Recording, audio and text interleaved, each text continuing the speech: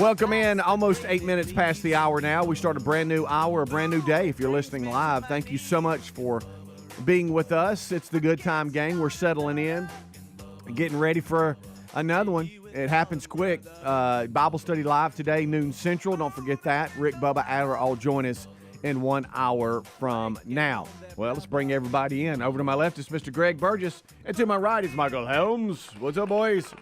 Hey, now. How's everybody doing? How about you? How's everybody doing? Man, excited to hang out with y'all. You know, I've seen you zip up your collar. Yeah. I've never seen it this high. Well, I'm hiding some up under here, Dad. I don't want to reveal yet. It's almost like you have a neck brace on. Got me a new shirt, next day shirt up under here, and I'll unveil it later.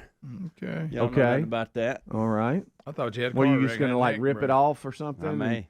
Stand on the rug and go, look at this. I may sacrifice this pullover. Rip it just completely off. Just rip it off. You got them all.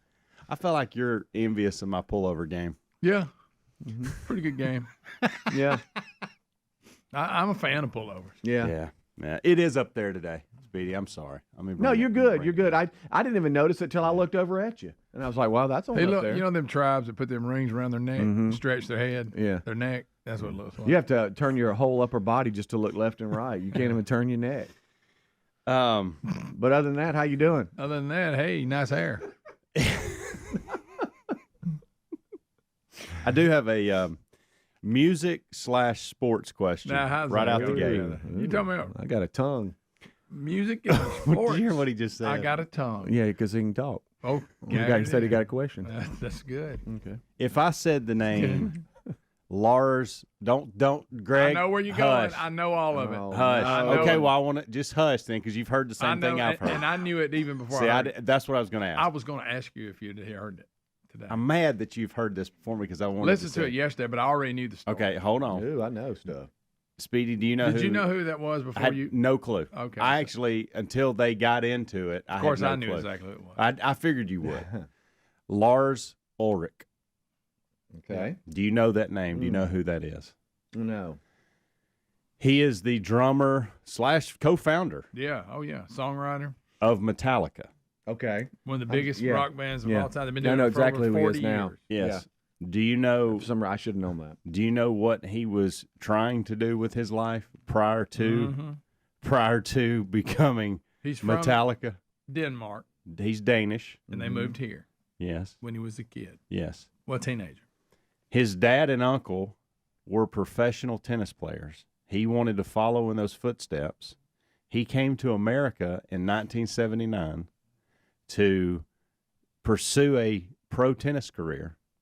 He was one of the first students at the Nick Bollettieri Academy in Bradenton, Florida. Oh, wow. And then a couple years later got cut from his team. His high school team. Yes. He went back from the Nick Bollettieri, but he went to regular high school in California. Yeah. He made the point in Denmark in the junior class, he was ranked top 10 in the whole country. Yeah. He gets here and can't even make his high school team. Really? That's how much better everybody was. And so he had always been, they were also a music family, Yeah. loved jazz, loved those type of things. His dad and uncle would play instruments, and so through school he picked up the guitar and the drums, and a couple years later, hello Metallica. Yeah. Turned out okay for him. Yes, it did. Oh, yeah. Is there a documentary on him or something out? It's a podcast that we both listened to. You listened to it too, but it was the latest. Smartless? When I saw that's who was on it, I said, well, I got to listen to this. Well, but I had heard that story before. I didn't know what I didn't know. He said that his dad and his uncle and even his granddad were on the Davis Cup. Yes. For Denmark. Yeah. All right, so the Smartless podcast, he's a guest. Yeah. Correct. He's the featured guest. Which I never saw coming. I couldn't see their tie to that. When I didn't either. Who got him on? Which one of the three got him on? Will. Yeah, was Will. When I saw that name, how clueless I am. I didn't even know who that was. Like I didn't. You I have didn't. to kind of be into. I mean, he's not. Once I saw him, it's weird.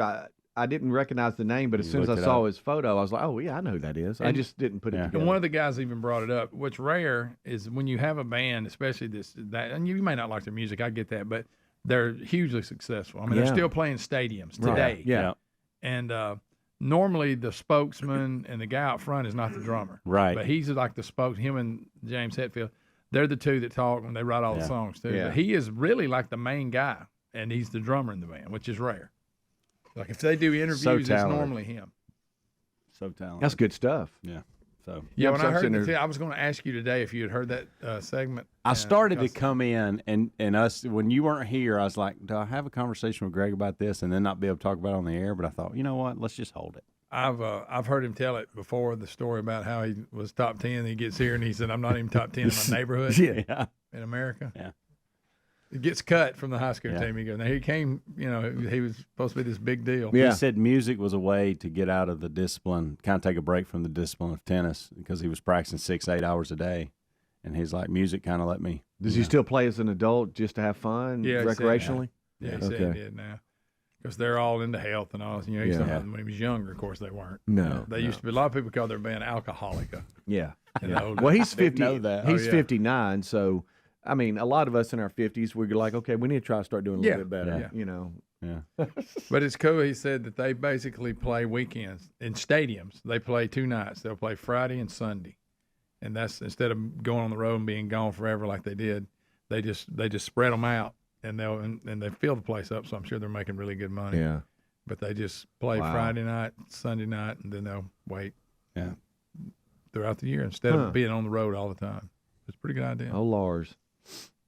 So That's something I didn't know. yeah, Oh, yeah. I didn't either. I was like, oh, am I listening to this right? Is this correct?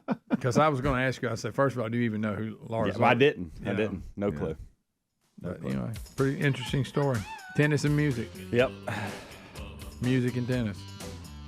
All right, we'll take a break. We'll come right back. 866 We Be Big is our number. Right at around 15 minutes past the hour. Maybe we informed a lot of folks that didn't know as well, and then some that knew. But there you go. We'll take a break. We'll come back. How did Helmsy enter the parking lot this morning? We'll discuss. Rick and Bubba. Okay, I'm not here to nag you about all your diets because I don't always eat healthier either. But I will share this. The Mayo Clinic says if you want to prevent heart disease, lower blood pressure, and cholesterol, eat 5 servings of fruits and vegetables every day. Folks, I don't do that, and you probably don't either.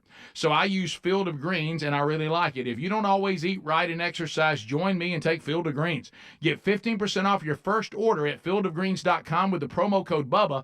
Fieldofgreens.com, the promo code BUBBA. This fall, take premium audio with you wherever you go. Raycon's everyday earbuds look, feel, and sound better than ever with 3 sound profiles, optimized gel tips for the perfect in-ear fit, and 32 hours of total battery life, and they start at half the price of other premium audio brands. Right now, Raycon is having their annual back-to-school sale. For a limited time only, get 20% off site-wide, plus free shipping at buyraycon.com/Bubba. That's buyraycon.com/Bubba, or go to rickandbubba.com. Helix Sleep does it again with an innovative kids mattress made to flip. Why? Well, the firmer side is great for younger kids when they need more spinal support to aid proper development of their growing bodies. You simply flip it over when they're a little older, around 8 to 12 years old, when they want the softer side for sleep. Handcrafted and assembled right here in the USA, Helix is offering 20% off all mattress orders, including the kids mattress.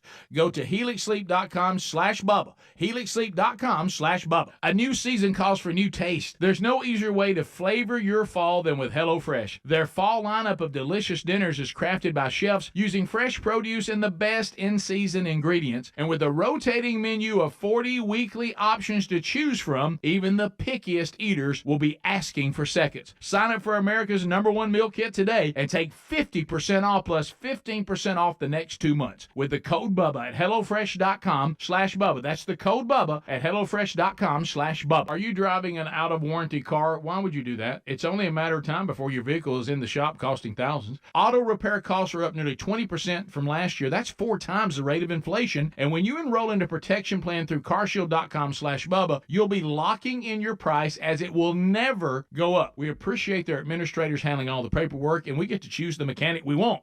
They even offer 24/7 roadside assistance, complimentary towing, and rental car options. Save 20% at carshield.com/Bubba. If you've ever wondered if CBD and other plant-based solutions can help you, well, Well, 90% of customers report better sleep, and 81% say CBD helps with stress and anxiety. If you've been thinking about trying it for a health concern that's not getting better, consider CBD from cbdistillery.com. Visit cbdistillery.com and enter the code BUBBA for a 20% discount. No prescription required. That's cbdistillery.com, promo code BUBBA, or find a link at rickandbubba.com under the sponsor. Oh, look, honey, the ants are back. Wow. We leave one itsy-bitsy speck of food out, and they appear out of nowhere. Yeah, it's pretty hard to believe we used to try to get rid of these guys. Now they're just part of the family. To be honest, I liked our family the way it was before they came. I guess it's time to call Cooks. You don't have to live with pests. Get proven protection from Cook's Pest Control. Call or go online for a free quote. Cook's Pest Control. All right, folks, you've heard us talking about what Relief Factor can do for your pain for several years now. If you struggle with occasional aches and pains due to aging, exercise, everyday living, consider this. Relief Factor is 100% drug-free. It's made up of ingredients that simply help your own body deal with its natural inflammatory response. And we kid you not, Relief Factor is for real. And the majority of people who order the 3-week quick start for just $19.95 go on to order more. Try it at relieffactor.com or rickandbubba.com under the sponsors. This fall, as you settle back into a busier routine, your home may be sitting empty and defenseless. Simply Safe's revolutionary home monitoring innovation, 24/7 live guard protection, helps stop crime in real time. If an intruder breaks in, monitoring agents can see, speak, and deter them. Get 20% off your new system when you sign up for Fast Protect monitoring at simplysafebubba.com. That's simplysafebubba.com, or you can visit rickandbubba.com under the sponsors. There's no safe like Simply Safe. The folks at MyPillow have launched MyPillow 2.0. This new innovative MyPillow has a brand new temperature regulating technology to keep you comfortable throughout the night. Now, core body temperature plays a big role in how you sleep, and this new fabric technology helps regulate your body temp by creating a lower surface temperature for a more restful sleep. Available in 4 loft levels with a 10-year warranty and a 60-day money-back guarantee. Head to MyPillow.com/Bubba to buy one, get one free on the new MyPillow 2.0.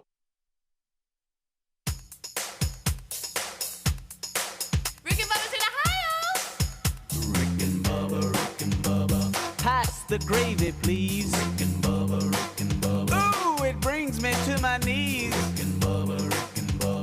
I can't start another Rick and Bubba. Day without 'em, brother. Rick and Bubba. Ooh, there is no other Rick and Bubba. Waking on their blubber. Rick and Bubba. 20 minutes past the hour. Welcome into the Rick and Bubba Show's kickoff hour. 866-WE-BE-BIG is our number. All right, well, hey, you never know with this crew. So this morning, anytime you pull in, I think we would all agree, anytime you pull in and you see police vehicles, you're like, well, that's not good. That's normally. Even if I'm doing nothing wrong, it makes me nervous. Right. Why?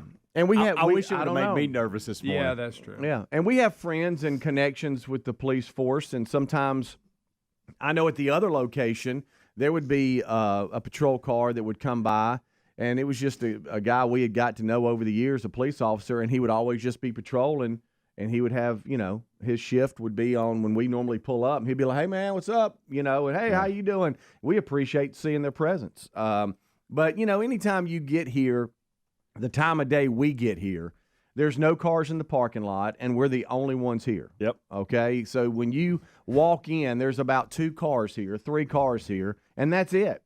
The rest of the building is empty. It's not crowded out there. So when you pull in and you see 2 police cars, you go, oh, what's going on here? Yeah. Boy. And I noticed I was behind today. I had to stop. I had to get gas. Are y'all ever like this? The day before you need to go ahead and stop and get gas, but you're tired and you're just like, I don't want to do it. Daily. I battle it daily. And I knew and I even said, hey, Speedy, you're going to be happy you tomorrow. Need to make yourself do tomorrow morning. You're going to be happy you stopped because you don't have to stop tomorrow morning. Mm-hmm. Well, I fell victim to I'm gonna wait till tomorrow morning. So I got behind a little bit at the pump. And I came on in, and you two were already here. But I noticed Helmsy's car, his truck, was parked totally different than he normally parks it. Yeah. And I'm like, that's weird. He'd been drinking. Yeah, well, I wasn't sure. I didn't know what happened. I thought, you know what? I thought, hey, he swirled in here because he's got to use the bathroom or something and ran in. Could have been. But you say that, no, that's not what happened. No. You want to tell everybody what you did? Well, you know, we have both the cars were the police officers. They were in the SUV, the police units that are SUVs, and they were, one of them was going one way, another one was going the other way, and they were in the middle of the parking lot. And they were talking about something. Well, I wrongly thought that it was our former intern that is also a Hoover police officer, and he'll stop by from time to time. He patrols this area, so it's easy for him. He'll sometimes see us. So I just assumed, okay, here's an opportunity for me to say hello to him and whoever the other officer is. Yeah. So I come flying in there. You come in a little hot. I've already rolled my window down. I saw him when I was on the main road. So it's the minute I saw him, I thought, roll your window down. Let's have a good conversation. And I pull up and I said very loudly and aggressively, how in the heck cleaning it up. I am. How in the heck is somebody supposed to park out here when y'all got it all blocked out? You thought your buddy was in there. And he was going to yuck it up with you. And when I got to block it out or block it off, I realized I don't know either one of these guys, and they don't know me. And they won't know what is your problem. Hey, give me the line again. I said, "How in the? You want to beep? You want to? No, well, I can. I mean, let's just beep it out. How in the is somebody supposed to park out here if y'all got it all blocked off?" That's what I said, and I said it with that tone. And their response was to figure out it wasn't Matt. When I said block, when I got to the word block, and I knew I needed to finish it, or it wouldn't make sense. I recognize nobody here. And I was like, I have no idea who these guys are. They don't know who I am, so that makes it even worse. And so I said, I immediately went at it, man, I'm just messing with y'all. You know, that kind of thing. I said, you tried to play it off. I did. I tried to play it off. You know, I'm Helmsy with Rick and Bubba. I come here and I zip all the way up. Did not say that. Okay.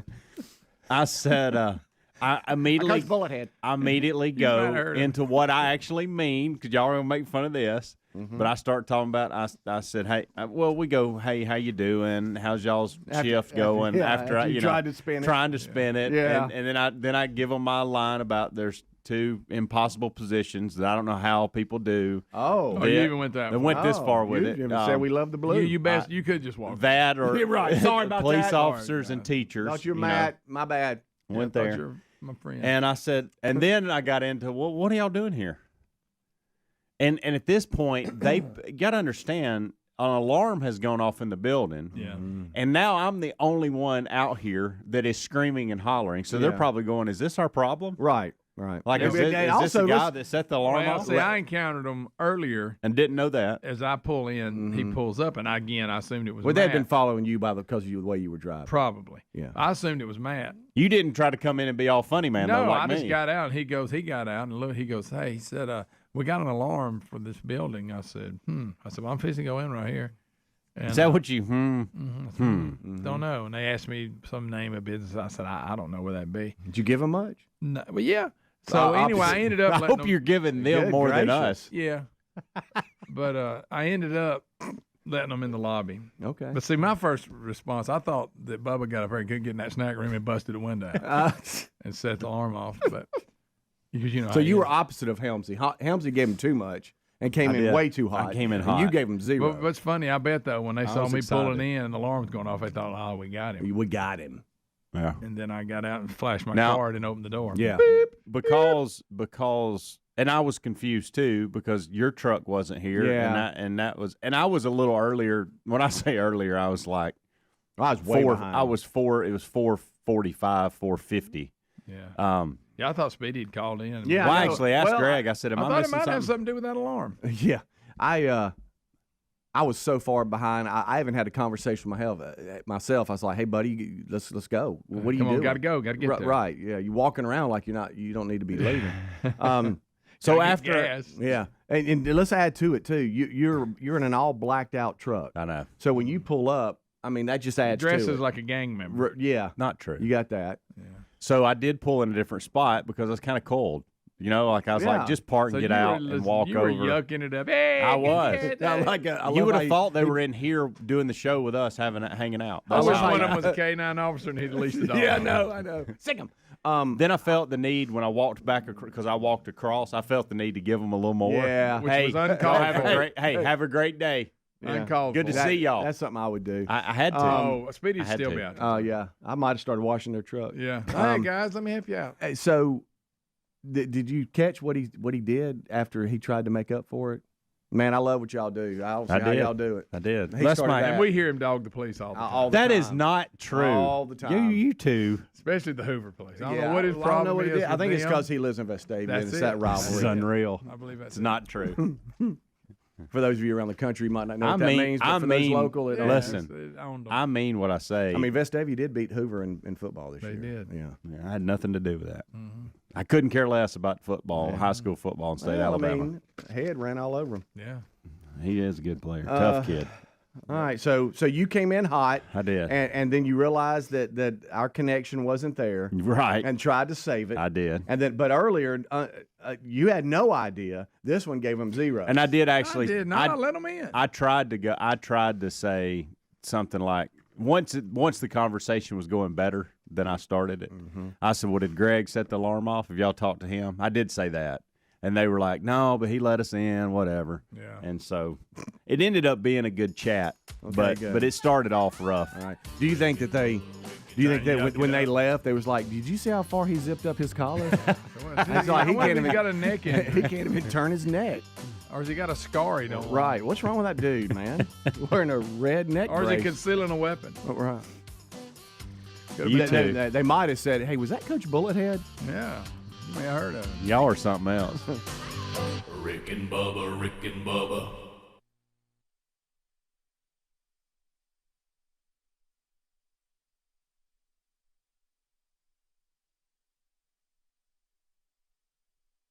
All right, shredded lettuce on those fast food burgers and the fruit filling in a donut are awesome, but they don't count against the 5 servings of fruits and vegetables per day. Now, here to nag you about this because I don't always eat healthier either, but I will share that the Mayo Clinic says if you want to prevent heart disease, lower blood pressure, and cholesterol, then eat 5 servings of fruits and vegetables every day. Folks, I don't, and you probably don't either. So I use Field of Greens, and I love it. Unlike others, each fruit and vegetable in Field of Greens was medically selected by doctors to support vital organs like heart, lungs, kidneys, and the immune system. You're going to feel better, you're going to have more energy, and you're going to notice your skin, hair, and nails will look healthier too. If you don't always eat right and exercise like you should, join me and take Field of Greens. Let's get you started with 15% off your first order. fieldofgreens.com. Use the promo code BUBBA. fieldofgreens.com, the code BUBBA for 15% off the first order, or find a link at rickandbubba.com under the sponsors. These days, every new potential hire can feel like a high-stakes wager for your small business. You want to be 100% certain that you have access to the best qualified candidates available. That's why you have to check out LinkedIn Jobs. LinkedIn Jobs helps find the right people for your team faster and for free. Add your job and the purple hashtag hiring frame to your LinkedIn profile to spread the word that you are hiring. Simple tools like screening questions make it easy to focus on candidates with just the right skills and experience so you can quickly prioritize who you'd like to interview and hire. It's why small businesses rate LinkedIn Jobs #1 in delivering quality hires versus leading competitors. LinkedIn Jobs helps you find the candidates worth interviewing. Did you know every week nearly 50 million job seekers visit LinkedIn per week? Post your job for free at linkedin.com/Bubba. That's linkedin.com/Bubba, or find a link at rickandbubba.com. Terms and conditions apply. Have you tried the Innovatives Helix sleep mattress yet? Well, nothing beats a great night's sleep, the kind you get with Helix. So we love them, and Helix has over 12,000 5-star reviews with customized mattresses that fit your sleep needs because they know everyone is unique. They even have big and tall mattresses and mattresses for the kids. But how do you know which mattress is right for you? Well, Helix has you covered. Just take the Helix Sleep Quiz and find the perfect mattress in under 2 minutes. Place your order and your mattress will be delivered right to the door free of charge. And the best part, Helix knows there's no better way to try a mattress than by sleeping on it in your own home. That's why they offer a 100-night trial for you and a 10 to 15-year warranty. Right now, Helix is offering 20% off all mattress orders at helixsleep.com/Bubba. Best offer yet, by the way, and it won't last long. So if you've been waiting to try a Helix mattress, here it is. Now's the time. Head to helixsleep.com/Bubba for 20% off your mattress order. Hey folks, our friends at TheraBreath have some good news. If you have bad breath, try TheraBreath Fresh Breath Oral Rinse. TheraBreath is dentist formulated by Dr. Katz himself. Over 25 years ago, he created an oral solution for his very own daughter and her struggle with bad breath. Now today, that expertise is available to your family with oral health solutions and a range of clinically proven products. The stuff works, and TheraBreath doesn't mask bad breath like those burning alcohol mouthwashes that can actually irritate sensitive mouths. TheraBreath has a gentle yet effective mild mint flavor that is, and listen to this, alcohol-free, free of gluten, and is certified kosher. Plus, no added dyes or colors. If you need one more reason to believe TheraBreath is effective and worth a try, they offer a money-back guarantee. Find TheraBreath in all your favorite retail and drugstores. Just look for that bright orange cap or online at TheraBreath.com. You can also find a direct link at rickandbubba.com under the sponsors. TheraBreath. Confidence in every capful. It's official. Fall is here. With the kids at school and spare time filled with seasonal activities, your home may be sitting empty and defenseless. That's why we recommend Simply Safe Home Security and their revolutionary home monitoring innovation. 24/7 live guard protection. It's designed to help stop a crime in real time. Now, if an intruder breaks into your home, Simply Safe professional monitoring agents can actually see, speak to, and deter them through Simply Safe's new Smart Alarm wireless indoor camera. 24/7 live guard protection is made possible by the new Smart Alarm wireless indoor camera, available with a Fast Protect monitoring plan. You can install it yourself in about 30 minutes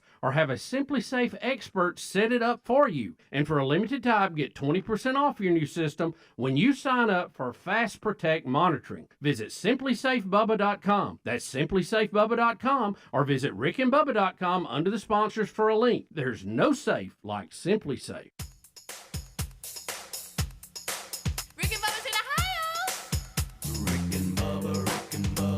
Pass the gravy, please. Rick and Bubba, Rick and Bubba. Ooh, it brings me to my knees. Rick and Bubba, Rick and Bubba. It is 25 minutes until top of the hour. Both always consider it hot.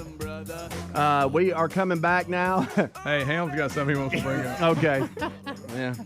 I love the description. All right, so we appreciate all of you joining us here on the kickoff hour. Well, we'll talk about it later. Bubba here. Rick will join us shortly, as well as Adler. And we are going to be off and running here on this Wednesday edition of the Kickoff Hour. Don't forget Bible Study Live today, noon Central. All right, so. You dropped it in.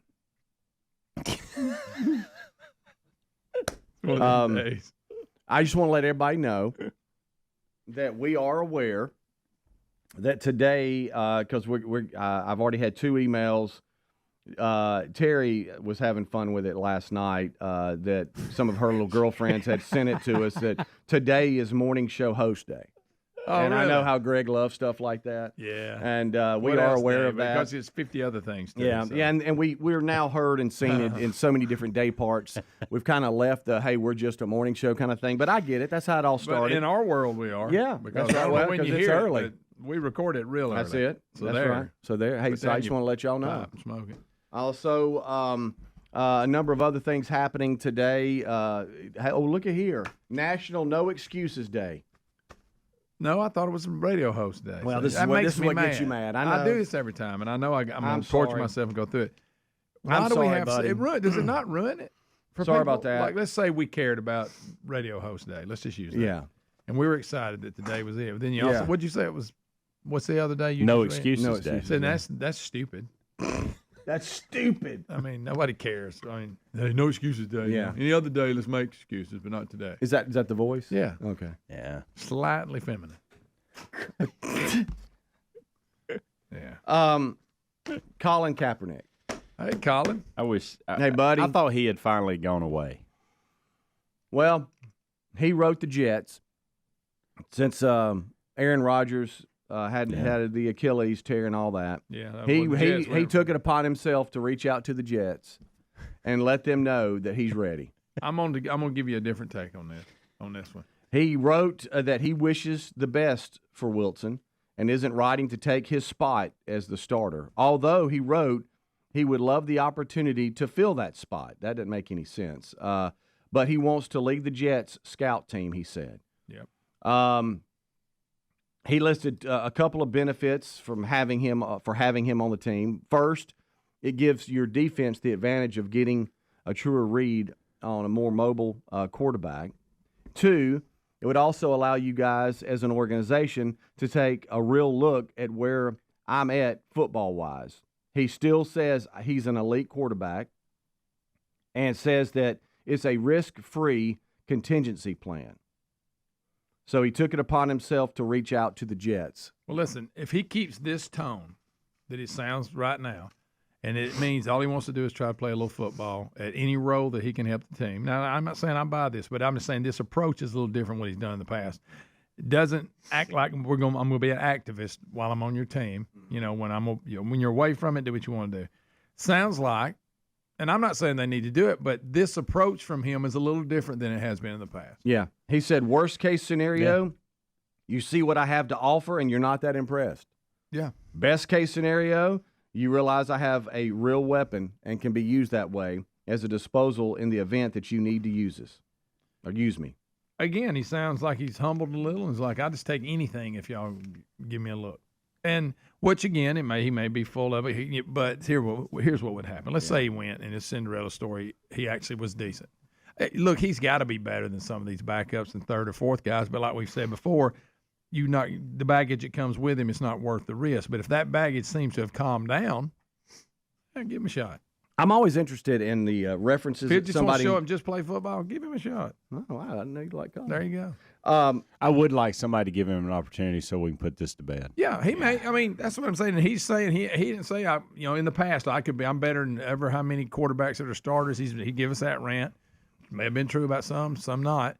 This time, at least he is like, look, I'll come in and he almost sounds like an adult. I'll sweep the floors if y'all just give me a shot. I don't know if he said that. He didn't quite say that, but he did say that, and I think the Jets play the Chiefs this weekend.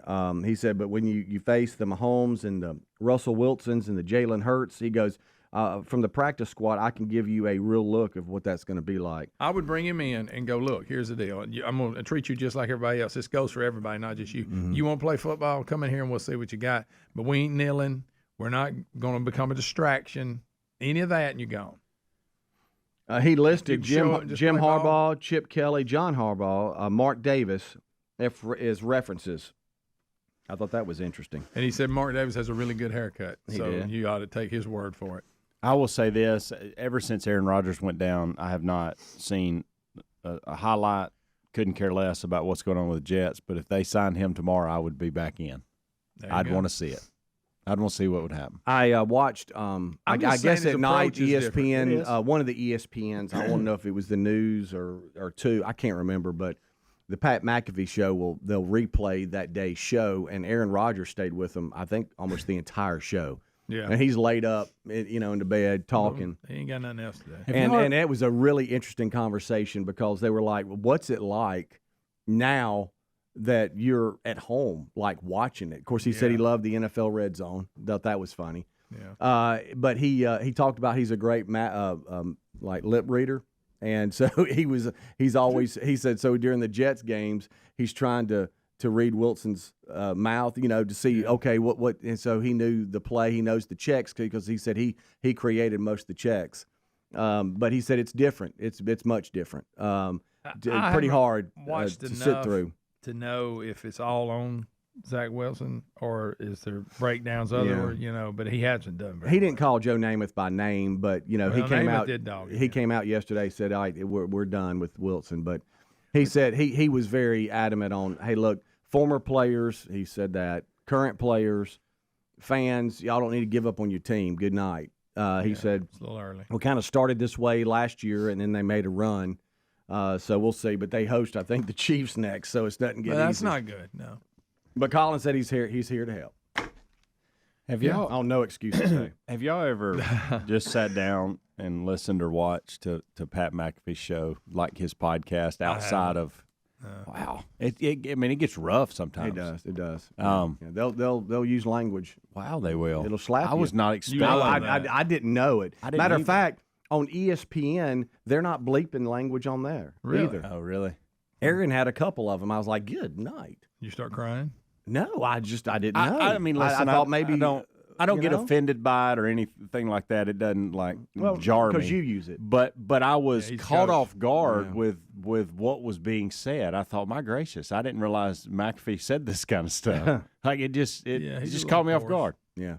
Anybody wears a tank top like that, you got to watch. I'm going to show y'all a clip yesterday from is either yesterday's show or the day before, and I thought, wow, you're passionate about this. Yeah. And they're Lou Holtz. They're all about their Lou Holtz. It was funny is when we was playing out. First of all, I didn't realize, when you haven't seen anybody in a while. Mm-hmm. Well, Coach has aged a little bit. He has. But the fake one sitting over there with the serious face while Coach was talking, that was funny. Well, Aaron made reference to that and about how much he loved that interview where their Lou Holtz interviewed the real Lou Holtz, and then their Lou Holtz had a rebuttal to Day's slam after the Notre Dame win. Of course, I'm partial. I think our Lou Holtz is the best, but he wears like a mask and everything. So that's interesting. Ours wears a wig. Yeah, but I just thought it was another headline in sports that Colin is still trying to get back. I'm at the point where I wish somebody would give him an opportunity just to see how it goes. Especially with him asking like practice squad, see what he does. Well, but see, what you got to realize with someone like Colin and being an activist and all this kind of stuff is that no matter what you tell him, he's not going to change. So it might look a certain way for if it was just football, but you can't do that. Well, maybe you're stuck. Maybe he's different now. Maybe he's not an act. Maybe he's broke up with this chick. Yeah, and he's not activist anymore, and that's why he's acting like this and asking in this way. Well, he ruined his whole career. He did. We'll take a break. We'll be right back. 866-WE-BE-BIG is our number. Rick and Bubba, Rick and Bubba.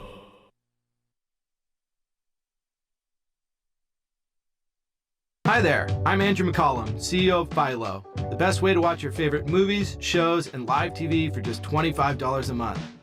We'd like to invite you to experience the future of television for a fraction of the cost of cable. Unlike cable, Philo has no contracts, no hidden fees, and you won't wake up one day to find out that your bill has doubled. Just ask our existing subscribers that have never seen their monthly price go up in over 5 years. Here at Philo, we think TV should just work. But anytime you need us, day or night, you'll always have a real person to help you, usually in less than a minute. You might even get me answering the phone. Over 90% of the people who call us rate our support 5 stars.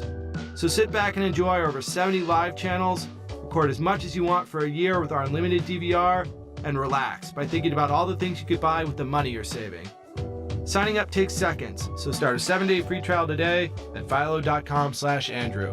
That's philo.com/Andrew. Okay, everyone, gather round. It's time for corny jokes about passing the torch. The team at Kirian's Welding was fused together solid. Thanks for all the late nights and early shifts. But double retirements mean the crew must bond with some certified new hires. You've both gone the extra millimeter. Indeed can help them hire great people fast. I need Indeed. Indeed you do. Our hiring platform instantly connects you with quality candidates, and you can schedule and conduct virtual interviews right from the Indeed dashboard. Visit Indeed.com/credit and get $75 towards your first sponsored job. Terms and conditions apply. Hi, this is Dr. Brad Schaefer. As a podiatrist, I can tell you no two people's feet are alike, which is why I recommend Dr. Scholl's custom fit orthotic inserts. They're customized for your feet, so you get a unique solution your feet really need, not just a one-size-fits-all insole. They're clinically proven to provide pain relief for achy feet, knees, lower back, plantar fasciitis, and heels. Take the Dr. Scholl's Custom Fit Orthotics Assessment in Walmart today. Now in the foot care aisle. Texting privacy policy and terms and conditions posted at textplan.us. Texting rules for recurring automated text marketing messages. Message and data rates may apply. Reply stop, opt out. Guys, let's get real about your hair loss. Have you spent the year in a baseball hat hiding thinning hair or a rapidly growing bald spot? Just stop it. You're not a 12-year-old little leaguer. You're a grown man. It's time to take action. Let the hat go and get your real hair back permanently with Bosley. You heard that right. Bosley, America's #1 hair restoration expert, can give you your real hair back permanently. And right now, Bosley is giving away an absolutely free information kit and a free gift card to everyone that texts million to 200-300. Plus, text right now and get an exclusive link to incredible fall deals. Join the millions of people who come to Bosley and see just how awesome your hair could look. But hurry, this is your last chance for incredible fall savings. Text million to 200-300 for your absolutely free information kit and a free $250 gift card off. Plus an exclusive link to incredible fall deal. Text million to 200-300 now. Text million to 200-300. A busy fall schedule doesn't mean you have to compromise when it comes to meal times. Great taste, quality ingredients, convenient doorstep delivery. So yes, you can have it all with HelloFresh. HelloFresh knows you got a lot on your plate, so they deliver pre-portioned ingredients and foolproof recipes to your door. From fit and wholesome options to family faves, they handle the meal planning and grocery shopping, so all you have to do is receive your box, cook, and dig in. And HelloFresh is not just for dinner. You can stock your fridge with quick breakfast, 10-minute lunches, and fresh snacks delivered along with your weekly order. And probably the best part, HelloFresh is actually cheaper than grocery shopping and 25% less expensive than takeout. Right now, you can save even more when you join America's #1 meal kit today and get 50% off plus 15% off the next 2 months with the code BUBBA at HelloFresh.com/Bubba. This fall, take premium audio with you wherever you go. Raycon's everyday earbuds. They look, they feel, and sound better than ever with 3 sound profiles to match whatever I'm listening to. They feature noise isolation, awareness mode, so I can choose to be immersed in sound or I can tune out my surroundings when I need to. With optimized gel tips for the perfect in-ear fit, these earbuds are comfortable enough for all-day wear, and they do not budge. 8 hours of playtime, 32 hours of total battery life, and I love this. Raycon's everyday earbuds, here we go, start at half the price of the other premium audio brands. Over 78,000 5-star reviews and a 30-day happiness guarantee. There's no reason not to check them out. And now that back to school is in session, Raycon is having their annual back to school sale. For a limited time, get 20% off site-wide plus free shipping at buyraycon.com/Bubba. Buyraycon.com/Bubba for 20% off or rickandbubba.com.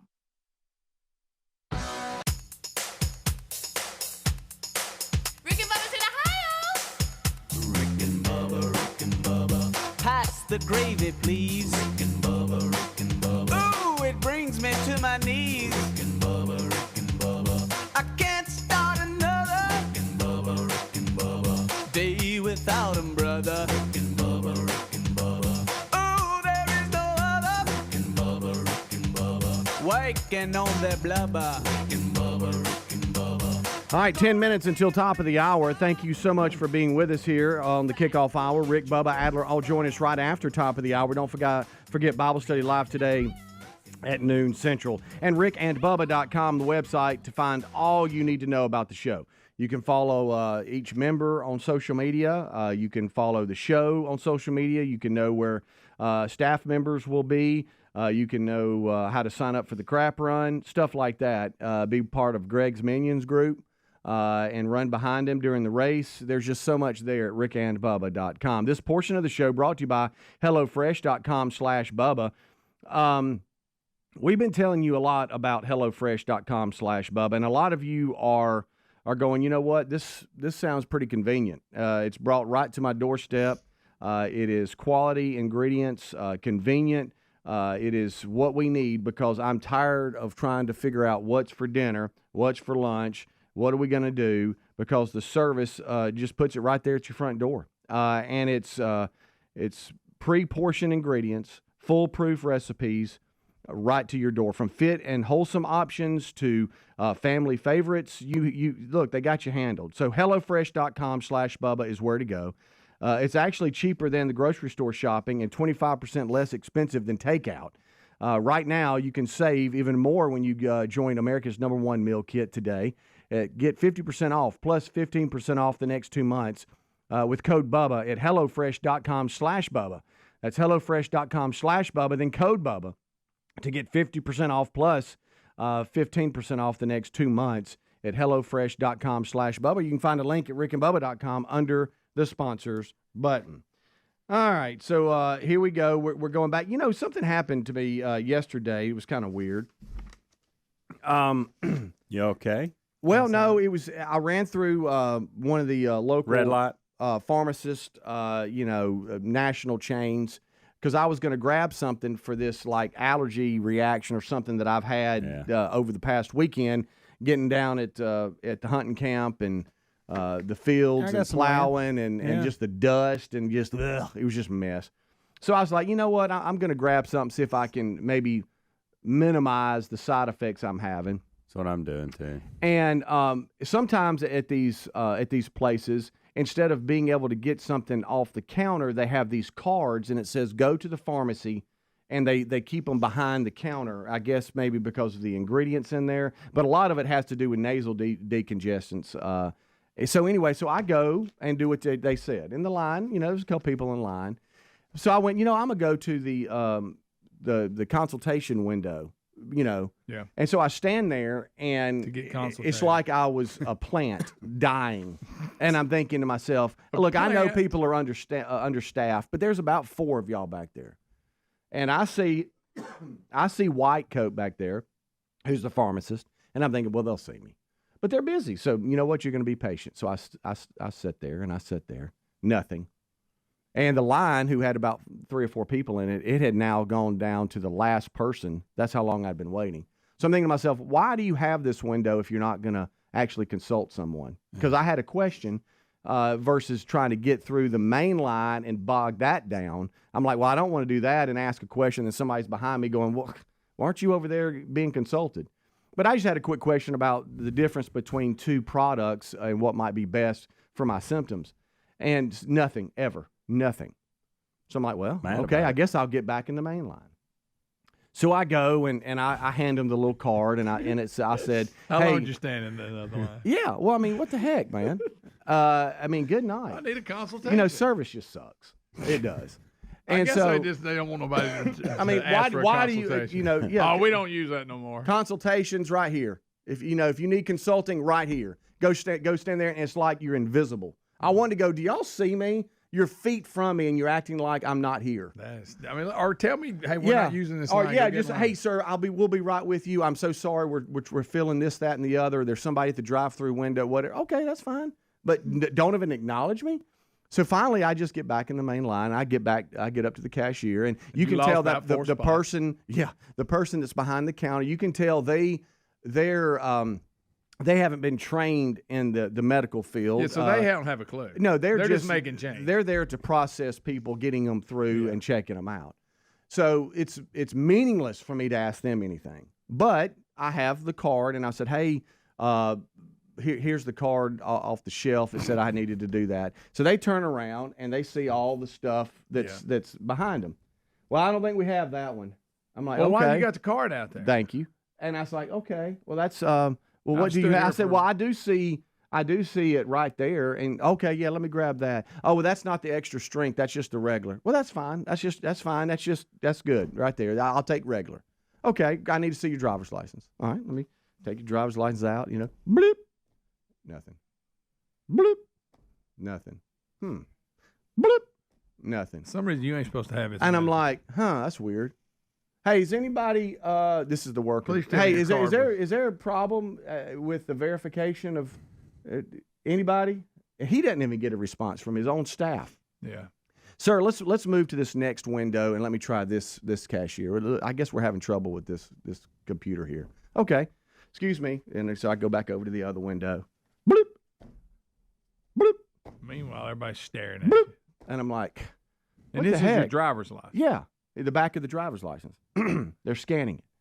And so then he turns around. He finally finds a lady that's now getting something off the shelf that he was wanting to sell me.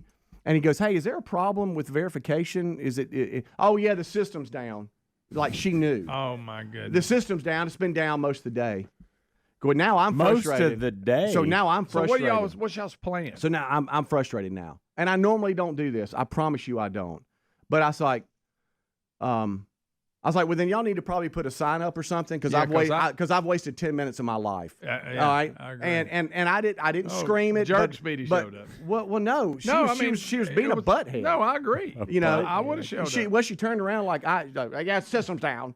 Okay, and I'm like, sorry, I didn't mean to get on your nerves. About it. And I'm thinking to myself, I'll never get the 10 minutes of my life back for the looking. time when you were in the wrong line, right? And I said, don't forget about it. I said, well, maybe y'all need to put a sign up or something. That way, you know, I don't waste 10 minutes of my life. Yeah. And then the guy looked at me. She turned around. She just stared at me. I was like, Oh, she's gonna bow up. And I had brought an over-the-counter.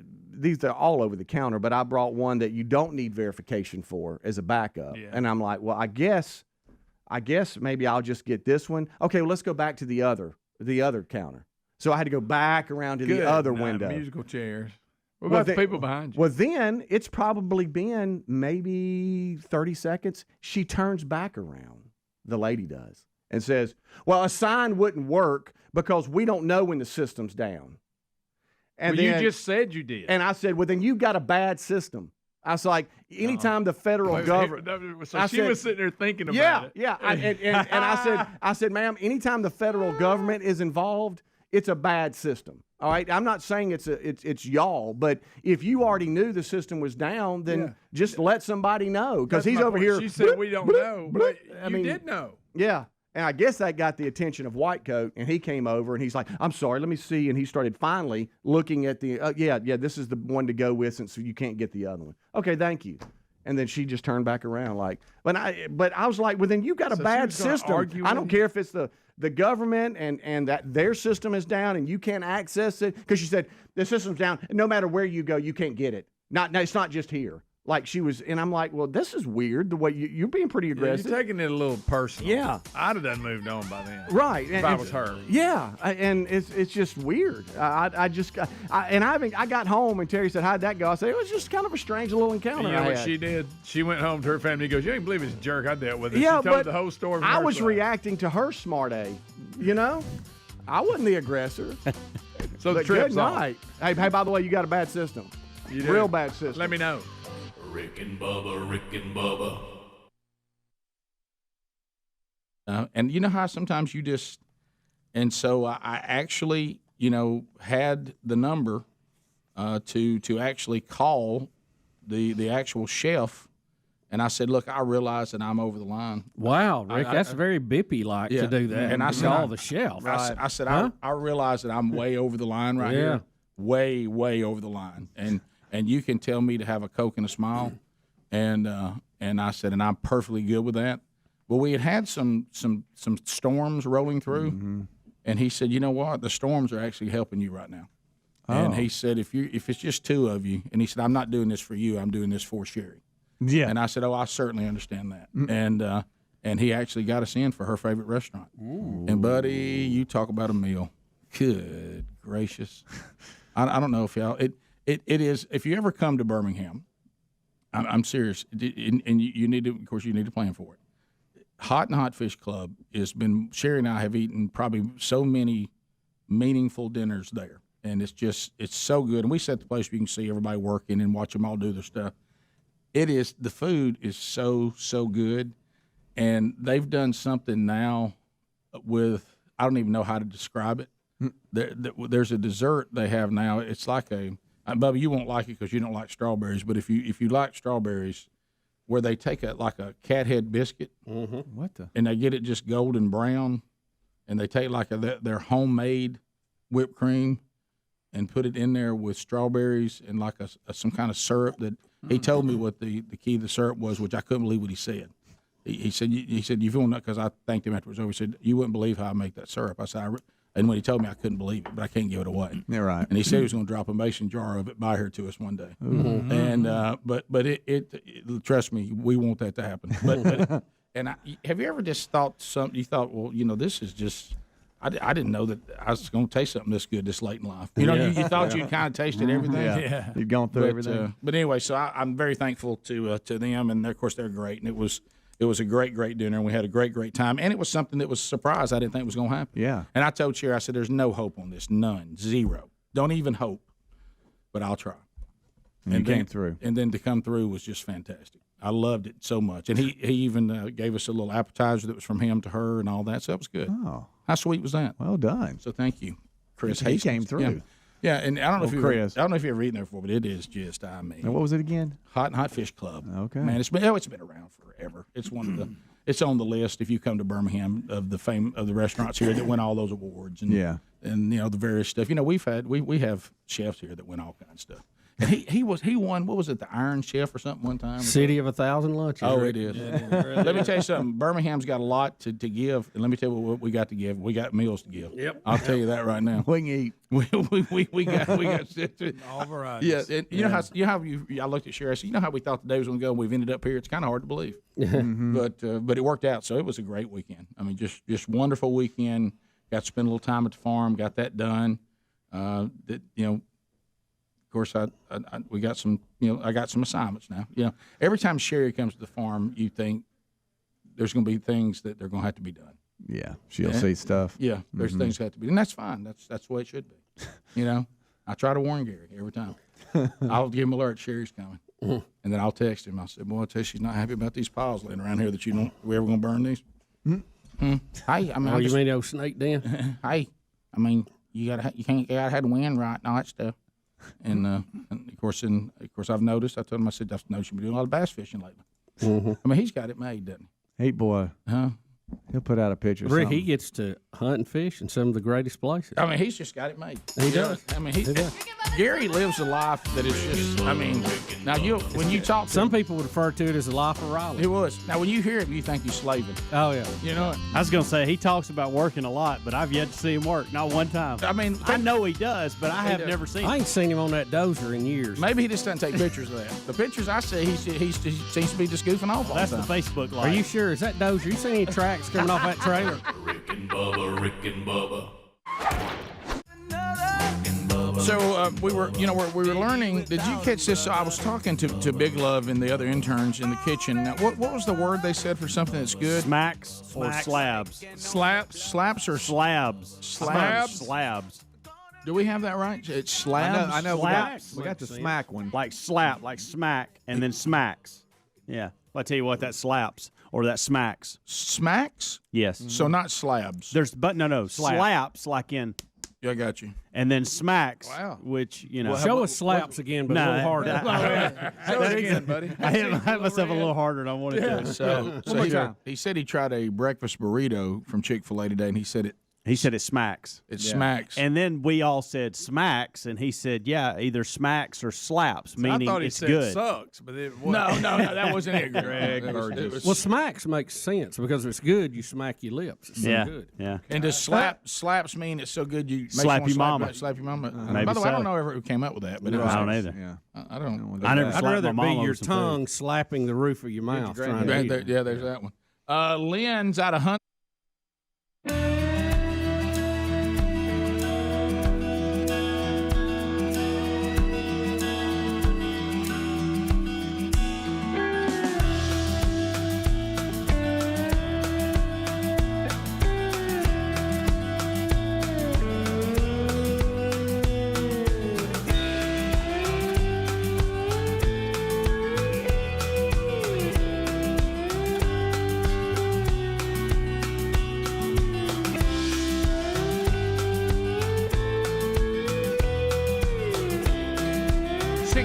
Now past the hour, the Rick and Bubba Show, 866 We Be Big is our number.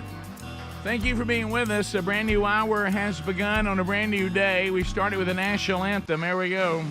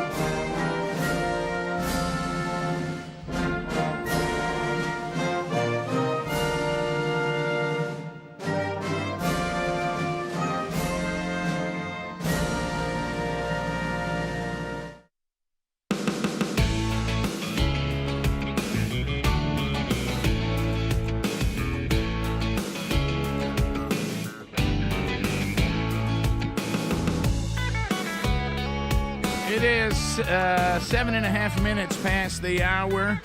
Rick and Bubba Show, thank you for being with us today. Much to cover. Apparently, a lot to cover. And we'll run through that today on the program. We'll give you some updates on things that have happened since the last time we're there. I mean, Adler's breakup song that he's already written on behalf of Taylor Swift and Travis Kelce. It's out there. If you missed that yesterday, we got it on Rick and Bubba's social media. You can go grab that or go to our YouTube channel archive and grab that. A lot of talk about that yesterday if you missed it. We'll update you on the stories of the day. Speedy, the real Greg Burgess, and Helmsy all here. They've already given you a kickoff hour on all the Rick and Bubba platforms. Catch it live and or archived. We've got Adler now joining us with that YouTube experience. For those of you that catch the YouTube experience every day, whether that be live or archived, we welcome him back to the team, and all of you that are watching there, thanks for listening to us all across America on the Rick and Bubba Radio Network. If you are fortunate enough to have one of our bold affiliates, thank you for being with us. Maybe you're listening on our TuneIn app, you're streaming. Thanks for being with us if you're streaming live, or if you're catching us on an archive on our podcast channel, we welcome you as well. All we are missing is one, the silver-tongued one, the man with a golden voice, Professional Lunch Eaters Man of the Year, the inventor of pizza and a cup, Shakespeare's worst nightmare, and the master at a King's English. Ladies and gentlemen, put your hands together for Bill Bubba Bussey!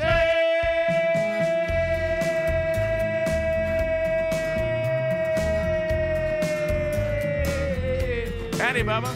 How about it, Rick Burgess? Friends, neighbors, associates everywhere, welcome in to Rick and Bubba. Wash away my trouble.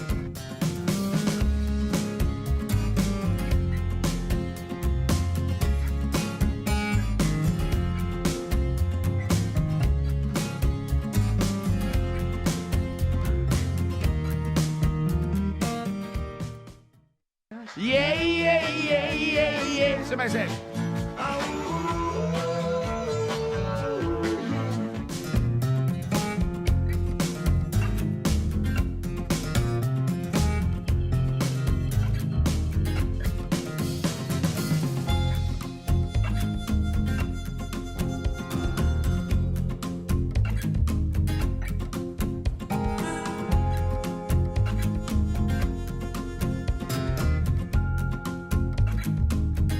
There they are, 3 Dog Night on the road to Shambhala.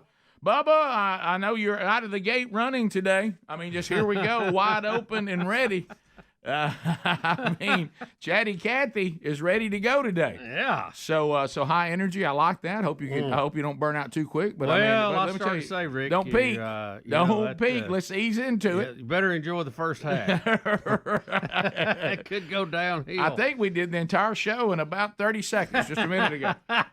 So anyway, we throw a lot of topics on the wall here, just kind of briefing each other what we've been looking at, and it was quite a list this morning. No, well, you know how it is, and it varies wildly every day. Here's some days. Here's the thing. Some days, hey man, hey. How's everything? Good. And then there's these. Hey man, hey, look, we got that. We got this right there. Hey, what you sun's being blood, and then we got that thing. There's a fireball coming down, and they told me they shout out on Hannity. You know, and I would say, "Whoa, wow!" Like it's just so we'll get them all in. We'll just take them one at a time. Just you got to eat that sandwich one bite at a time. You know, if not, you'll choke.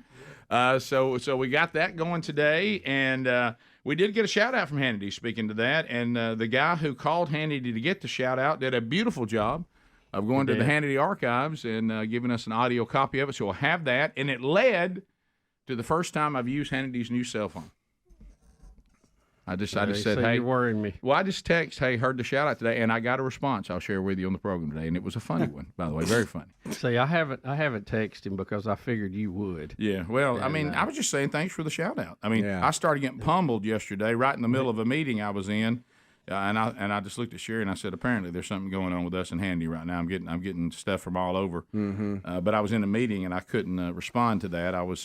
I was basically sitting there in a meeting thinking to myself, I have chosen to destroy my life and build a house. And I thought, why am I in this meeting? And why would I on purpose do this? Why would I on purpose? you've been forced, and we got an update today to build a house, rebuild one. There's nothing you could do about that. But when you choose to do it, that's when I think, why would I do this? I have a house. It's fine. So why would I do this? If the Lord is teaching me patience, I don't like going through the course. No. Well, and that's the reason why the great words that I learned from one of my dear friends and our friend here, Rich Wingo, when he went through turmoil, and I went to pray him out of it. And he said, "Oh, don't pray me out of it too quick. I don't want to have to repeat this. I want to learn everything I'm supposed to learn. Let me stay here till God's done teaching, because I don't want to do this lesson again." So anyway, we do have an update on Bubba's recovery from TRU. So we have that today. And we'll Wednesday Bible studies back today. We'll be in the book of Revelation chapter 20 today. And if you are interested out there and want to go to the two-man church conferences next year, one in Birmingham, one in Starkville, go to rickandbubba.com under show notes. You'll see the links there to both of those conferences, and those tickets are on sale now. So you can go grab them right now. So there you go. We had several other things that I told you we got an email from someone who's trying to clarify the trucking call we got yesterday that was very confusing. And we can look at some of that. I think we have a better grip on that now. Someone had sent us Hank Hill trying to fire up Greg. Did you hear that? Yes, I did. That was in the list I got this morning, but I haven't heard funny. that. Not bad. Funny stuff. It's really good. And I don't know. Fired me up, too. I haven't watched that show enough, but I know that character enough that I could, the guy who calls up and does him every night on the phone, I can tell that he sounds like this is a good one. I mean, if I got William Hung and Hank Hill back to back, good night, how can I not be motivated? You're ready to go. I got a text from a friend of the show, Ryan Greenwood. And he's excited about the crap run. Oh yeah, this has made his day. This made his are day. signing up to run behind Greg. He's just worried about the Dolphins scoring 70. And so he's the fired. Week's coming, they won't score 7. And they ran out of points. Yeah. And the foundation says people are signing up like crazy to be able to run behind you. So that's good. It is good, Greg. That's good for the foundation. You're helping the foundation. Sure. All right. Well, we've got a pile of stuff today. I think some of it's pretty good. And we'll run through it, and we'll get it all down today. It's an active Rick and Bubba show. I hope you'll participate. A lot of updates today on the story. Yep. 866-WE-BE-BIG. We'll be right back. Rick and Bubba, Rick and Bubba. If you've ever...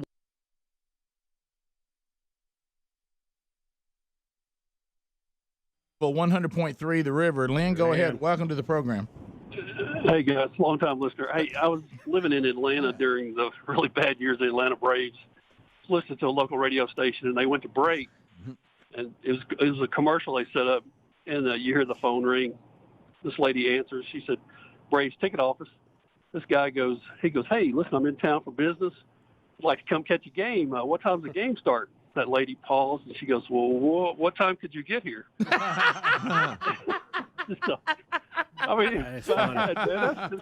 Greg, cool. You're right. They got Horner in the college draft. He started like mid-season. Oh, yeah. And then they had a little run, their first little run to be good.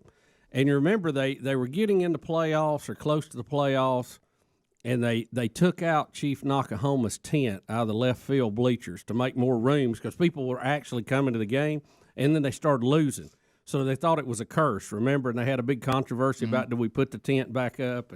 Well, I remember, Greg, and this is what I remember but under Shearholtz, they got really good for a long period of time. Won a World Series, probably should have won 2 or 3 more. That run in the 90s was incredible. Well, you were talking about the little thing. They had this little blip in the 80s. Yeah, it was just a blip, and it was just totally out of the blue. For the pennant. And what it was, see, we had never seen the Braves play in the fall. Ever. Yeah, we didn't. I'd never seen people in the stand. So you and I were playing football, and they had a team room where the team would go to get ready for games or whatever. So we were, it gets into October, so we're 3 or 4 games into the season, football season.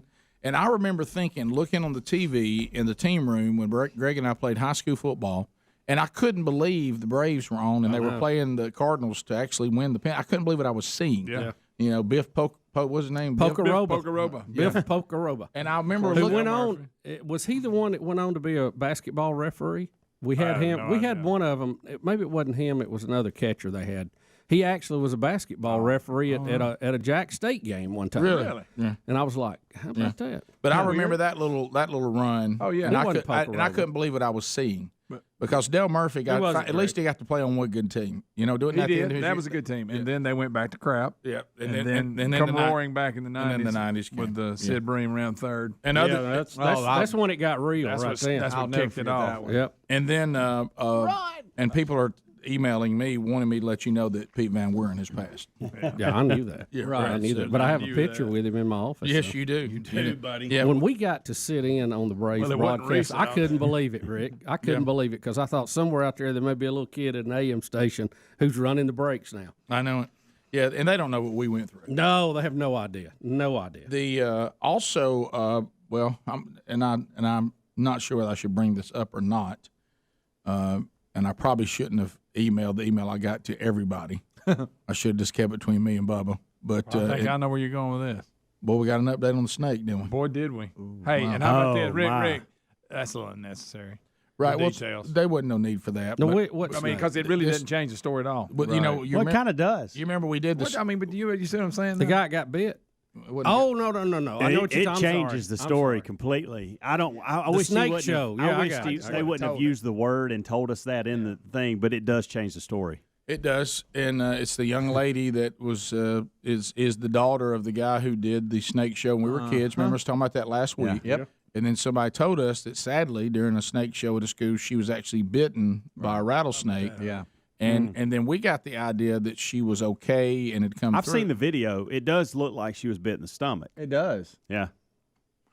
But it does. I mean, I've seen the video. I mean, I've watched it. It's floating around. We showed it. Can I set the record straight off of our last conversation? It was Bruce Benedict who was the Braves player turned basketball He referee. got bit by a snake? Yeah. No, but he did not get bit by a snake that I'm aware of. Bubba that didn't I'm want to aware fight of. off that email later today. Yeah. But that's all I that's just about. look. You know what? Yeah. We strive for the truth We do. here. No, I knew it was said one in of them. 2019 you were going to be more consistent, and this is just an example It of is. that. It Well, is. you know, we have to wade out in the water a lot here catching boats, but you know, we try to get it right. Best Never we heard can. that analogy before. Well, you know what I mean. Wading out in the water, catching boats. That's lake talk, Rick. But anyway, I've caught some rafts waiting out there. I rarely, but I guess you could catch a boat. Well, if you throw got the a- rope, I got it. But going back to the story. So unfortunately, somebody who's in the know said that that the young lady was bit. It was not where we thought, but that she is a.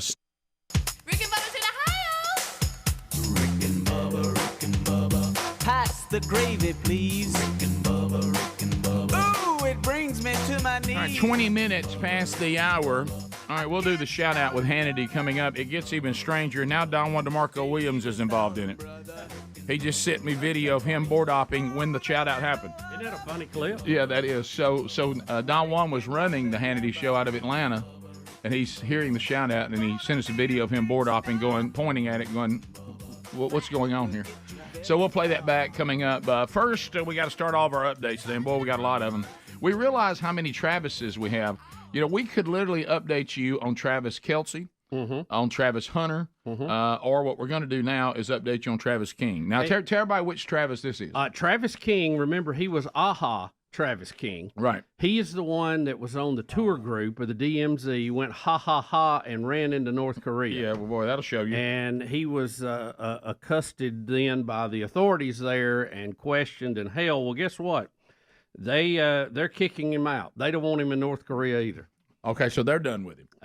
He will be expelled from North Korea after 2 months in custody, according to state media. The North Korean news agency reported that King is being removed from the country because of his illegal entry in July when he broke free from a tour group. Officials in the country say that they had concluded their questioning of King and that he sought refuge in North Korea because he harbored ill feelings against inhumane maltreatment and racial discrimination in the U.S. military. You knew that was coming. So your answer is to run into a dictatorship in North Korea where everybody's treated wonderfully? He must be a genius. Aha, Travis King. No wonder they sent you back. Yeah, well, this is one of those things. You know, there's some people that are so off the charts, even the commies won't take them. How about they thought, oh, this is great. We've got an American who prefers North Korea over America. We're going to take this and play with it. We're going to make him a king. Big propaganda. This is a great propaganda tool, and they found him so annoying they sent him back. They're kicking him out. They're like, you're not even worth the trouble. Yeah, we've had a few of those in history. You remember Lee Harvey? He kept trying to go to Cuba, and they didn't want him. They didn't want him. Yep. How about you really got to do an examination of yourself when a dictatorship doesn't even want you? Yeah, they can't even use you for propaganda. Now, if he comes back and he's not beat to a pulp, he's probably ahead of the game. Right. Do you think that? Because that's how they question you in North Korea. All right. So how do you go about it if you're a dictatorship and you want everybody to think, especially your people, that your place is so great that people are fleeing evil, wicked America because they want to come to the utopia that is this wonderful dictatorship? Do you beat him to a pulp, or do you should try Remember they beat that guy. Yeah, right. I mean, put him in a coma. You know, that took the sign out. Well, of the now he hotel. stole something, but I mean, if you're somebody running in there, do you want it to look like he had a great time there? Well, they've got their line in here. Right, You know, okay. they're saying he had ill feelings against inhumane maltreatment Right, there and you go. racial discrimination in the U.S. military. Right. So their people think, oh, well, the U.S. Right. military is bad. okay, So okay. people are trying to run away from it. But this guy's so bad, we don't want him either. So we're going to expel him. Right. So the bottom line is, What's next for AHA, Travis King? Yeah, Film at 11. I don't know what's the protocol for the AHA Travis Kings of the world that run into North Korea and then North Korea gives them back. What do we do with him now? I mean, is he?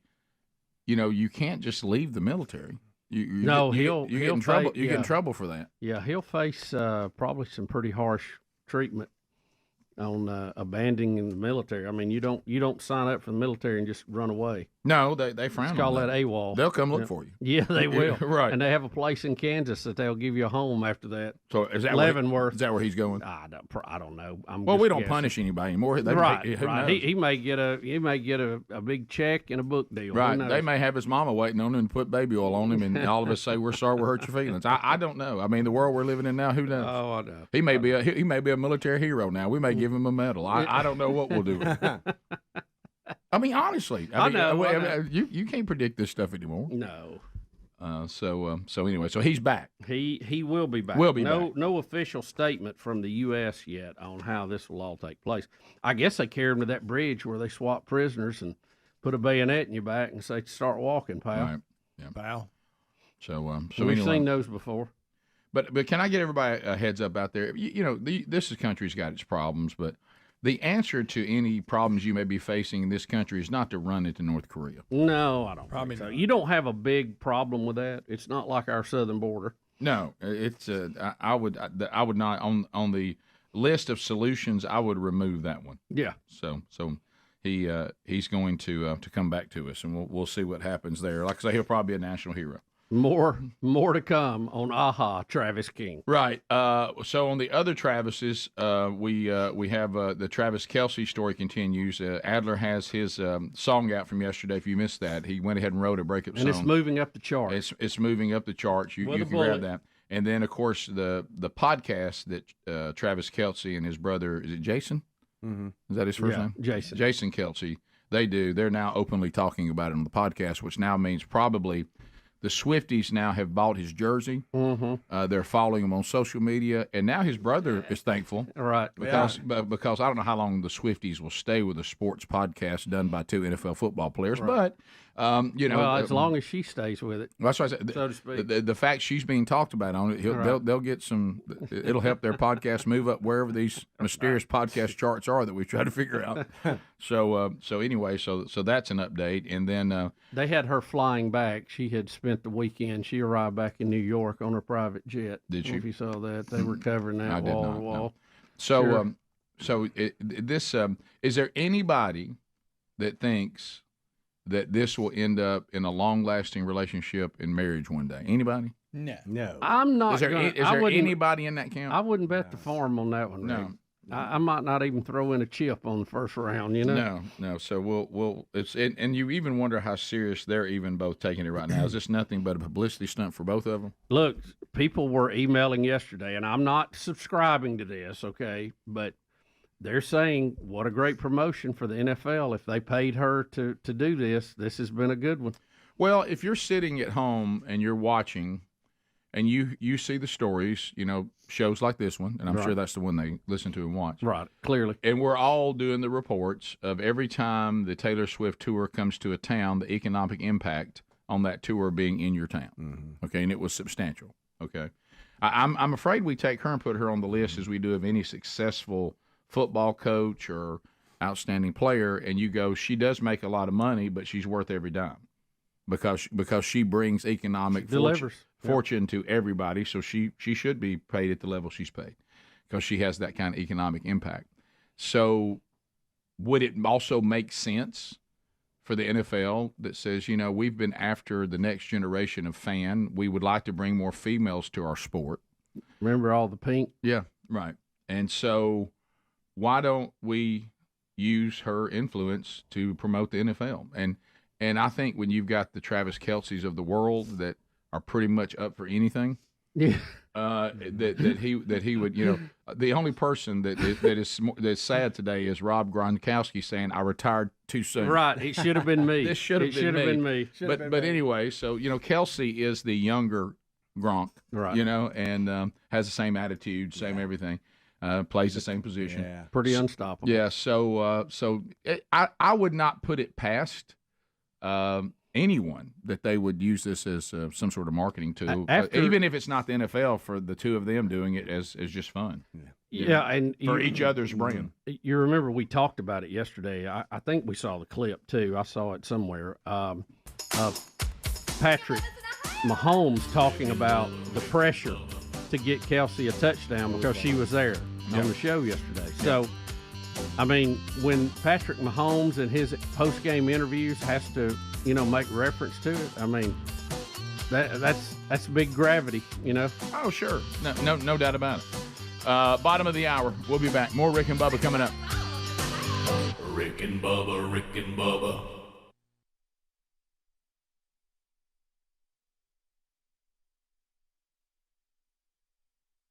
In the hospital. Mm-hmm. Yeah, it was in the mid area there, so it's a bad deal. Look, a rattlesnake bites you, it's a bad deal, period. Yeah. But let's admit that changes. That does change the dynamic. Sure does, but I ain't going to have one out on the table playing with it, No, you probably may get me, but it ain't going to be that way. You probably would not do a snake show. No, I don't even want to see one. Right.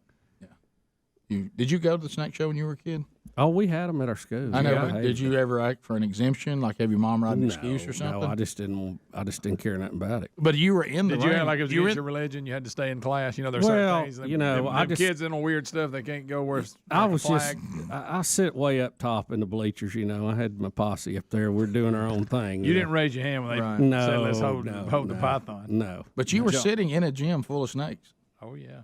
Yeah, well, I think we did ours in the auditorium. Same thing. There was more exits. I could get out from the back. Did y'all see that? From late Friday into Saturday, a escape pet snake has been found in the neighbor's washing machine. Well, at least they found it. Is it poisonous? I mean, it'd be dead, mine. Yeah. I'm gonna tell you this: if you want a snake story, this is your show. Yeah, it is. If it's a snake story in the United States, we got it. This or Black Panthers. This was just let's see. Yes, those are neck and neck on story. Right, and we're corn snake, Rick. Okay, that's what Adler had. It'll scare you though. Yeah. No, you don't want that. But I mean, it's not like these other exotic pet people that have things get loose. Like the time that we were worried about a suburb of Birmingham, everybody was gripped in fear over getting spit in the eye from a spitting cobra. Yeah. Right. You just don't expect to live outside of Birmingham, Alabama, and have to be running from a spitting cobra. No. Do you remember how many slow motion videos we had of a cobra spitting on the news every day? God. Oh my gosh, it was because great. they had to make sure they terrified you completely. We didn't want to feel safe in our bed, so it can get me on the way to the mailbox. 20 foot away, Rick. What? What's that in the ditch? Oh, my. We'll be back. Bottom of the hour. 866 We Be Big is our number. More of the Rick and Bubba shows coming your way right after this. Rick and Bubba, Rick and Bubba. So, Bubba, you mentioned to me on a less lighter note, really kind of a heinous note, this Appalachian Trail killer or whatever. Do you know anybody that's ever hiked that trail? I think I do. I've met some people who've hiked. Goes a long way. Oh yeah, it's like 2,000 miles long. Ooh. Yeah, I know people that have been on parts of it. Do I know anybody that's gone the entire thing? I don't think I do. But well, there's probably maybe a I'm reason that I probably will not hike that. One, I don't want to hike that far. I don't know that I want to ride that far. But Rick, this is another reason. We had a man who is 30 years old. He has been charged with murder after he had a senseless and brutal machete attack on two Appalachian Trail hikers that left one dead and one injured. Now, the man, Rick, is he identified himself as sovereign. I'm sorry, like sovereign God? That's Look at him. Look at his eyes, Rick. He ain't with us. Rick, we let this guy out of the cage after we had him in it? Yeah, he just got out of prison and promptly went and murdered these two people with a machete. Can I ask you something on the release? Is that he just served his sentence? He certainly wasn't paroled, I hope. Because how he gets by the parole board. Yeah. So some questions I want to ask you. So tell us your name again. I am sovereign. Okay, you're back in. I mean, you're not going anywhere. You're not going to make. You're not going to reach the standard of parole. Rick, get this. He was arrested only 2 weeks ago for threatening hikers with a knife, but was released on probation after pleading guilty. This is the judicial system run into the ground, y'all. We can't let. We had the evaluate this guy. We had the guy. So we did have him. Yeah, and we let him go. Why? He pleaded guilty, and we did. No, wait a minute. I plead guilty to he was released on probation. Wait a minute. I pled guilty to trying to knife people on the Appalachian Trail, and somehow I got paroled. That's what the story says. Probation. Isn't that unbelievable? Yeah. I mean, you can't hardly you can't believe what you read. Do you have a package on Expedia that might somehow shed some light to this? He's got something going here, or Adler does. I don't know what that is. Let me refer back to the beginning of the story. Now, this is why you're not going on the trail, Bo. This is one of the reasons. Right. I think that's way down the list. Right. Yeah. I think the chances I'm going to be killed by a crazed demon-filled man named Sovereign, I don't know that I ever get to that of all the other reasons I'm not going to back. Yeah, for real. That's the fact that they don't sell peanut M&Ms along the way. No, let's start the point first number one. Let's start the first one that probably kills the trip, the length of the trip.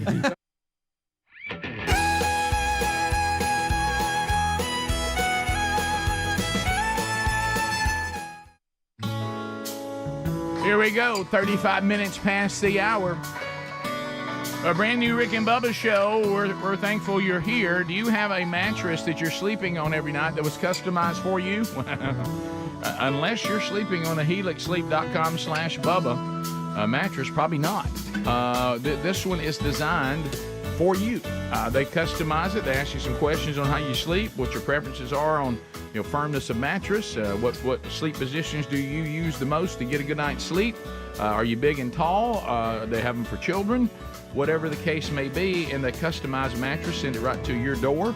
You got 100 nights to sleep on it to make sure that you love it. Greg and Lisa Burgess are in love with theirs and have been for quite a while now, and you get 20% off if you go to helixsleep.com/Bubba. There's no better way to test out a new mattress than by sleeping on it in your own home, and that's why you get that 100-night risk-free trial. Nothing to lose. If you decide it's not the best fit for you, which is extremely unlikely when you look at all the accolades it has received, well, then, you know what? No questions asked. They'll give you a full refund. So that's how confident they are in it, by the way. Go to helixsleep.com/Bubba. Some of the multiple leading chiropractors and doctors of sleep medicine, they use this as the go-to solution for improving your sleep. But it really makes sense. If a mattress was customized for me, wouldn't I also sleep better on it since I'm the one it was customized for? So it's there's some logic there too. So go to helixsleep.com/Bubba, get that 20% off, and you'll find it also at rickandbubba.com under the sponsors. So we kind of transitioned out of Travis King has been sent back to, or is being sent back to us by communist North Korea. And then that went into, Travis Kelce, which went into the NFL. Which now lands us on, I don't know if this is a sign of Colin Kaepernick crying out for help, because I don't know where in his, if he has a clear thinking mind, that he would come to the conclusion that at this point in his life that he is an elite quarterback. I think at one time there's no question he was. I don't think any of us believe he currently is an elite quarterback.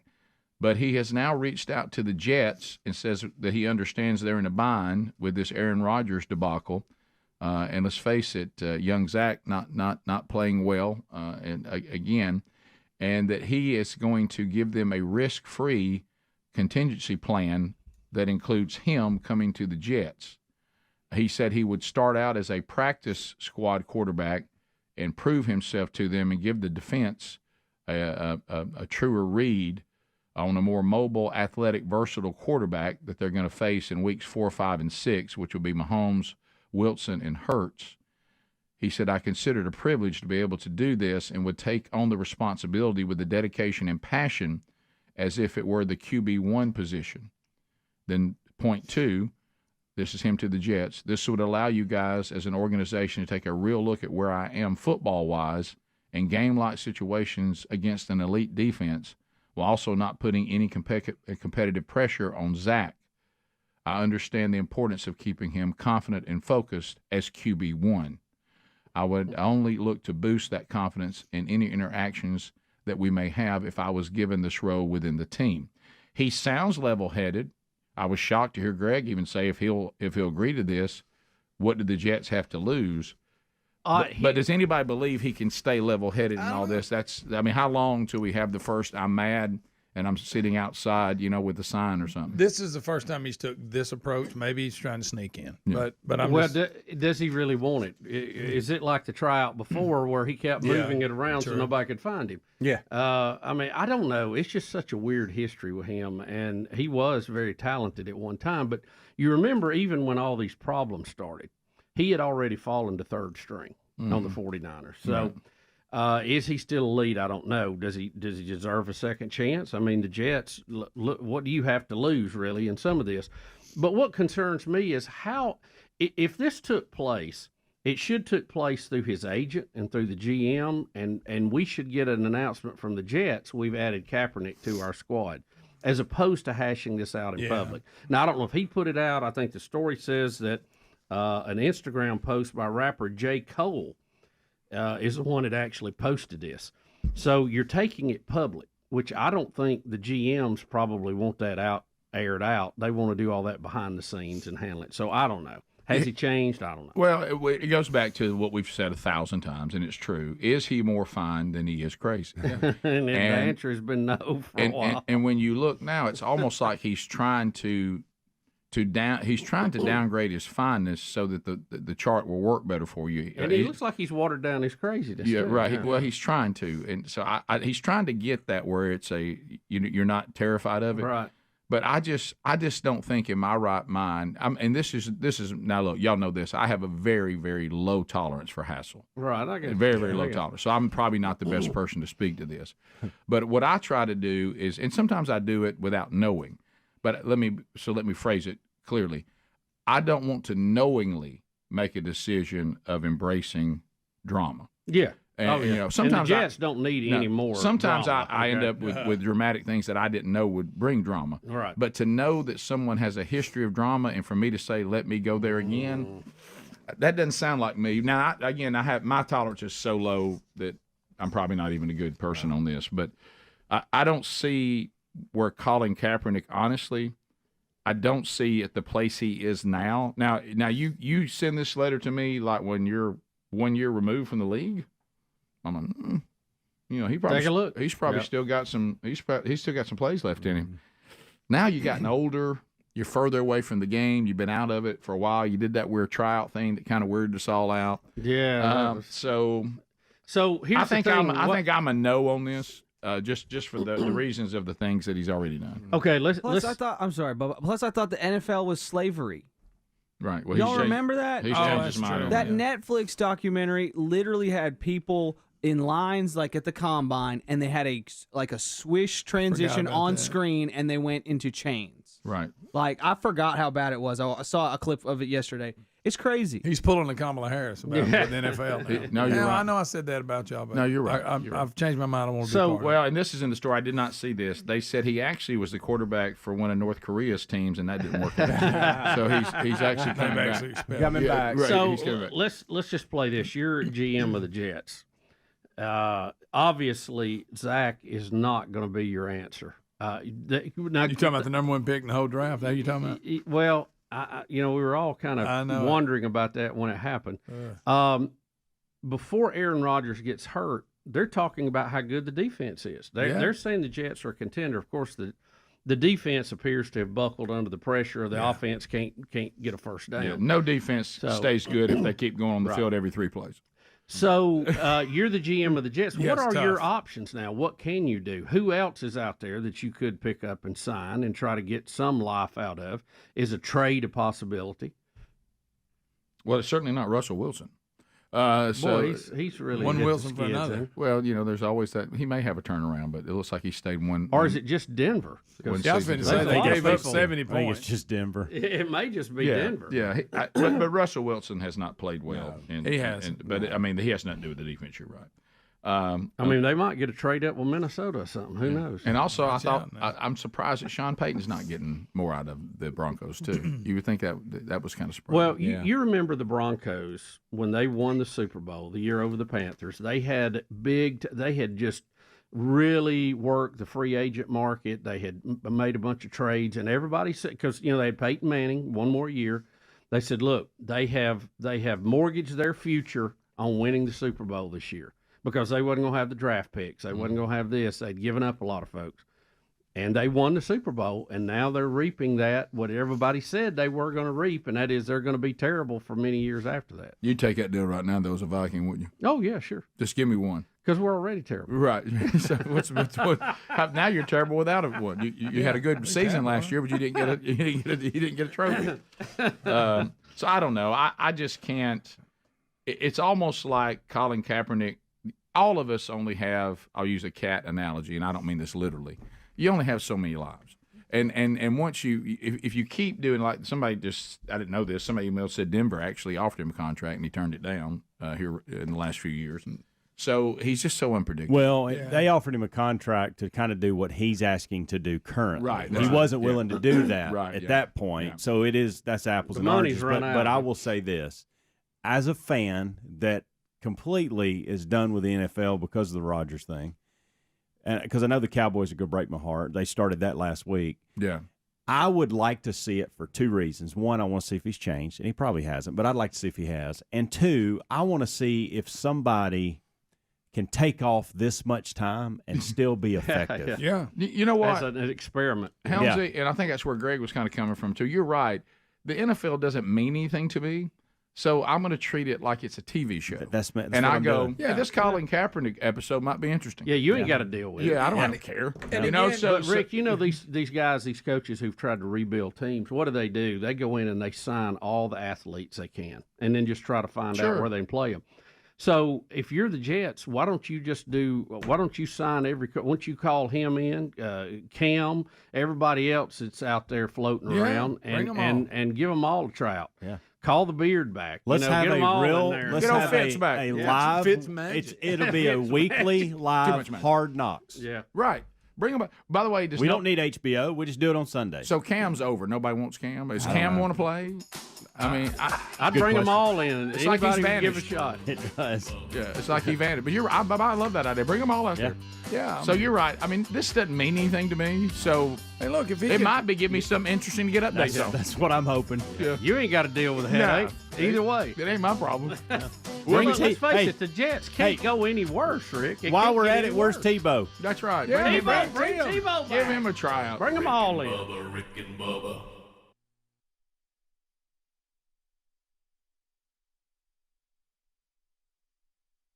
We're going to start with this one word: hiking. Hiking. If I had to guess, walking briskly. If I had to guess, it's probably illegal to carry a gun on this trail. Probably so. And then see what you got. Guys, this is like a haunted movie. Out in the woods. The Appalachian Trail Killer. Hundreds of miles away from civilization. If I'm on it, there's a gun hid. Oh, no doubt. Yeah, I'll just take my chance. Me and App Trail without gun, no, sir. That's not. Yeah, and then when the machete man comes out, I may have a weapons charge later this week, but I'll be alive. Exactly. Right. Yeah, gun trumps machete. Yeah, unless he sneaks up on you know what? I'll actually be able to come to my hearing. Yeah, because I'll be alive still. Yeah. You know that's. I'm just. I cannot believe. And then if anybody wants to know where Sovereign is, I can show him the gully he's laying down. You talking about Sovereign? with bullet holes from what I had. Yeah, I opened fire on the guy who screamed, "I'm Sovereign," and came after me with a knife. If y'all are upset about that, you'll just have to see my attorney. So 2 weeks after his charge and all that, That's what it said. hacked. Yeah. So he was arrested for threatening hikers, like Bubba said. He had a 17-inch knife. He also had drugs. He was sentenced to probation and ordered to pay fines. Okay, So, guys, how? So I guess he has a probation officer and has restrictions and has to check in and all this kind of stuff. It says that he ran some hikers out of a shelter with a shovel, then showed them a knife and machete, and said he was gonna it was gonna be a bad few days for the hikers. All right, can I tell y'all? I think with zero reservation, if you want to break probation, killing people in cold blood usually breaks it. That'll do it. Mm-hmm. That'll do it. So I got to go back to how he got out of jail. Did he just serve his sentence and it was over? No way. I guess they're saying like he pleaded guilty. They never gave been him in jail? probation. Probably the and initial set him when on they his picked way. him up. Never been in jail. Well, you know now the whole move is to keep people out of prison if you can. I don't. Yeah, but people claiming they have knives wanting to kill people on the Appalachian Trail. I mean, I just Rick, I'll go. Right, I think we can safely assume that they were incorrect on what the punishment they gave him. It didn't work. No. Okay, you know what? The system failed somebody, and they paid They for were their incorrect life. on this one. Yeah. So we can say with zero reservation, whoever said this should be the sentence was incorrect. Incorrect. Yeah. They missed that one. Yeah. But if you're crazy enough to call yourself sovereign, don't you? Did that ever come out when I was talking to you about probation? And did you look at him?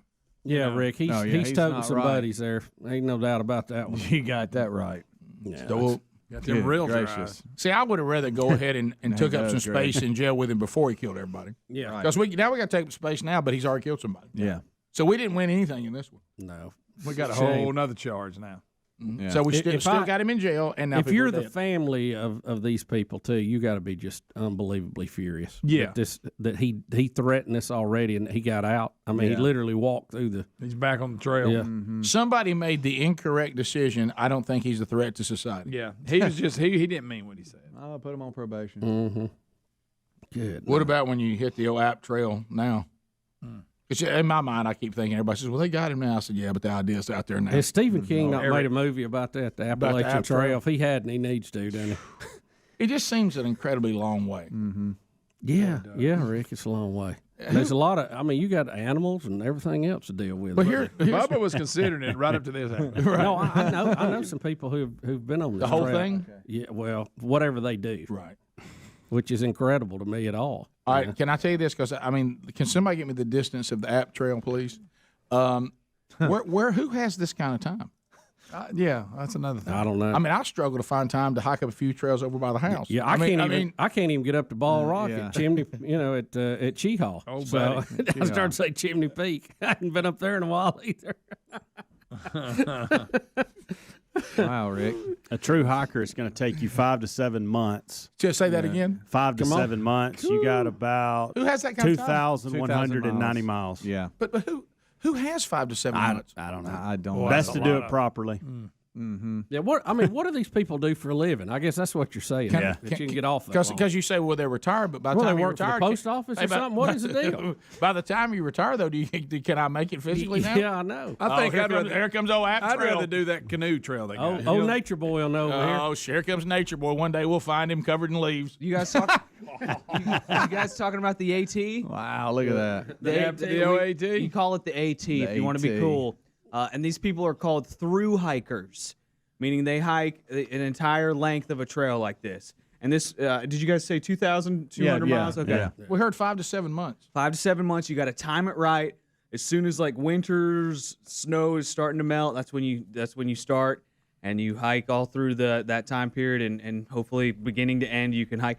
And so what does that come out to a day? How long would you walk a day? Some people.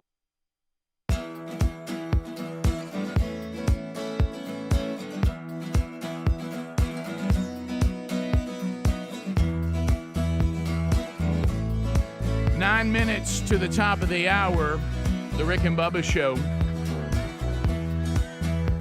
So as we work our way back, hey, Sean. My great friends Rick and Bubba. So Sean, you start getting the text. Hey man, Sean's talking about y'all. Got a shout out. Hey, Sean's talking about y'all on the show, and this has happened before, but and he always has been good. Some of the to it. better shows he has, I think. Yeah, me too. So anyway, but what's kind of cool is, and the times we're living in now, and we got a bonus we'll show you here in a minute, but first we're going to listen to something. So Rob Moss appears to be the guy who called Hannity. Yeah. They had Tuberville on, and so that brought our state of Alabama into the mix. And so this guy's following up after Tuberville has been on with Hannity, and then it leads to a conversation about the show. So here we go. All right, let's go to Alabama. Rob, next. How do you like Senator Tuberville? I like him. Man, that was a bonus hearing Coach Tuberville on your show. Greetings from your state of your former residence, and regards from Rick and Bubba, Sean. By the way, I don't hear from my buddies Rick and Bubba. I haven't heard from them in a long time. I miss Rick and Bubba. I mean, they're two awesome guys. Love them. We used to hang out. They'd come up to New York, and they, be plugging a book, whatever, and we'd hang out. I just love those guys. Good guys. I've got an 8-year-old and a 9-year-old, and we raise them on Rick and Bubba, and we raise them on you too in the afternoon. So I think they're growing. They're still playing Rick and Bubba, Rick and Bubba, Rick and Bubba. They still play that? Absolutely, 10-4. But yeah, it's great to hear Coach Tuberville. So then they go into talking about Tuberville. So anyway, Great shout out. So if you think that that's all there was, well, people always ask us, what's Don Juan DeMarco doing now? What's Don Juan DeMarco doing now? He does a number of things like Body Jam, of course. All right. But he also board ops for what's the Atlanta WSB. State? WSB in Atlanta. And so here's Don Depend Juan. on it. So here's a Don Juan update. Greg, sorry.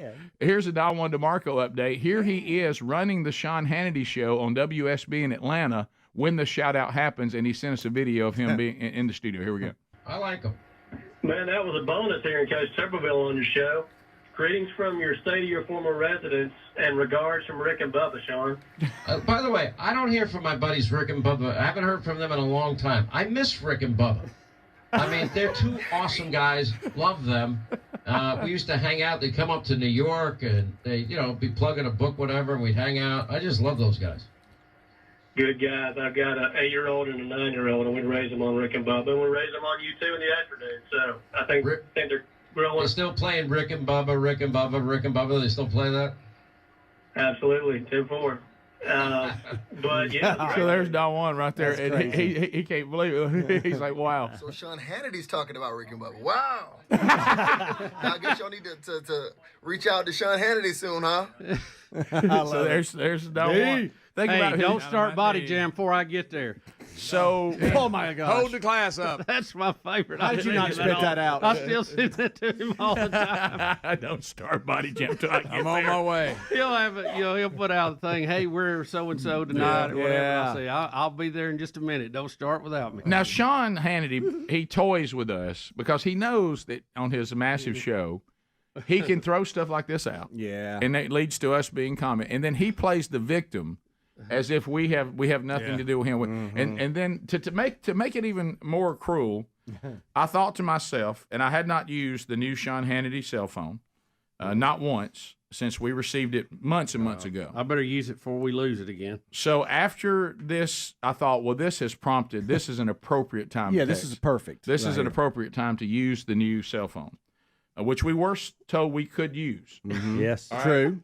And I said, It's like the bat phone. I said, heard the shout out today, and we miss you too. Keep fighting the good fight, Rick. You had to put fight in there? That's good. Why did you do that? No, that's good. I think like that. It's always about fight. Right. No, he likes the good fight. Well, but we got to go back to what originally happened. I know. So Rick, don't be challenging. So can I say this on the air? Because Sean does respond. Well, and he responded at like midnight last night to our time. Yeah. Just edit it up a little bit. Well, okay. He uses a different word, and I wake up to work day today, and from Sean Hannity on my phone, it says, "Get your butts on my show!" 2 exclamation points. And he didn't use the word "butt." He uses the word, this in the Bible that Greg likes to use for a beast of burden. Yeah.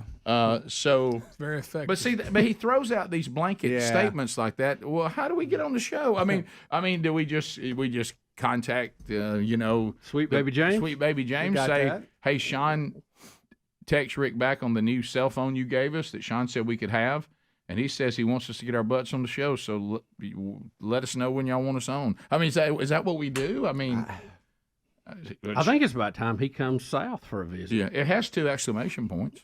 He ought to be coming this way. Not one for the holidays. One or the other. Yeah. He'll probably be making a swing. Why don't you say let's start with you hop? You remember he What's wanted up? to come hunting all the time, See? Rick, and he never did. See, Sean hunting. Oh yeah. So I mean, look, it's got 2. Why It's got two don't you say exclamation let's start with you hopping on with us? Okay. And then maybe we can work something out. Look at them guys. Right. Because with his schedule, it is tough because he does the radio show, then he goes and does the TV show, Right. so he's almost on opposite schedules.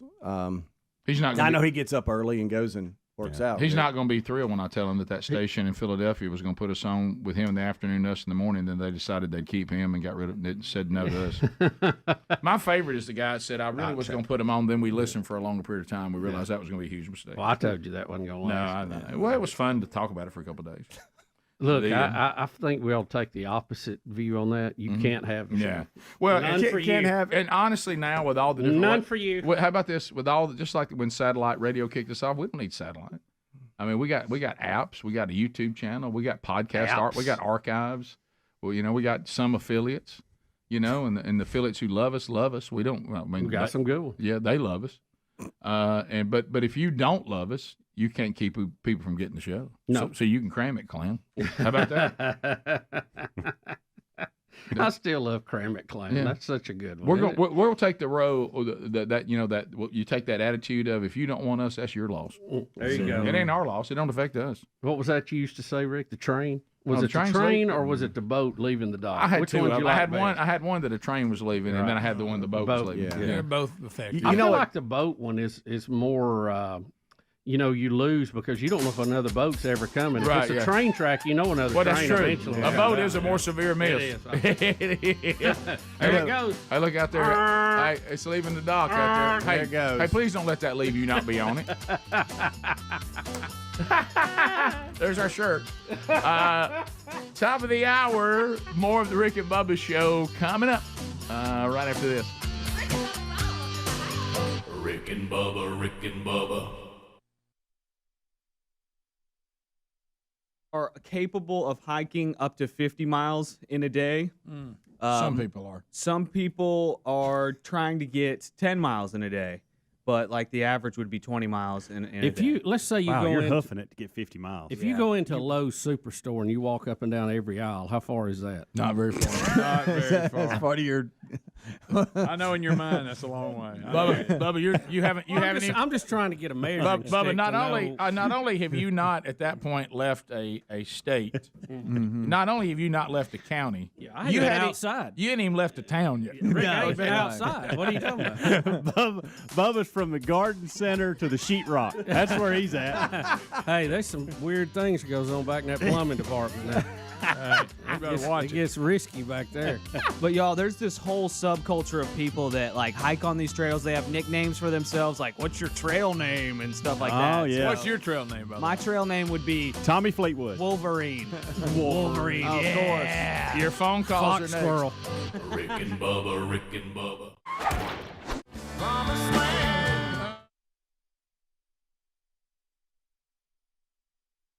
We've heard of this before, but now it's actually being implemented. The students of Mason High School in Mason, Ohio, in the United States of America, will no longer vie for valedictorian or salutatorian distinctions in an effort to reduce the overall competitive culture. Well, that's funny, Rick, in so many ways that they can't do that. I think this is a great step in the right direction. Let's do away with grades, too. Oh, my gosh. Well, this is They're hurtful. this is a situation where They limit a lot of kids, Greg. Yes, they do. never a problem for my children to be overlooked for valedictorian or salutatorian. Yeah, I never, when I started high school, I really never worried about that problem. No, I worried about. No need to jot down any ideas for that speech. Now, when I was graduating college, I worried about somebody pulling me out of the line. Yeah, I did that. Now, I don't know how it happened. Of course, you better bring some help. I don't know how it happened. It wasn't from any of my guidance, but my daughter actually was salutatorian. I know. We're great. Well done. Night. I don't know what Look at happened. that. Yeah.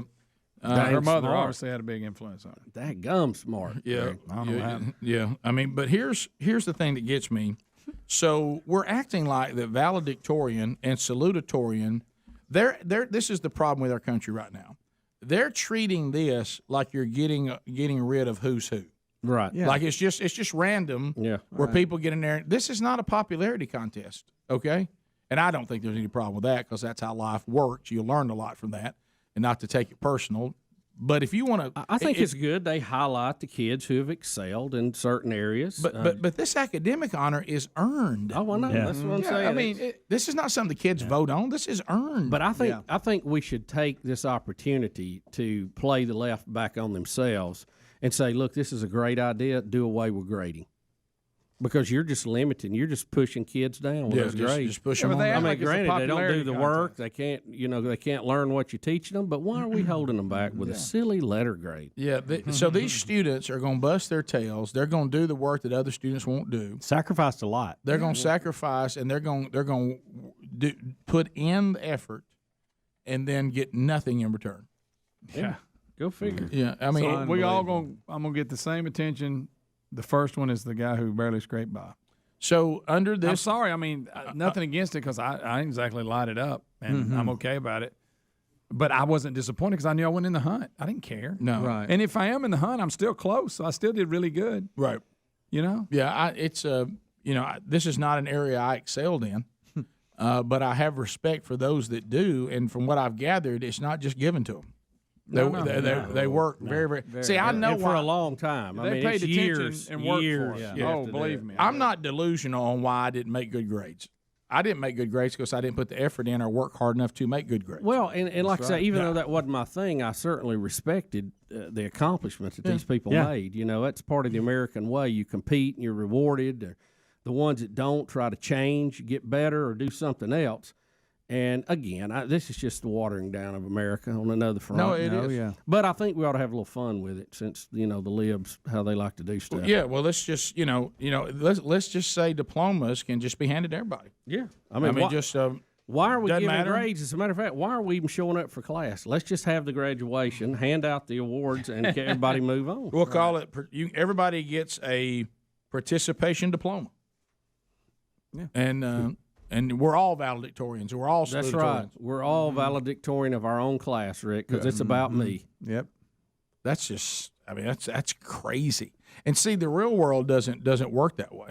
I mean, now, a lot of people want it to work. Let's that way, let's say that you go into pharmaceutical sales or any kind of sales, Right. and somebody says, "All right, so Billy, Sarah, you are all out there together, okay?" And Billy and Sarah, they move the product, baby. I'm talking about they hit and exceed their quota every single month and every single year. You mean they work for Big Pharma? Right. and then they keep getting raises, and they keep be given better clients, and they keep being brought back to have a job again. And then you don't. And you go, well, what happened? I was salutatorian and valedictorian in my school. Were you really? Well, nobody was. I guess I was just as much as anybody else. What's going on here? Is this some kind of outcome-based system y'all have here? Yeah, it is. It's actually called the real world, where people who do the job better than others are rewarded at a different rate than those who don't get the job done. You talking about Billy and Sarah? Yeah, and I will tell you this: Billy and Sarah know how to sell. You don't. Yep. Well, I thought I'd just keep a job forever. No, that's communism. We're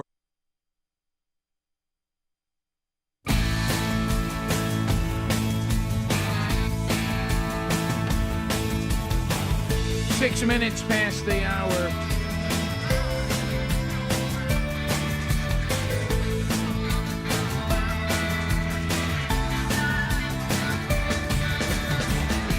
So we start a brand new hour. Speedy, the real Greg Burgess, Helmsy, Eddie Van Adler, all here.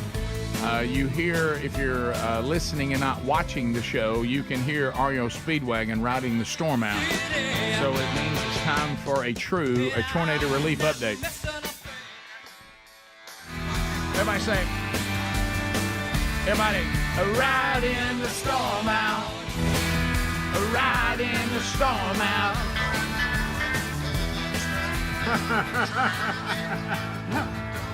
Everybody.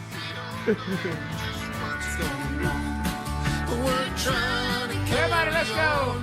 Don't be mad with me right now. You The done rough with that? patch is over. You done with that rough patch, ain't That's you? right. We've made the turn, baby. Bubba, give us the true tornado relief update. Tornado relief update. Rick, we've had a lot going on, and we'll have a lot of folks to thank here in the coming weeks as we finally got our windows in. And those are going in now, and I gave Adler some pictures of some of that going on. Good to see a big old stack of windows out there, isn't it? Yeah, last time I checked, if you order windows, you can get them in 3.5 years. Right. About that long. And, if you're lucky. So that's big getting those in because that means they can go ahead and work on the outside part of the house and get all that, finalized. And we've got electricians working, and so we're moving steadily forward now. So, I think the plumbing rough end has been finished. Okay. Electrical should be done next week. Now, have you got any electricians that'll stay with you? Yeah, we actually have some now that are really getting after it, and I can't wait to thank them. What about the one that went AWOL? Did you find him? Is he with Travis King somewhere? I had one that just quit and never started, and then one that started and then went 50% and then disappeared like he'd been kidnapped. I don't know. Is he okay? Have you got it? Anybody know where he is? Well, nobody knows, Rick. He won't respond to anything. Right. It's one of the strangest things I've ever seen. It really. I want to unpack that. At one point, I'm like, well, what's so difficult about being the electrician on this rebuild? I mean, look, there's a lot of love to give. We just want somebody to take it. And of course, a lot of accountability too. And some people don't like accountability. Well, all you got to do is do the job. I mean, show up is the first part of accountability, and do what you say you're going to do. But hey, see them stickers on them windows? You know what that means? They're new and they're not broke out like the old ones were. Yeah. So it also means somebody means business. Somebody means business. Those are some of them good ones too. They're supposed to take a 2x4 at 200 miles an hour. So, really? Yeah. This is a fantastic view for a bathroom visit. That is amazing. That is amazing. Yeah, you just sit there and watch. You start pulling commodes up, and people use them just to sit on around the house. You got that kind of view waiting on you. That'll give you confidence to eat one more taco. That's fantastic. So we appreciate. I went through a rough patch right now. I got my windows installed. I appreciate everyone's concern, and we're moving steadily forward. And it's not our main residence, which makes this technically a first world problem. A couple houses but now. I can't. I just can't imagine what it's like if this is your primary residence being disrupted at this level. It's and we have people we know have to deal with it all the time. I mean, it's something we deal with here in this part of the country, and that secondary season will be kicking up around Thanksgiving. So, does it seem like it's? I don't want to say that. Never mind. Never mind. I was about to say something positive. No, go ahead. You're fine. Well, the rough patch is over. We've already shot it. Is that positive thinking? Because I love it. I love it. Is that you just constantly saying rough patch is over, right? And that positive energy, or is it over? It clearly there was a dip where everything just kept going downhill, right? And now it appears we've made a turn. Okay, right. So you're just declaring it. Everything goes in a sine wave, so you can't just keep going down forever and ever. I mean, you have to make a turn up, and I feel like this is the turn. Are you, and I don't know because rough patch, is something relatively new. I mean, we've been through rough patches, but when we didn't start calling them that, I don't think we had them to this severity and the numbers coming in such. Would you ever say out loud, I think Mojo's off my team now? Thank you. This is a good question. Yeah, because I'm not saying they're the same. I'm just trying to. Say that one more time. Like we wouldn't, you will say, be careful what you say about Mojo, because sometimes you'll just challenge Mojo, and Mojo will think, oh, is that a challenge? And you'll say things, hey, I think the Mojo's off my team now. Would you make a statement like that? I just think we. Hey, I think we got this game. No, I think we've made a turn. I'm just reading you what's happening, right? And we've gone from setbacks to some positive things happening. So I think we've hit the bottom and started up on our sine wave curve. You've declared the rough patch over. Yeah, and that's. I just wonder if you would declare a Mojo over. Can I ask? Declare a game in hand, that kind of stuff. I'd be careful. Right. It's over. You see where it's a little bit. You seem a little bit. No, I'm not. I'm not being cocky in this at all. Right. Yeah. All right. But I'm just. I thought Prime was sitting there. Right. Keeping receipt.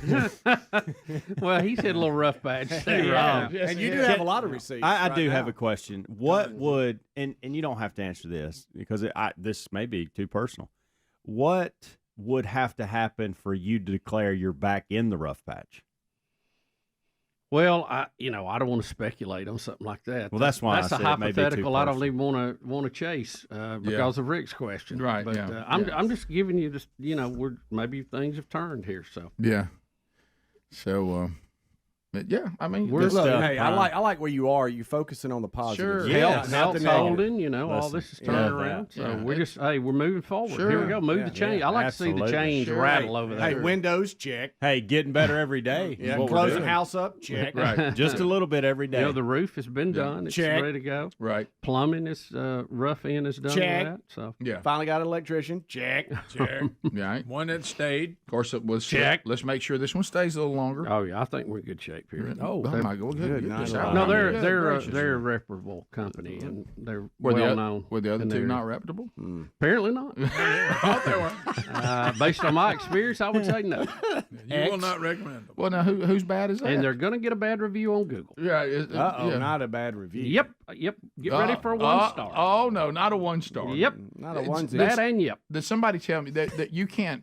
I don't know this. I've never done it, but you can't give a 0-star, can you? Is one the lowest you can give? Well, is -1 possible? Right. Yeah. Because I really. But Rick, I don't want to focus on that. I'm moving forward. No, we got you are. moving the change. I'm not looking back at what happened 3 plays ago. We got to move forward. Right. Yeah. So Forward. Hey, let's go. Here we go. All right. Well, hopefully that will hold, and it'll continue to move forward. Now, you're not doing the. Oh, we got our storm shelter finished too. Did you? Yeah. Okay. Yeah, we got a concrete box, baby, we can live in. But you are doing that thing we've always protected ourselves on of thinking we don't have a date out there of it being finished. It'll just be finished when it's finished. The goal I think would be by the time it was destroyed, in March. Yeah. The key is to have no goal. Just get it finished, and when it's finished. Rick and Bubba, Rick and Bubba. This signs your job for the rest of your life, and it doesn't matter whether you do it well or not. Yeah. This is not you're born. We're taking students that are going to go out into a capitalistic free market system, and we're telling them that the valedictorian and the salutatorian cannot be honored because it hurts somebody's feelings and it feels competitive. Well, it is competitive. That's Right. the point. It is. I remember you. Unbelievable. Remember your daughter was fighting to get that every award. year, her and the same guy. You know, and They went back and forth. I remember you talking about yeah, that. it came down to the wire. But they, you know what? They And what was competed it? for it. You said they did something right at the end. I can't remember. You No. told that story on there. It was funny. I can't remember the. But details. anyway, Did they give it to the person who had the right grade point average or not? Yes. Did they? So the person who earned it got it. Yeah, absolutely. Okay. How about that? What an odd concept. Mm-hmm. You know, because they made it a priority and worked towards it. Well, and see, it's starting to infiltrate It our was a good society. battle to the Because- end. See, I've seen it a lot of times, like in sport. There was a time that we celebrated those who excelled, and now we'll try to dumb them down and put a governor on them so it don't bother other people. I mean, I've been in games. I see it. You watch officiating now. Not everybody. If you got a kid on the team that excels and is really, really good. Now, everybody, first of all, assumes that he just was born that way. Right. And then there's been your Bo Jacksons and stuff like that. But most of the people that excel in anything work really hard at it. Put a lot of time. And they're working when you're not. They're actually doing things in the off season when you're not. They're in the weight room when you're not. Yeah. They're working on their feet when you're not. They're working on whatever the sport is, their craft when you're not. And then you want to be awarded just like them. But I've seen in officiating, that kid will go and people will commit penalties against that kid and they won't call it. Yeah. But then a kid that is not as skilled, the same thing happens to them, they'll call it. So, see, they're even subconsciously saying that somehow it's just not fair that this kid's better than everybody else. So we got to do something to slow him down. To try to equal it out. Right. But I've found in very few cases, have the kids that excel or the people that excel in anything that it was ill-gotten gains. Most of the time, people excel in whatever field because they work really hard at it. Yeah. And those who don't excel. And what we're trying to say is, well, somehow let's take that away. That's a terrible decision. If you want to be valedictorian and salutatorian, do what it takes to be that.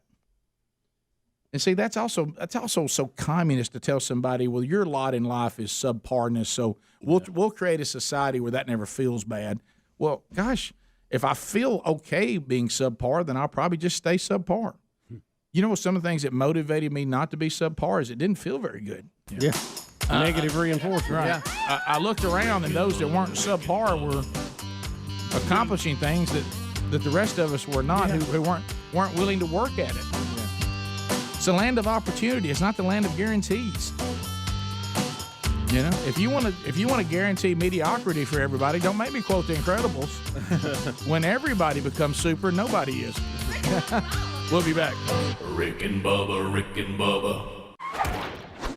If you go to the Rick and Bubba store right now, we had a meeting, I guess a couple weeks ago, and we sat down. We always look at different items and start, thinking about what we might do going forward, and so that's usually when things will be put into the clearance bin. Things that we're not going to reorder, or things that we're kind of run their course, or things that we're just reducing the price on because we're able to get better deals on them going forward. If you'll go to rickandbubba.com, click on the store, there's some really cool clearance items right now that are really that the price has been reduced on all these items. Might be something that you were thinking about and you just never did, and at the time the price was too high on it or whatever. But there's some great deals right now at rickandbubba.com there in the clearance part. So go to rickandbubba.com, look at the top of the page. You'll see store, click the store, and then when you get on the store, look at the top of the page again.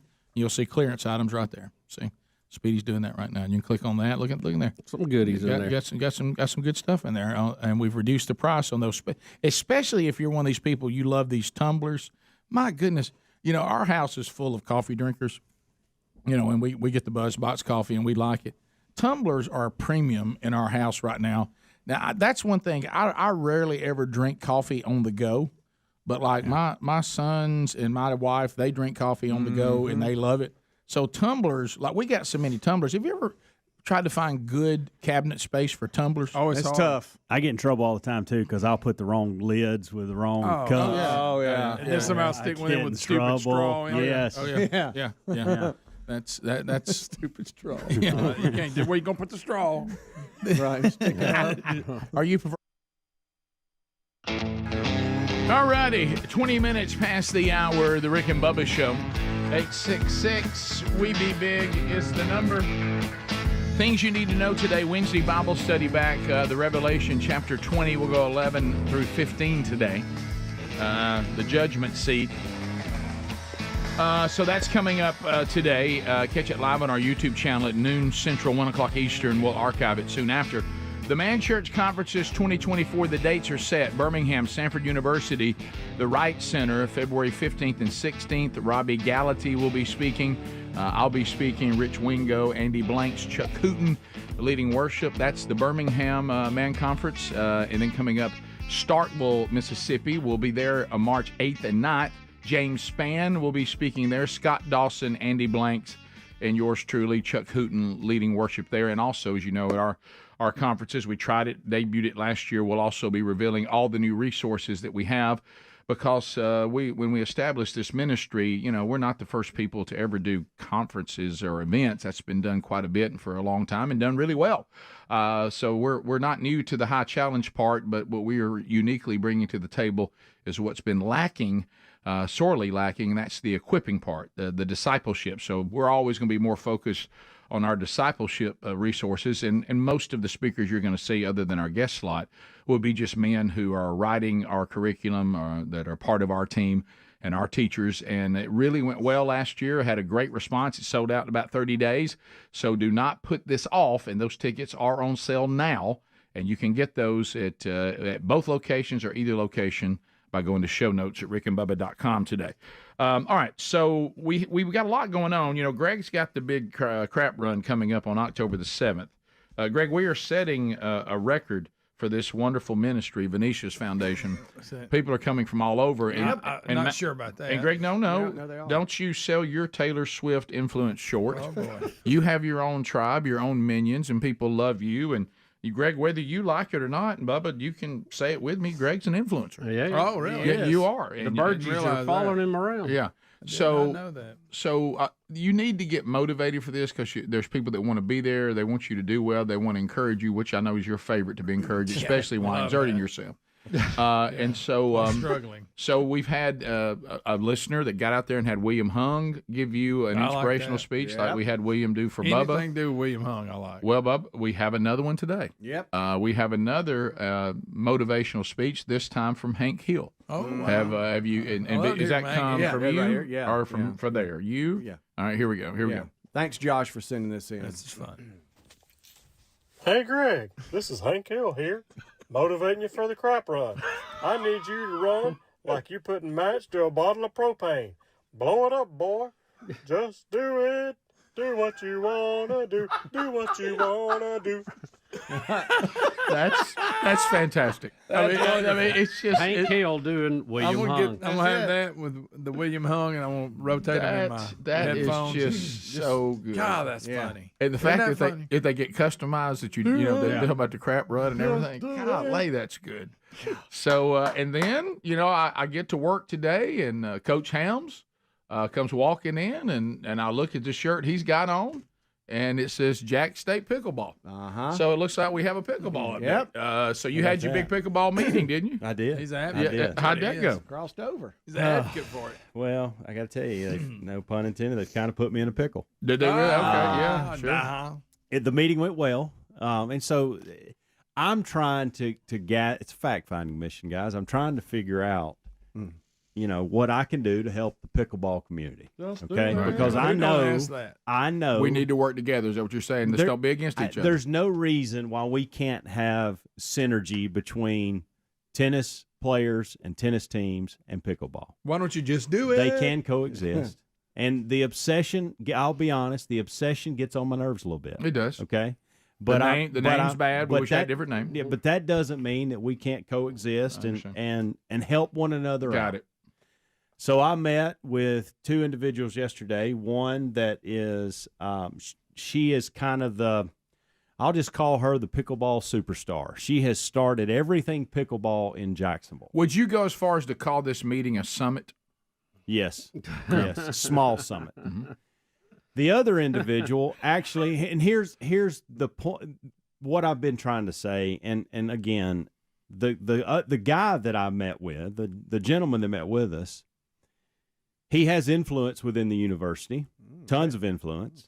He played tennis at Jacksonville State, and he loves pickleball. And so I really want to be around that type of guy too, because he gets both sides of it. He's in both worlds. And he's an extremely brilliant business guy. So we can run numbers. We can talk about, different things, and he knows where maybe some funding can come from. And I know he knows where this person can kind of contribute here, and then this. And so I needed to hear from him too. And so it went very well. I thought all parties left with upbeat about the situation. I laid out what I thought were three really good viable options to make everybody happy. Now I don't think I could be wrong here, and we'll talk, but I don't know that one of those viable options that the men's tennis coach is going to go with. Okay. But I threw it out there anyway, and I told him, listen, I'm not the decision maker. Go big or go home, I'm Bo. just throwing some ideas out here. So I think it was a good start. We'll just leave it at that. Where'd this shirt come from? This shirt came from what I'll call the Pickleball Queen. I don't know if these people want me mentioning their names, so I didn't even ask Understood. that. So you're unlike Bubba and I. See, we started this show from we were just like grassroots, so we just throw people's names out like crazy, and over time you start thinking not everybody's into that. We'll call her Lori. Okay, there you go. Yeah, and that'd be a good name. And she said, you know how Bubba was the face of tennis? Oh, yes. For really most of the Southeast for a extended period of time. On the tennis Mount Rushmore, his face is there. Yeah. Lori is the face of pickleball in Calhoun County. There you go. Okay. And so she gave me the high shirt. energy. Very high energy. Yeah, I saw that coming. Yeah, loves the sport. I bet she loves does. Jacksonville State and loves the sport of pickleball. I bet she does. And so we'll see what happens. I'm probably stirring. I'm probably causing some headaches for some people, and I really didn't mean to. Yeah. Like some decision makers Sure. that have to rule on these things and Mhm. figure out these things, and Right. probably don't need it on their plate right now in this moment. But you know, we I'm sure a couple administrators within the athletic department was probably called yesterday with some ideas Oh, so and, you and really- some thoughts. you really kicked and- over that bit, Oh, haven't I you? think I did. I think I did. Well, Bubba, are Um, you okay here? Because I know that Helmsley's decided, and I understand his wisdom in this. We need to go embrace this and see if we can't work together. I know that not only, you know, you're kind of a tennis purist a little bit, but you think that it needs more hype, and you brought that saying it does need to be hyped a little. But pickleball also injured you physically. So that was a mark against it. Are you willing to be part of this? Of trying to bring the two worlds together, be part of the summit? Listen, I love when people get out and do anything they enjoy doing. My whole preface in all of this has been move forward, don't tear up old stuff. You know, I don't want tennis courts destroyed to make pickleball courts. Build pickleball courts. I think that's, you know.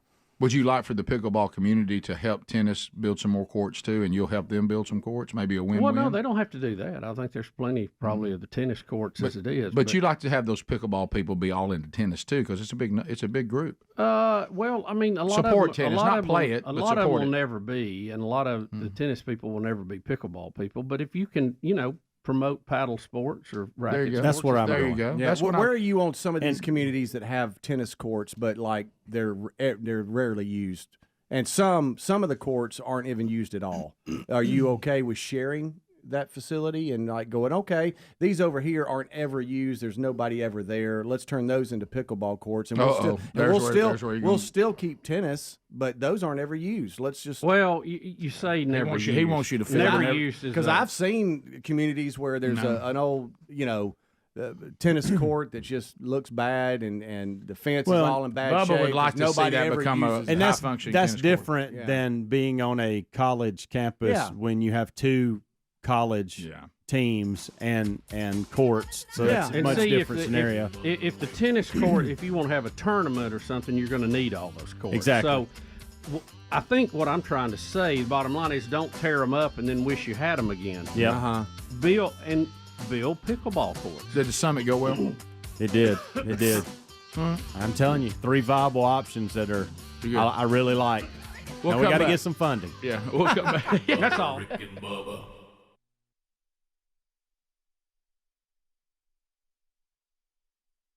Just have. How does it go, Greg, You like when you're trying to put it in? So where are you on the straw? No straw. No straw. Nah. You just Now, I will say this: if I buy coffee like at a gas station, It's let's say always weird to me, by the way, what you're if I'm about to say. driving, you know that little lid you put on there, it burns me. So I will stick the little straw that you stir it. I stick it in there and drink it through a straw if I'm driving. And then eat the straw, That's the which is reaction strange. I gave him, Rick. Well, I don't like burning my mouth on that. If I want to do that, I'll just and take it's the a lid tiny off. straw, so you don't get a lot through there, and Pooh it doesn't Bear's burn your lips hurt? tongue like it would if it's a big straw. Just saying. Right. Yeah. Of course, Dad, he like to never got over that, but Speed. He saw you do it. Yeah. Oh, he went crazy. Of course, every time I'd stop and get us coffee, I'd put one in his. No, you didn't.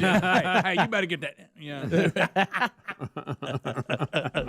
No, but look, how about this? Do you remember when we were kids talking about having mugs? You know, Dad has loved coffee. Oh my probably gosh. more than anybody I've ever I've met. never in my life, when we go to a restaurant, I just tell the waiter or the waitress, just keep it coming.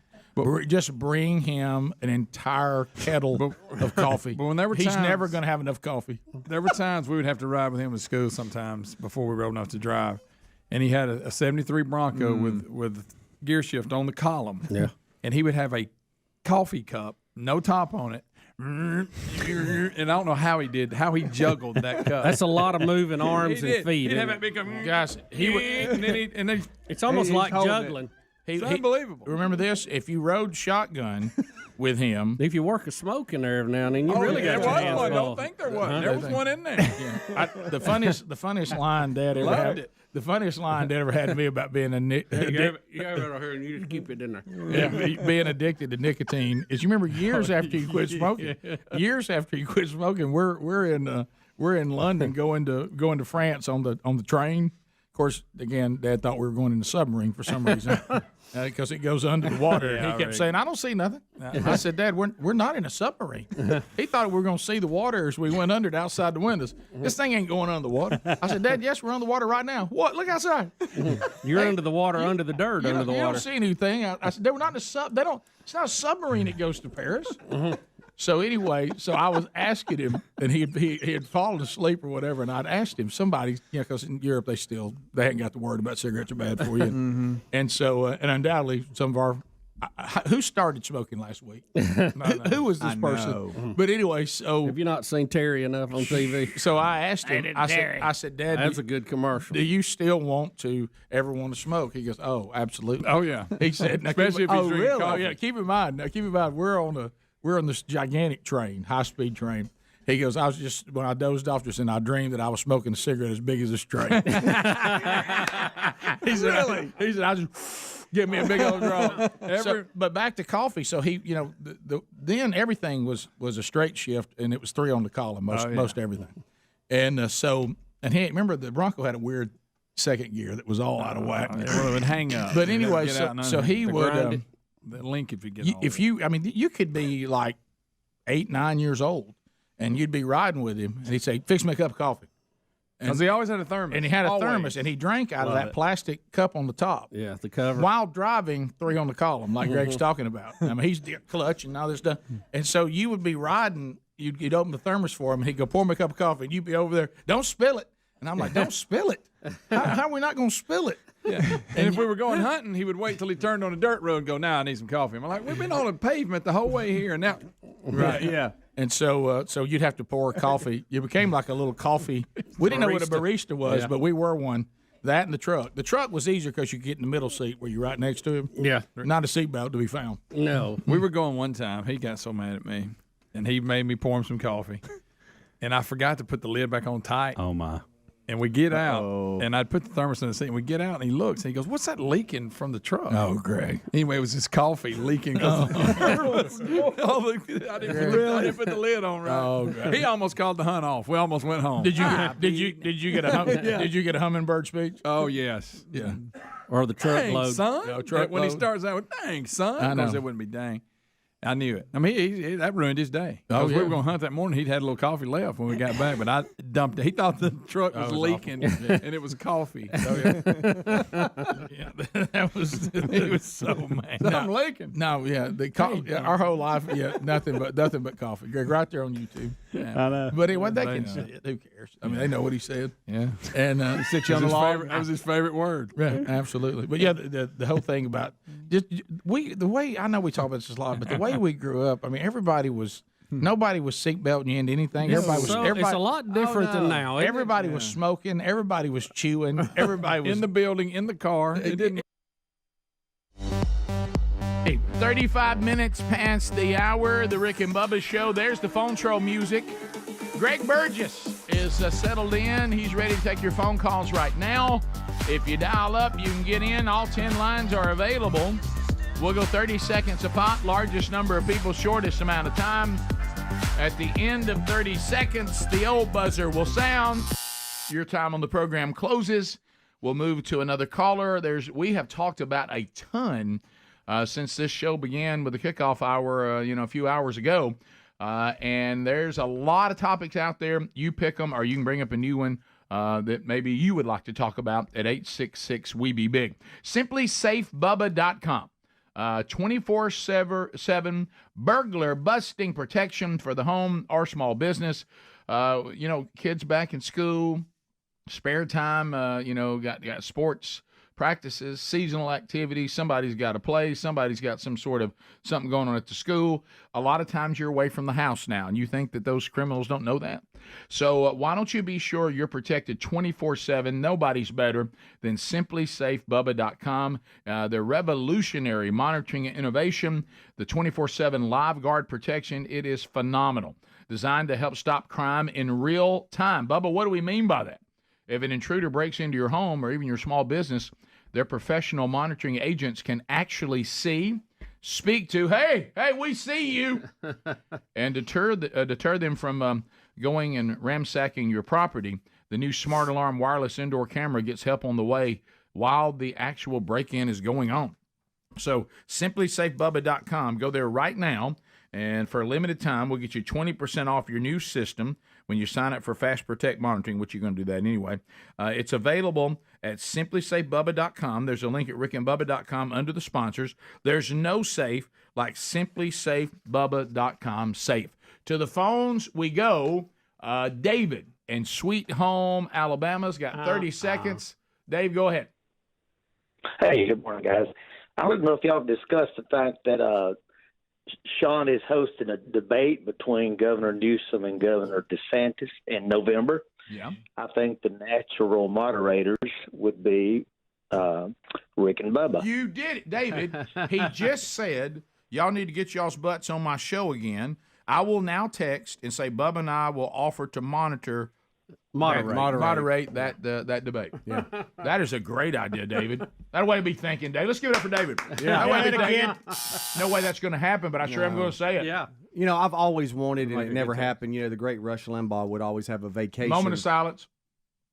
All right, go ahead. Would have a vacation co-host or host, schedule. I always wanted y'all on that. We never could get traction. Thanks for bringing up that pain. But the Sean Hannitys of the world, I would love for y'all to be on a vacation schedule where, hey, I'm off a week and y'all host his radio show. Okay, that ain't gonna happen either. No, it's not. I just said it was a dream. It's always been a dream. That ain't gonna happen. Yeah, wow, would love that. That'd be awesome. Buddy in Birmingham, lines are available if you want to get in at 866-WE-BE-BIG. Buddy, go ahead. 30 seconds. How about it? Monkey grass. Thanks How for you guys the this call. morning? We're good. Oh, buddy. Yeah, just want to get on the pickleball bandwagon and appreciate Coach Helms' work with them there. It is something that's big and huge. One of the ties that really we could work and develop on is the orthopedic surgeon staff. We have a lot of people get injured in playing this game when they first get in, but it's huge. It's great to see y'all. Sorry, Bubba. Yeah, I saw my old friend Butch Douthit this weekend, Dr. Butch Douthit, and he's an orthopedic guy, and I'm sure he's pulling for more pickleball courts. Yeah, an orthopedic guy I know. He said that he just named his new lake house pickleball. We will continue. Shelby out of Starkville, Mississippi, 96.1, home of the Man Church Conference 2024 coming up in March of next year. Tickets on sale now. Shelby, go ahead. Hey, guys. Good morning. How are y'all? Good. Hey, yesterday when y'all played the bits in between on YouTube of old bits, y'all were talking about how we can't do prank phone calls anymore. My 11-year-old was in the car, and she was like, well, Mom, we do reverse prank phone calls now. And I'm like, what are you talking about? She's like, well, when telemarketers call, you just pretend like you can't speak English, like you speak Spanish, and you don't. And I'm like, well, that's true. Shelby, it's interesting that your daughter said that. That's where the character Dickie Nadmeyer came from. Yeah. We were getting so many telemarketers calling our home phone, so much so we did away with the home phone as soon as it was the technology called for it, because that's all it was telemarketers. And no one called us on our home phone but them. And so I just started pranking them back and created that character to annoy them. And then it turned into something else. But that's where it started. And Sherry, we just love it. We just laugh and just love it so much. And let's go to Philip in Florida. Lines are available. Philip, you go ahead. 30 seconds. All right. Good morning, Green Acres. Thank you for the call. Go ahead. I got an answer for Fetterman's hoodies, why he wears a hoodie. Okay. He wears a hoodie because he's got a tumor on the back of his neck the size of a grapefruit. So he has to keep it covered up.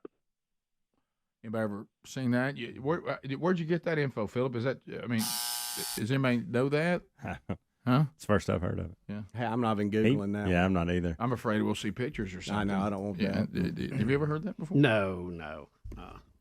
Could be the case. I've never. Maybe true. You would think we would have heard of that by now. Yeah, right? but I didn't.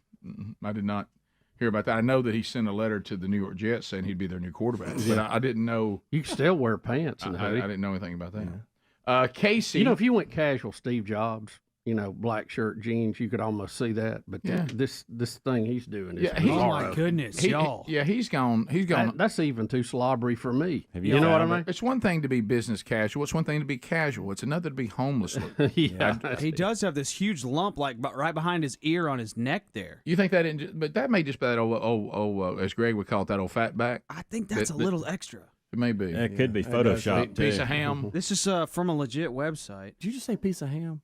Yeah, that's what Greg calls it. I know. I I know. You just said it out loud. Yeah. At one time he had the lump. That lump is no longer there. Okay. I had no idea. All right. Let's go to Emily in Sweet Home, Alabama. Emily, go ahead.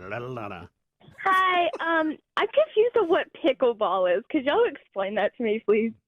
Well, we'll let our reigning pickleball person, Hams, you want to take this one? Well, it's just tell her what pickleball is. It's a racket sport, not to be confused with paddle sports, which is in the water with canoes and kayaks. But it's a racket sport where the court is small. Think mini tennis with a wiffle ball and a paddle. It's kind of a backyard game. Yeah. Just Google it. Yeah. You won't have any trouble finding videos. Trust me. I just heard. There's 38 million people playing it right now currently. That is a funny thing on clarification because it is a paddle you play with, not a racket. Yeah. A racket would have strings in it. I know. But they call it a racket, right? I'm still going to call this a paddle sport. Someone just sent me an email and clarifying all this, and so I thought I would say that for them. But it's hard for me to call this a racket sport. It's not a racket that they're using. It's a paddle. It's a big ping pong paddle. So That's the same. It's like what I was being a little facetious there, but I think the guy's actually right. I do think this qualifies as a racket sport, but that makes zero sense because they're playing with a paddle. Yeah, doesn't a racket sport have to feature a racket? I hate to get all complicated. I know that's it. Right. I mean, that's a paddle. But that's what my teacher used to paddle me with. Yeah, Ma'am, think mini tennis. Put a scare in Coach Hams, hasn't it? Mini tennis with a mini net, mini court. Which that was fun. We've played that before with the big foam, the hard foam ball. That was a lot of fun. Yeah, and a wiffle ball, and a paddle that's bigger than a ping pong paddle. The scoring is a little odd for me because I'm not used to it. Of course, the tennis scoring is odd too. I mean, if we really want to talk about that, Just listen. History, just go watch Brian Regan's bit which on is that. which is hilarious, and so true. Why we couldn't just go 1-4? Right. I mean, I think they went with the face of the clock. They did. Casey, welcome to Rick and Bubba. 30 seconds. Go ahead. I was just going to talk about pickleball. I think, a lot more people would get into it, but I think a lot of people get turned off because the people are so crazy about it, take it a little too far. All it is just a combination of a few other sports like wiffle ball and badminton and racquetball. It is. I didn't know. First time I met a group of pickleball people, I thought it was a realtors convention. And then I thought, oh, these are just pickleball people. They have the same eyes. They're just, right. Well, I mean. One of the things that I didn't like, you can't get up on the net and be a net gorilla. Can you not? Is that not allowed? That's your specialty. You got to stay out of the kitchen. You got to stay out of the kitchen. Really? I like being in the kitchen. How close is it? When am I in the kitchen? There's a line there, probably 3 feet from the net, and your feet can't 3 or 4 feet from the net. You can't get inside the kitchen. Yeah. But you still knock people out with it, can't you? Do they call and listen, that guy's right. There is an obsession, and you can see it in their eyes. It's almost like I got the look yesterday. Yeah. I know exactly what you're talking about. Goodness gracious, calm down. I know exactly what you're talking about. I do. Thanks, son. We'll be back. More Rick and Bubba coming up. Rick and Bubba, Rick and Bubba.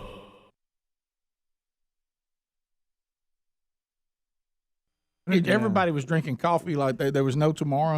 I mean, there was really kind of a black and white on everything. There was not a lot of gray areas. No. All the guys I know, like that came up in the smoking era, they always say if you smoked and drank coffee at the same time, that's like the greatest thing ever. That was the have ultimate. a cup of coffee and a cigarette. Oh, they say that's just unbelievable. That's how every day. Yeah. That's how every day we get started. That's it. First they seem to be able to persevere pretty good. Yeah. Their lungs were black, but they didn't seem to bother. No. No wonder they thought that there weren't no real problems in the world. Let's go to Ed in Salt Lake City, Utah. Ed, go ahead. Welcome. Yeah, thanks a lot. Listen, all these Marxist ideas in the schools you were talking about the other hour, these are coming down through the Marxists at the Federal Department of Education. This is the playground of all the Marxists in the professors in the Ivy League. My advice is for Donald Trump to do what Ronald Reagan did not, tear down the Department of Education, and like Henry VIII did, he cleaned out the monasteries, cleaned out the Ivy League. That's my point. Wow.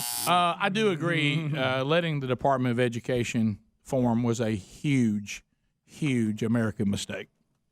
Well, Rick, it sounded good on paper. We were going to have somebody to look over, keep an eye on education, kind of be that umbrella to keep everybody, moving. But they were not going to dictate what they were going to be studying and all of that. Of course, it's turned into a big, big bureaucracy. Well, and I know it was easier said than done, but it seems odd that Reagan didn't go after it more aggressively, because he's the one that coined the phrase, "The scariest things you can hear is I'm from the government and I'm here to help." No, I think he tried to get rid of it and got blocked. Yeah, well, he did. He never had the majority during that time.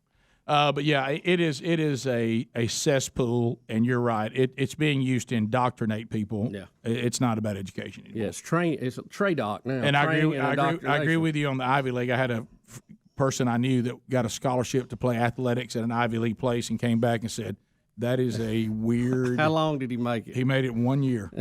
He said that place, it's so bizarro. I understand you had to go out in life and learn how to deal with different people. He said it wasn't like that. This thing was so bizarre. I mean, he said I couldn't stay there. No way. We continue. Woodland, Texas. Patrick standing by. Patrick, go ahead. Hey guys. So the county next door to me, I live in Montgomery County, in the Great Republic of Texas. Yes. The county next door to us is San Jacinto County, and they got sent a letter by that Freedom From Religion group in Wisconsin, threatening to sue them to take the crosses off their courthouse. So in response, they put lights on them.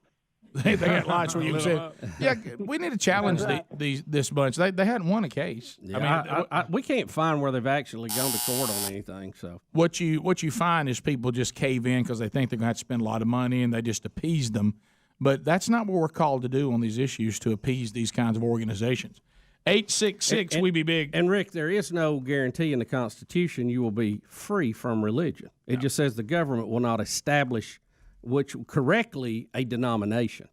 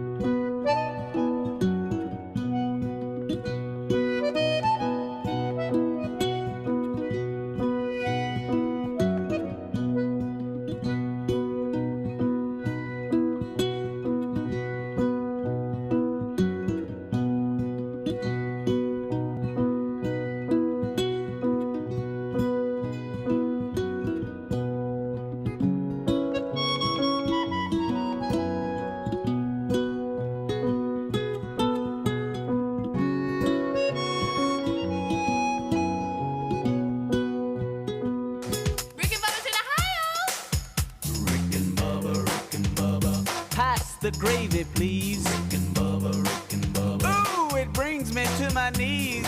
All right, 10 minutes to the top of the hour. The Rick and Bubba Show. We're back. Thanks for being with us today. A couple of man churches coming up this week, tomorrow night. A couple of locations. We've got Tony Cooper be heading over to see our friends in Winfield, Alabama. It was actually Winfield, a guy from Winfield, that told me about Hannity's shout-out today. So Winfield First Baptist Church, they're having their next man church. They're doing the. No, that's not tied into Mule Day. No, Mule Day. But you know what? Where the church is located, Mule Day, it goes right down that main street right there. When is Mule Day? I don't know, but I'm like you. I've been there. Years. You tell me that story all the time about you going there post Mule Day, not knowing what had happened. I thought a hurricane had come through. So that's Thursday night. Tony Cooper will be speaking there from Team Man Church. Same night over in Jasper, Alabama, Northside Baptist Church. Andy Blanks will be there. So there's a couple of them available for you. You can see at themanchurch.com. And then I told you the tickets to the 2024 conferences are on sale now as well. Now, Cole has a special day today involving his dad, and thought it'd be cool for us to just celebrate with him. Cole, thanks for your patience out of Alabama. Go right ahead. Hey, fellas. How y'all doing this morning? We're good. I hope you're okay. Yes, sir. Doing just fine. I just want to give a shout-out to my dad. Earlier this year, he was diagnosed with cancer.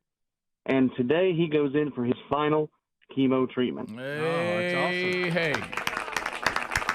So, Cole, I know that's a big celebration for your family and for that medical team, and it'll be a big special day. So just know that we're celebrating with you, okay, man?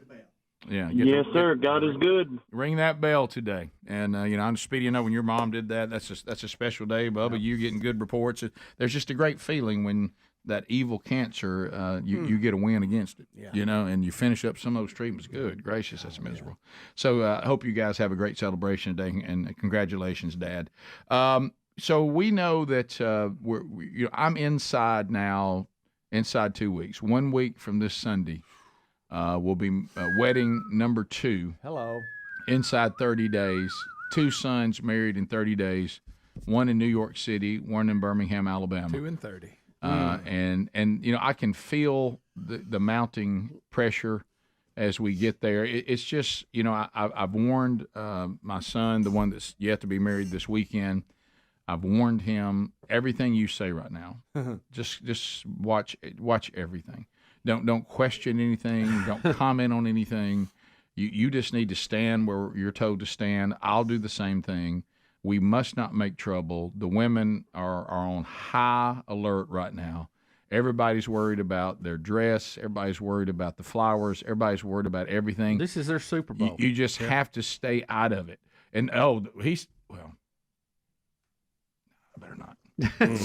He said something to me. We were fishing the other day, and I was like, I know what you're going to say. Don't say it. Don't say it. Yeah, I said do not utter that ever. Yeah. No, look, what happens on the pond stays on the pond. Right. What you say makes perfect sense. It just can't be. All right, so with that note, Bubba said, hey, little warning today, what we don't want.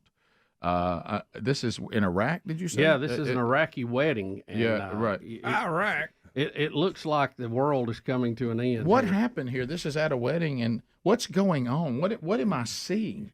The fireworks in this wedding caught the roof on fire. Oh, so they did those things like little sparkler things that shoot up in there. Somebody said they don't have any water. I bet this is not. This is not allowed at the barn at Shady Lane. No, not inside. But it catches quick, y'all. Oh my goodness! Look at it falling down. It's like so hail and brimstone coming down. Whose idea was this? Did they not hear about the tragedy with the band Great White? Same thing. Yeah. Look how quick. Look, and it's just fire falling from everywhere. And then people are just running crazy. You can't. The fire killed more than 100 people. Yes. You can't killed shoot them. Flames off inside. What? Yes. This guy's saying my whole family passed away. I found 4 of them dead. If I had gone to the wedding too, I would have died.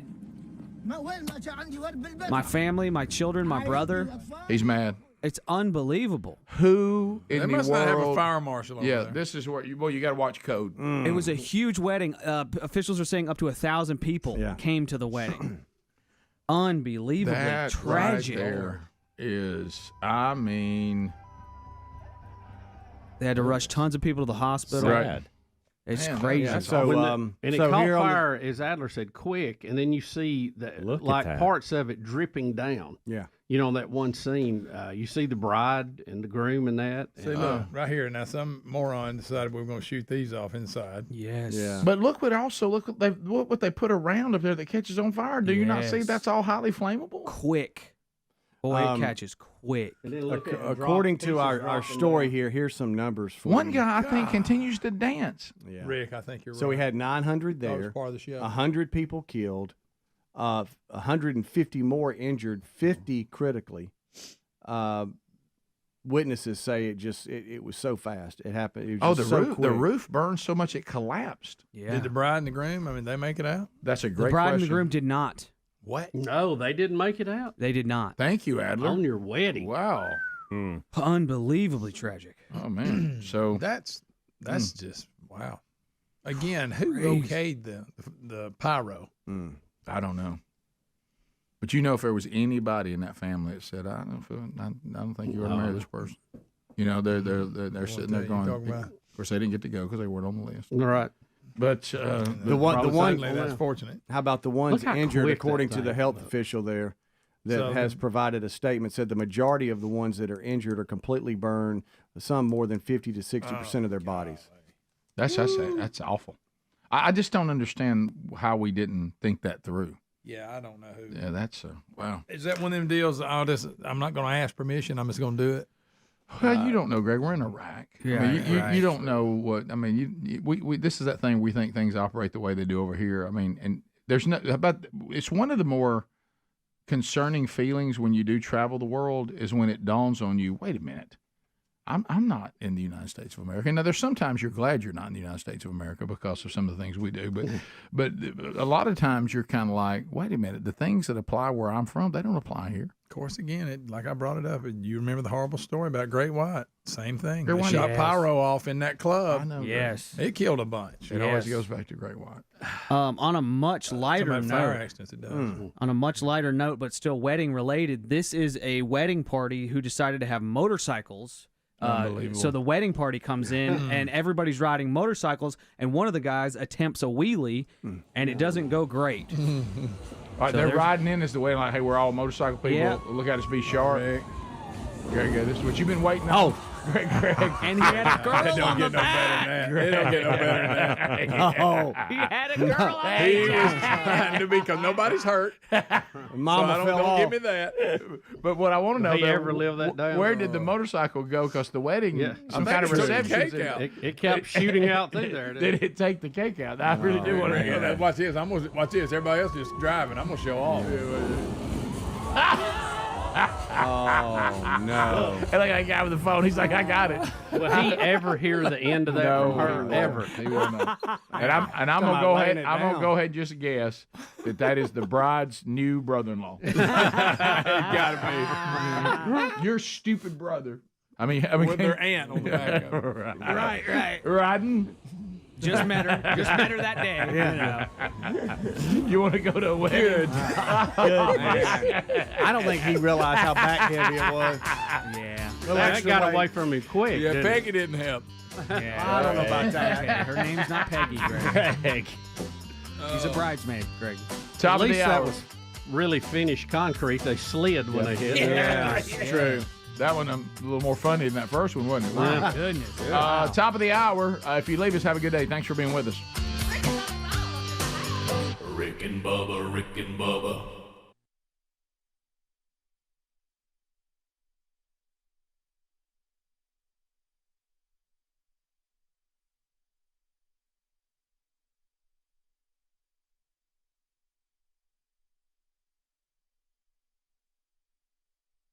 You talking about somebody having some fun. Yep. You might think you're redneck, but I'm rednecker than you.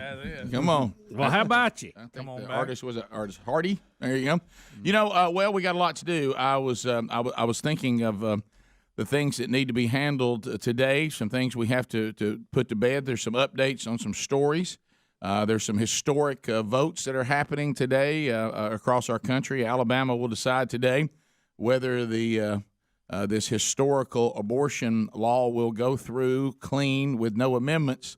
If so, it'll start the process. So lean on your senators today, because today is the vote.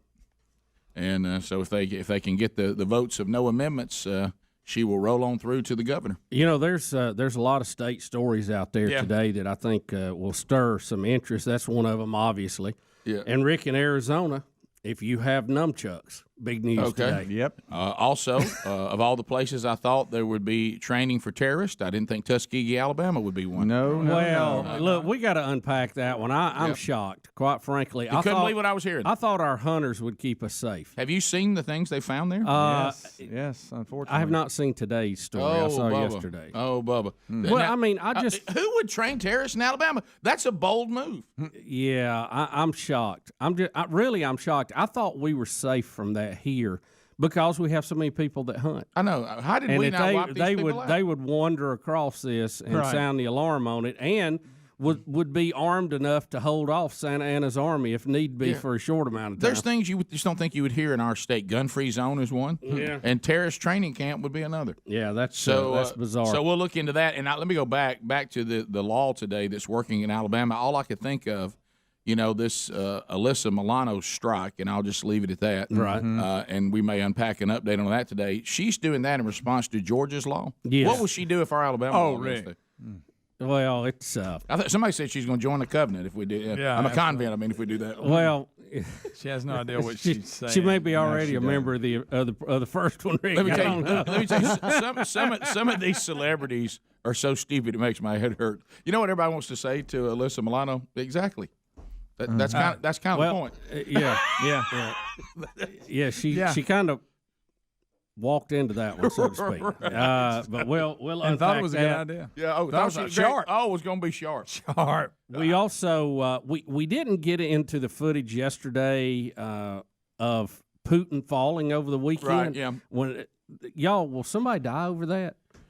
Who left the rug out Well, there? you have to think about all of it. Just now, Or is it on him, or will he say that? Our favorite is Castro falling, of course. That's the leader. But right this now. is up there in the top 5 because and you were making this point yesterday. He thinks he's the man that every man should aspire to be. Oh yeah, I mean he's going to take a picture with his shirt off all the time. And look, I'm in my gear, and I've got my full gear. I got my full gear on. And when he plants it in front of a crowd, we'll go into it later. We won't have to do it now, but it's definitely something we got to look at. If you're a Star Wars fan, your chance to buy Darth Vader's outfit from the second movie that's going up for auction. Big. They think that'll probably start about $2 million. That'll be a dandy. So you can get the actual costume. Yeah. Well, that's money well spent. Jimmy Carter in the news today. Sorry to hear that. Sorry to hear about Jimmy. You. Well, I'm sorry that he. We don't mean we want Jimmy to get his act together and not say the things he says, but nobody wishes anything physical to happen to him. No, I'm trying to do better on that. And also, I know here's one that's disturbing today. I was looking at it. I'm trying to get my arms around this. Have y'all seen the new movie theater format that they're trying out? Oh yeah, with the beds in and all that. Beds? Yeah, guys, we're going too far. What kind of movies we watch? We've already got this thing where we sit in a lounge chair and I can't stay away. Are you serious? Oh yeah. Alyssa Milano won't have to worry about it. Yeah, that's it. She's boycotting. No movies for her. So we got that. We got a big one trying to get to court today. We had to make special arrangements for that. Look, it's like a crane. It's just loaded today. It is. There's a lot going on, and I still love the guy from last hour that claims he's not racist because look at his dog; it's as black as it can be. Yeah. I'm still trying to think how that happened. I think it would be hard to catch someone's backpack in the door. You know, if you tried to do it, I don't know. I don't know his deal. He's I don't obviously think he not tried a very to do good it. bus driver. Well, it's not like he's in a hurry. He messed up there. 15 minutes past the hour. Rick and Bubba. Crystal, the part where this she says some of these rural parts of Alabama. Now you're talking about down that way, Greene County, where this camp was discovered. You said that there's a number of children that are missing in that area. Where did you get that information, Crystal? Oh no, Greene County is a different area. Over in the west part of Alabama. Yeah, Greene County is on the west side. I won't say specifically children. I do know that if you stop like in any of those stores or anything off the interstate, there are all kind of pictures of people missing from that area. And the last seen area was like right there on that part of the interstate. and it is mostly hunting camps down there. I mean, there's a lot of bingo halls and stuff. like Yeah. Oh, yeah. Yeah. gambling. I've hunted down in that area a Yeah, number of well, my times. family is from there, like Sumter County and Greene County, so. Yeah, it is it's a different feeling. I remember the first time that I went hunting there. I remember we were driving.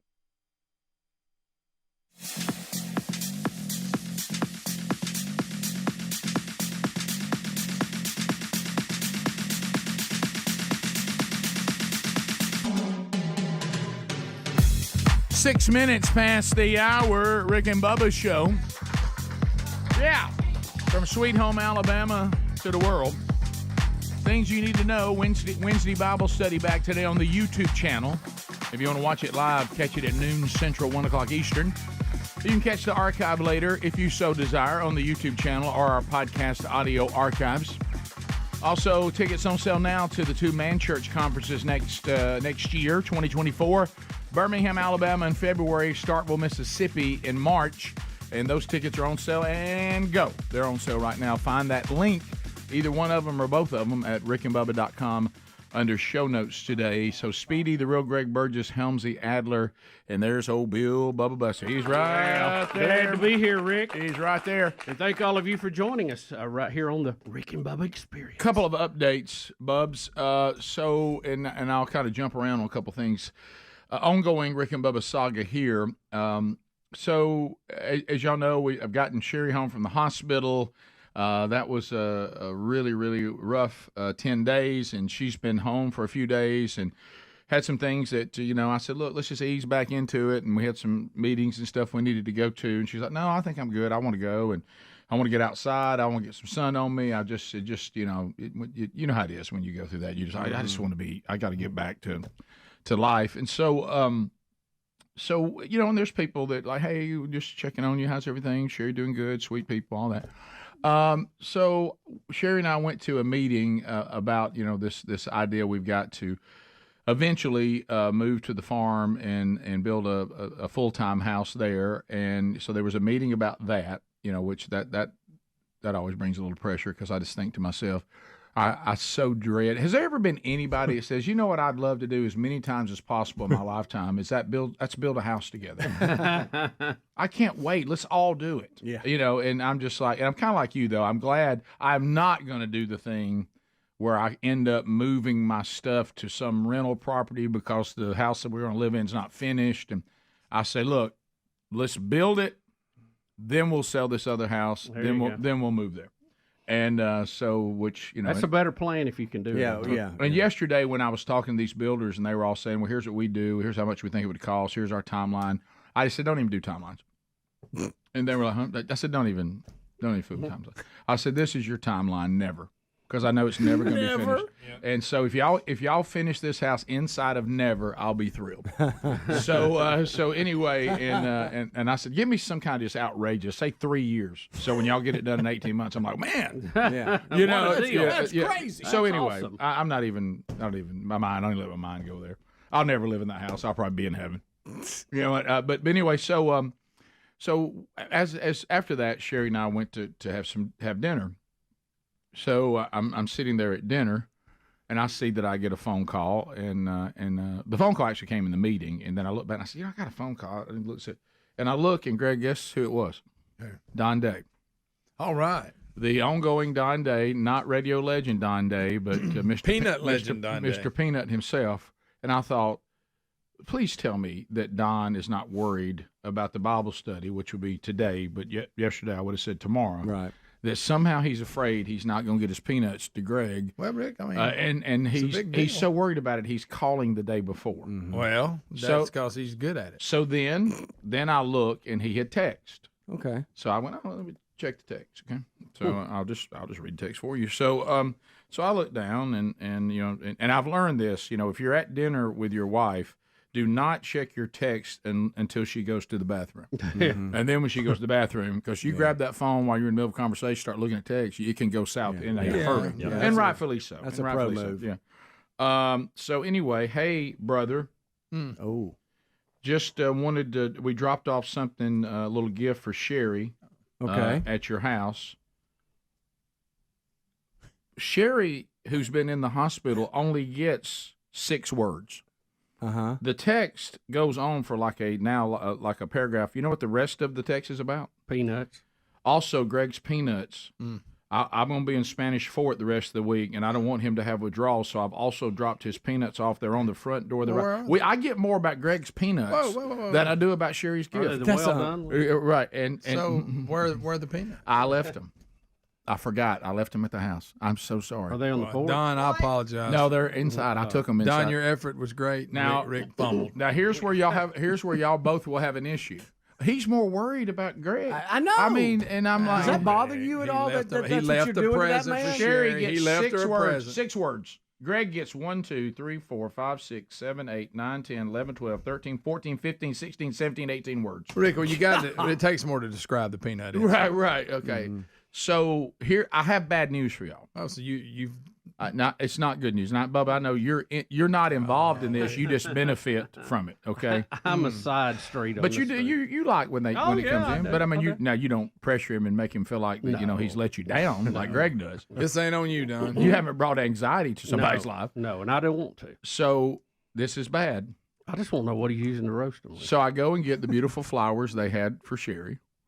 And I come in with the bag of the peanuts, and of course now Sherry's confused. Why you got peanuts? And I said, well, I don't even know how to unpack this, and I really don't want to. You were tired. Yeah, I was tired, and it's late in the day, and all I was thinking about is your bed is soon. That's all I can think about is bed soon. And you know how you get that time of day, soon bed. Well, young Broderick's been staying with us, because getting ready for the wedding, because now. That's fine. Now Camtastic's moving in furniture where they're going to live and is trying to get the place all fixed up. And plus he came there while Sherry was in the hospital to help, which was very kind. And so he hadn't transitioned out yet, And I see where this is. So he's still hanging around. And the only thing that eats more than us is a young male that is young and he comes to and says, "Hey, what's this?" And I said, "Well, the bag with the G on it." And there's 2 bags. And Sherry grabbed the bag that had the G on it, and she was handing it. And I said, "Hey, I just have to stop you. That G is Greg's bag." Yeah, those and are look, special and she goes, "What?" And I said, "Here we go." Greg gets a bag of peanuts every week, and she's like, "He gets what?" So Sherry was out there of was the loop. another bag. Yeah, because I've never brought bags. this into the house. I don't come home and talk about Greg's peanuts. Well, there were 2 bags. And so and I said that I got to have those for Greg. And she goes, "Greg has a bag of peanuts that gets delivered by Don Day." Because she's saying she only knows him from Sunday's Greg. Think about it. Think about her mind.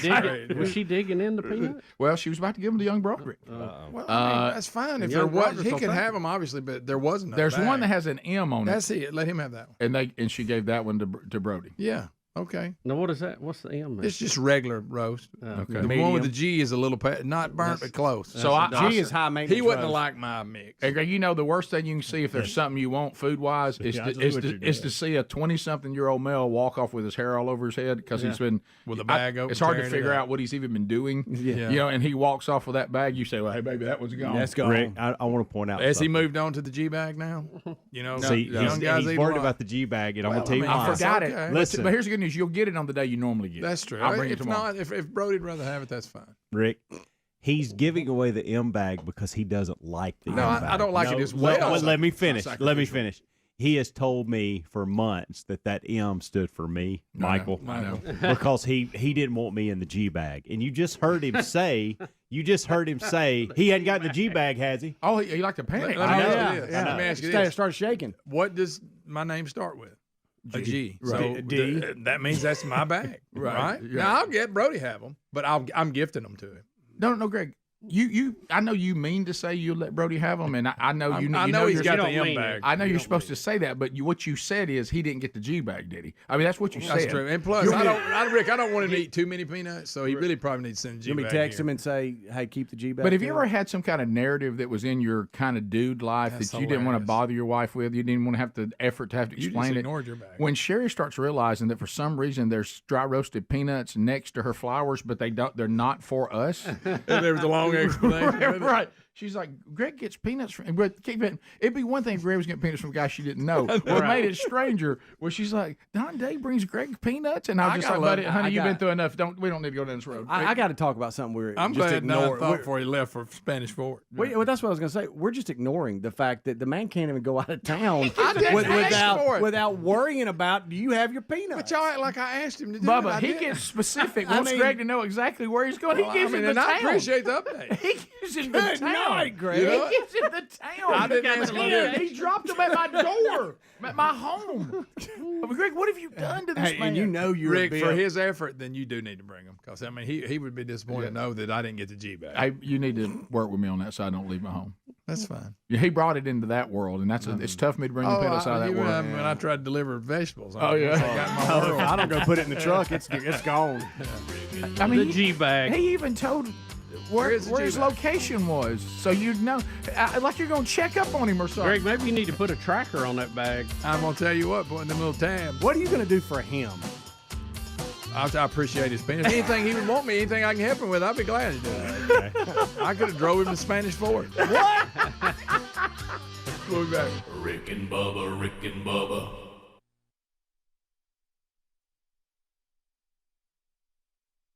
Miles and miles and miles, and just like on the side of the road, there was like a burning car, and then then there was no one attending to it or anything, and then you just kind of kept moving. It was just, it's a different feeling. It's almost like you feel a long way from law and order. Yeah, you really do. So anyway, all right. So Bubba, we have another story today, and we have a package, a video package that goes with it. Well, Rick, big news, big news in Arizona. It is now legal to carry your nunchucks. Okay, all right, here we go. Here's Fox 10 with the report. They were popular back in the 60s and 70s primarily because of kung fu movies, but they were ultimately banned in many states around the country, including Arizona, out of fear that people would use them as lethal weapons. Well, fast forward to today, and the ban has now been lifted. Governor Doug Ducey signing legislation today removing from the list of deadly weapons nunchucks. Fox 10's Matt Galka is live at the Capitol with the details. Matt. Well, John and Carrie, for the past few decades, nunchucks were categorized along with automatic weapons and sawed-off shotguns. One of these things is not like the other, right? Well, that all changes today with the signing of this bill and the lifting of this ban. Oh, boy. Oh, boy. Oh, he loves it. Oh, there's Adler. Sean Sample runs a martial arts supply store in North Phoenix. Nunchucks aren't for him. He focuses on karate, but he sells the sticks at his store. We don't teach nunchucks here. Karate means empty hand, so we don't use weapons. We just use kicking, blocking, striking. The governor signed a bill Friday lifting a ban on nunchucks in the state. By the letter of the law, someone in possession could have been hit with a felony if the ban was still in place. I did not know that. The ban was put on the books in multiple states around the country when martial arts movies became popular in the 70s, with Bruce Lee leading the way. But nunchuck crimes aren't exactly common. I don't think it was a ban that was enforced to begin with, and so I really don't think it makes that big of a difference, to be honest with you. The antiquated ban never really put martial artists in danger, and Sample doesn't believe much has changed. I don't think that people who are not martial artists buy nunchucks to defend themselves. I think mostly just martial artists bought them to begin with anyhow. So I think most of the people that buy nunchucks aren't the people that you have to worry about. Critics said that the debate might have been silly and should have been reserved for gun laws. In a state where guns are so readily available, give us a break. I would think that nunchucks would be the least of everybody's worries around here. Rick, empty hand. Empty hand. Courtesy of Fox 10. Rick. And now only California and Massachusetts still have nunchuck bans in place.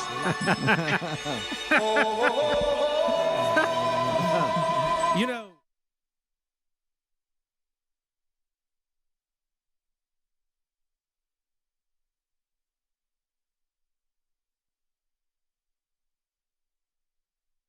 He gave me the 1 second look. Okay. Oh, yeah, Still here. Well, they're legal in Bama. Yeah, I know. Yeah, and we all thought they were called nunchucks.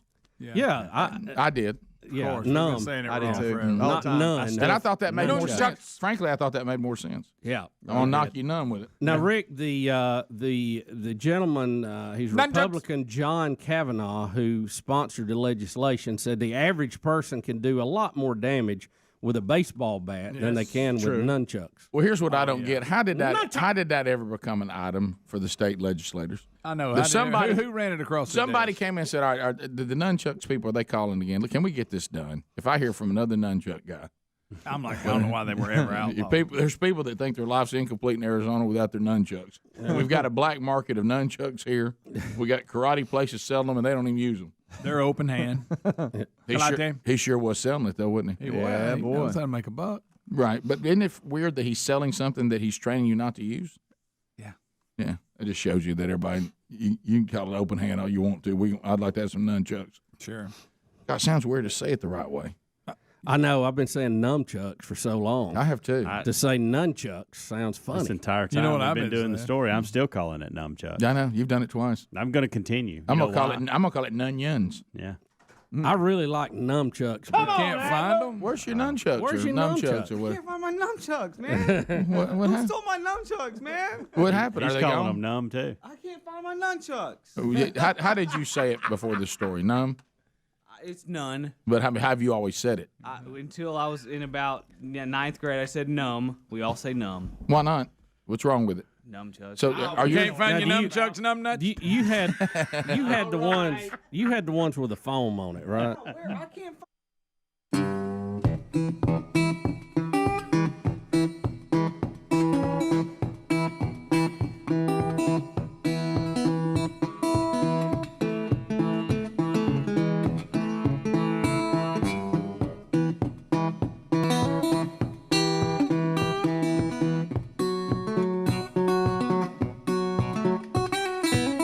22 minutes now past the hour of the Rick and Bubba Show. 866-WE-BE-BIG is our number.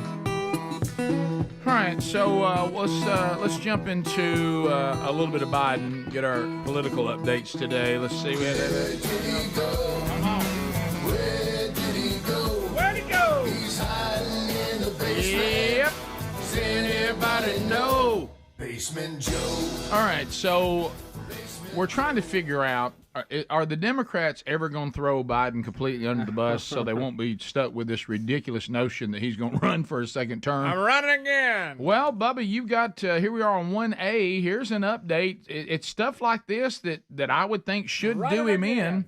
We've got an update on his son, Hunter Biden, involving China and Beijing and payments. And so he has received a $250,000 payment from Beijing with Joe Biden's home address listed as the address for the beneficiary. So let's flash back here. Any other president in recent history, if they'd had a $250,000 payment from Beijing sent to their house, the Congress would have them impeached today and have hearings. And probably should. Oh, $250 payment. No. Do what? Yeah, I mean, no matter what the payment. Oh, would yeah. be. Yeah. All right.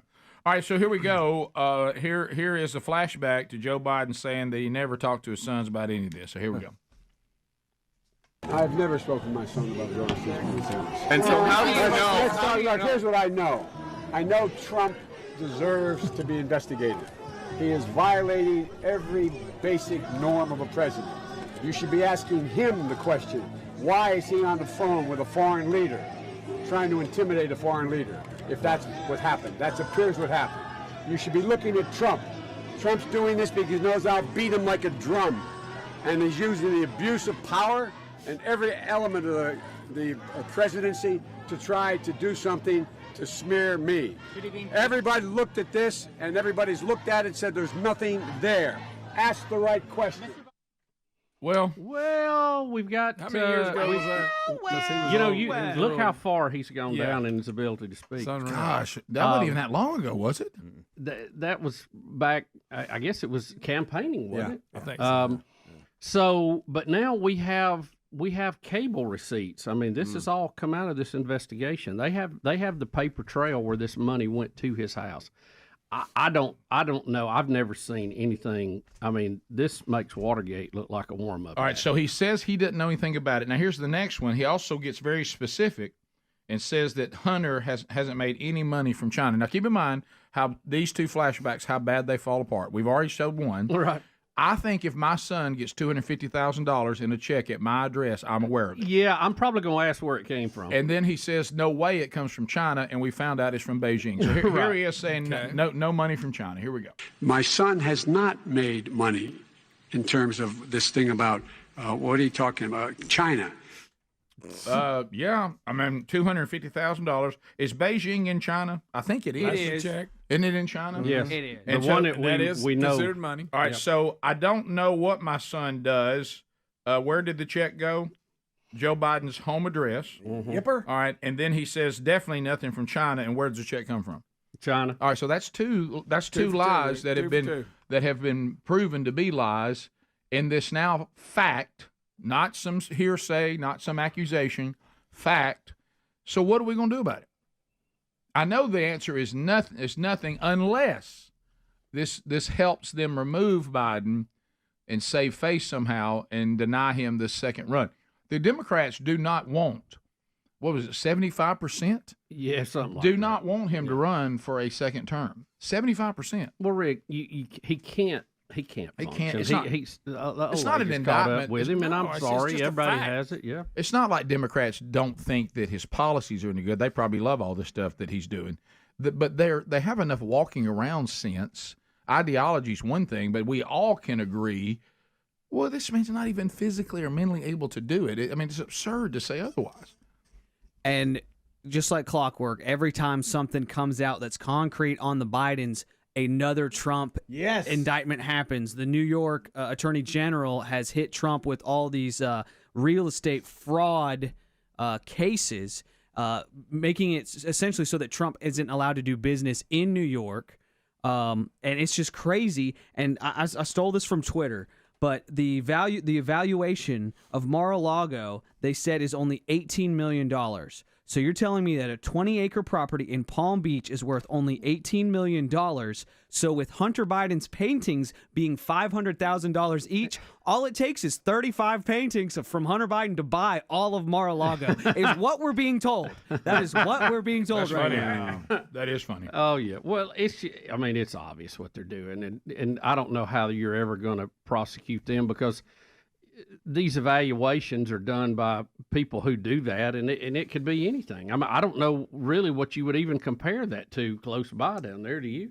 I mean, it's probably got its own category. Yeah. And I don't know. I don't think you should inflate your assets like that. But I mean, obviously there's some paperwork trail on this. He didn't just write down a number, right? Right. Yeah. Well, is this deal with Beijing and the check, is it going to amount to anything? I know in normal circumstances that answer is no. But if the Democrats are trying to, are they going to get to the point? You can almost see like they're trying to have the stomach for it. You know, they're starting to be a little critical of him. They're starting to read these polls, and it's like they're almost kind of hoping, I think, he'll go away on his own. Yeah. But will they be so protective of the party and this next election that they too will turn on him? Well, they got to hurry, because I know it's a year away for us, but for in the political timetable, it's getting late. If they're going to make a change to someone else, it's got to happen sooner than later. Right. You're right. And so, or is the plan to try to get him to win because they'll vote for the ideology no matter who the person is, and then get him in there and then remove him? Yeah, if he can hold it together. But you need to move Gavin Newsom in that number 2 slot. That needs to be the vice president if that's the plan. And the fact he is so adamant about he doesn't want to be on it, Oh, you yeah. know he wants to be on it. He's done a great job in California. Oh, I man. Oh, please do it for the rest of the country. That's why none of us live there. Right. We'll come back. Got a few more Biden clips here. One involving the UAW strike. He almost took a tumble yesterday, too. He did. Yeah, that's pretty standard, isn't it? We'll be back. More Rick and Bubba coming up right after this. Rick and Bubba, Rick and Bubba. They were like training. They were here. I remember it. So they were featured in some of the documentaries, remember? It's got to be in your office. I looked. I think you took him home. Have you seen his office? It may be hard to find it. Yeah. Whoa. What are you doing? That was a nunchuck movement. I know. It's not a good one. No, it's not. This is a movie. Yeah, Franklin probably chewed him up that's right. if they'd ever let him out of that crate. Do you remember there was always some guy that would always had some. At school or whatever. I don't know why. But he could do all the tricks. Probably couldn't defend himself with them, but he could do all the tricks. He could do all the tricks with them. Well, when you had wood shop, you had to come up with something creative to build. I mean, everybody got tired of birdhouses. And it was never somebody who had anything going for them. No, it was basically it. It was basically whoever had them. This was their attempt to have something going. Yeah, that's true. It was never the person that had it all going on. No, the valedictorian never. No, he didn't have a say. It was that guy that dressed weird. You never looked over and said, "Who's that guy with the nunchucks?" Oh, he's capping the football team. There he is. I mean, that just never happened. It was always that class president. It was always that guy a little bit dicey. Why has it taken us so long? We're in our 50s and 40s. To know that it was actually called nunchucks. I'll tell you why, because we were raised in a place that called it nunchucks your whole life. I guess so. When you're a stupid little kid, you just listen to what people say and mock it. We'll be back. We'll be back. 866 We Be Big is our number. More of the Rick and Bubba show coming up right after this. Rick and Bubba, Rick and Bubba. There's Bill Bubba Bussy. Well, glad to be here, Rick. All right, so let me ask you this, because this is something that at one time I would have known. The current state of Russia, if we're going to talk about Putin, Russia, does he warrant the evil dictator update? Or no? It's a good question. It's very, very debatable. The fact that once he got in power, he's never gone away. I think, it gets more and more toward the old evil empire every day. What if I just give you one of these? Okay. But that's it. That's it? Yeah, that's it. You know what I mean? Meaning it's just right on the line. Right.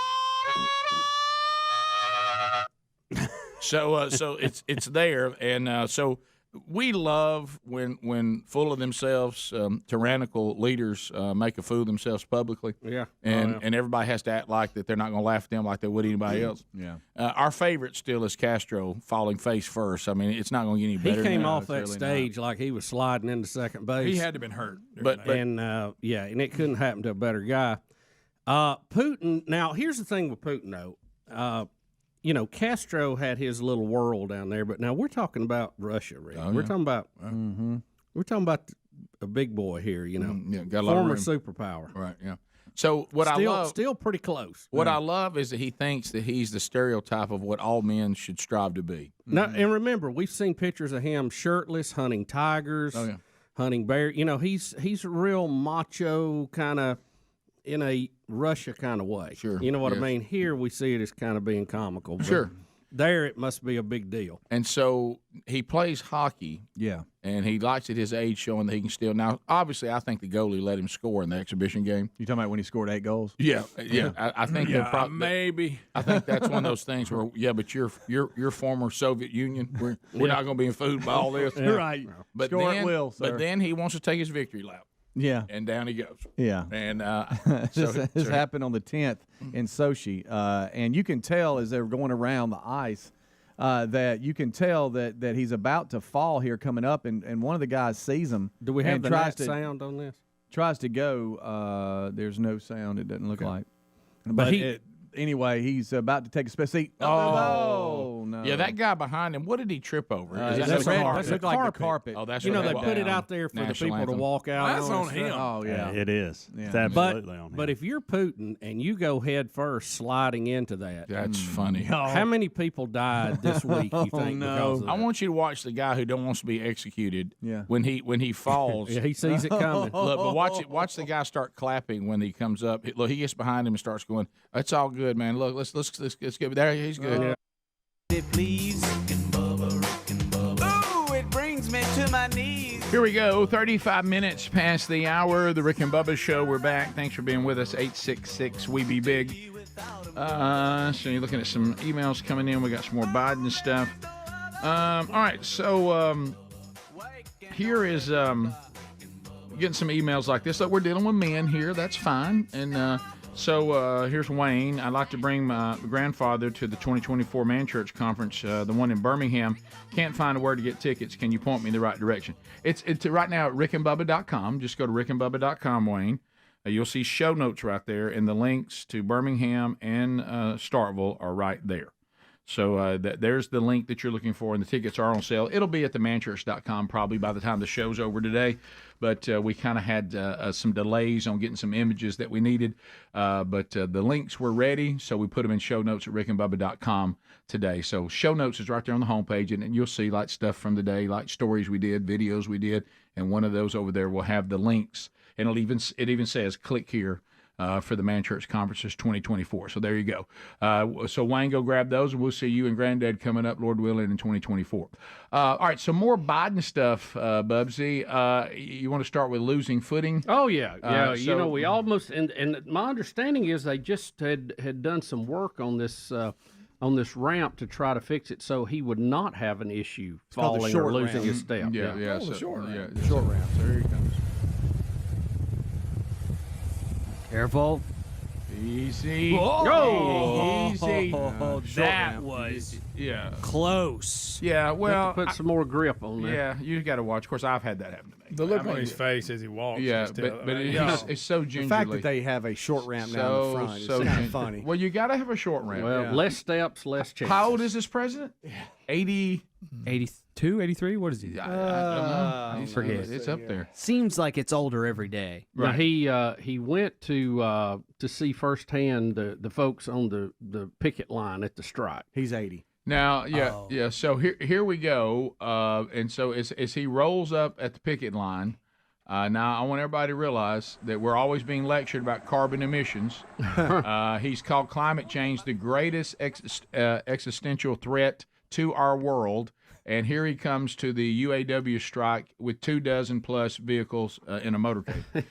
So this is if he parked half of them, that would cover my car for the next 6 years. Here's the guy that's lecturing all of you out there on driving, and you still have you haven't gone to your electric car yet. Of course, it'll need fossil fuels too. But anyway, and it's going to, of course, put as I say, not as I do. It's going to put a strain on the grid, and what we're going to do with those batteries. But anyway, we won't get into all that. But here comes the big motorcade, just roaring off those carbon emissions like there's no tomorrow, like a Saturday night drunk.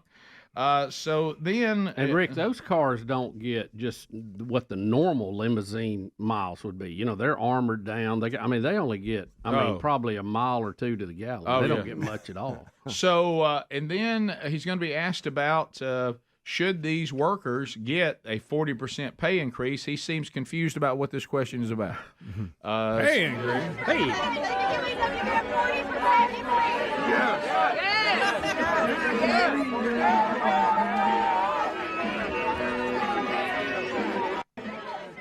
I think I would be confused too. I can't even hear the question. Face. Yeah, that's 40%, huh? Yeah. Is that correct? I don't know what they're asking. Over for. 4 years. 40% over 4 years. And they want to go to a 4-day work week. 32 hours. I don't think that'll work. But they, No, again, if you want to work 4 10s, okay. But y'all, the 32-hour work week is coming. Just get ready. Yeah, there's no way around it. That'll cripple them though. But maybe they get 25% increase. Maybe. Yeah, I had a new friend of mine that he runs machinery. He's a blue collar guy, and he sent me this text. He says these guys make at least on the bottom end $30 an hour. He says they just need to learn to spend their money more wisely. I'm not sure that they warrant more money when all of us are out there at $15 an hour, and we're making it work. So. He goes, $30 an hour is hard for me to think that they have anything to be upset about. Well, here's the thing: we hear what is the big problem right now? Inflation. Yeah, right. That's one way. So you keep raising the prices if they pay these workers more. And I'm not saying they don't deserve it. I'm just giving you the math. Well, I don't know either. Yeah. If they pay them more, the price of those cars are going to go up more. Right. And it's going to cost more to buy the car to pay the more expensive gas to put in it. I mean, inflation just keeps going up. So I don't know of anything the Biden administration has done to try to cut back on inflation at all. The number one way, as you just said correctly, that all Americans can get a raise, everybody, is for the cost of goods to go down. Absolutely. Across the board and immediate, and it's not taxable. The cost of utilities goes down. That's a raise for everybody. Yep. And it's like I didn't get a raise at work, But I remember when my last kid was done with college, you know what I said? I just got a raise. Yes, you did. You know, because anytime your costs go down, that's a raise. And so the point you hear here, and I know that everybody should be paid a fair wage, and I know that people sometimes that are employers can be unfair and abusive situation. I don't know the numbers. I don't either. Come up. It might be legit. I don't know. But I will say this: legit or not, the problem you run into is we the people. What we are saying, if you go and stand in the picket line with them, we are saying, I'm willing to pay more money for an automobile so you can make more money. Sure. Because they're not just going to pay them more and leave the price of an automobile the same. No. The price of, as you said, the price of the automobile is going to go up too. And look, if you want to be an owner in these companies, all you have to do is buy stock. They're traded every day. You can go get as much as you can afford or want or care to get. Right. Yeah. And then you can make the profits and share in the cost. Right. I heard some crazy mortgage interest rate numbers yesterday. I was like, what? And they were saying interest rates have gone up so much that basically if you mortgage something and it's $1,000 payment, it would be a $2,000 payment now. So people looking can basically only afford half of what they used to could afford. And things are just out of whack, man. It's insane. And you got a lot of people that are interested in moving or relocating, but they're locked into a 2 or 3% interest rate. So they're like, well, we'd be foolish to move right now. So let's just stay where we are. And a lot of that's adding to where we are now. Yeah, I've never heard you throw out man like that. There's people trying to make it man. Yeah. I mean, that's right, man. That's right. That's right on, man. That's real talk. Yeah, that's real talk right there. And these unions are the reason why a lot of these automobile makers have fallen behind. You got Toyota, Honda that's pushing ahead, and it's bankrupted a lot of these American automobile manufacturers because of these unions, and that's why we're in the situation we're in, right? Look, the unions are there to balance things out, and you have to have a good balance. But when either the management, ownership, or the union get too strong, the product suffers and the consumer suffers, and that's what you're talking about. Well, are you running, and this is where the unions have to do a good job for you, because I see their value, no problem at all, because I know the situation. You know, we're kind of our own union, and we go in negotiations, and everybody you're always negotiating with will never overpay you, but they will underpay you. Sure. And so what you have to do is to be sure that you're getting what you're worth. But the union also has to do a good job of going, all right, and I don't know this to be the case. I'm just using a scenario. I'm not saying this is the scenario, so don't hear me say that because I don't know the situation. But I do know that sometimes unions can go in and get so unreasonable that you come back and go, all right, good news. I'm just grabbing a number. I know it's a lot more than this. 20 of y'all still have a job at $30 at $40 an hour. Or whatever 40% increase would be, but unfortunately, a lot of y'all just got fired today. Right. So because what the company did is says we can't survive with that kind of overhead and make the profits that we want to make. So we will pay a fewer of you more. We're not paying everybody more, and so we'll meet that demand, and then we're going to fire a certain percentage of people. So you have because of that, the 4-day work week's out. Right. It's give and take. And you have to, if I ever cut a deal, even in where we are, I mean, Bubba and I have been through this. If I ever cut a deal and I'm just sitting there going, by golly, this is what I'm going to be paid, and the person says, okay, but if I pay you that, I can't make a profit, so you know what? I'm out. You go, well, you're going to miss me. Well, if I have you, I can't afford you. You don't bring enough to the bottom line to warrant that kind of money. I'm sorry. You got to watch not to get yourself in that situation. Yep. And Biden supports these unions because he knows he has their vote. That's the only reason why he's doing this. And his green initiative for these electric vehicles absolutely hurts these companies as well. Yeah. The margins are way thinner on these, and it's also why Biden never gives a shout out to Tesla ever. Acts like the company doesn't exist because they're non-union. But he is promoting green energy, and he acts like the leader, the worldwide leader, and electric cars don't exist. That's crazy. Yes. And Greg, you made this point sometimes. Be careful teaming up with politicians that if you look at their platform, they're going to put you out of a job. Yeah, they don't really support what you do. Yeah, you need your union to look out for that, too. We don't need to be with these people. They're going to put us all out of work. Yep. Yeah. We'll come back. 866-WE-BE-BIG's our number. We'll take your phone calls next on any topic. Doesn't have to be this. Could be anything. And we'll take those phone calls when the Rick and Bubba Show continues right after this. Rick and Bubba, Rick and Bubba. Look, let me tell you, that guy right there, look at his face. He knows I'm as good as Look, and Putin's thinking, and I just busted it in front of everybody, and they're laughing. Look, that guy behind him is really certain that he's going in front of a firing squad. Look at the face on his, like he's responsible for not watching him. Look, he's trying to get their end down. If you look, even one of the other guys points to the carpet coming up, and then that's when they start scurrying up there trying to catch him. I'm gonna get y'all. Yo, that's look. You're dead. You're dead, that's not buddy. good. You know, I know the Castro one stands on its own, but that one to me, being who he is and the number of people watching, and the fact he's on skates makes it kind of special. And that Bubba, and he just scored 8 goals. Right.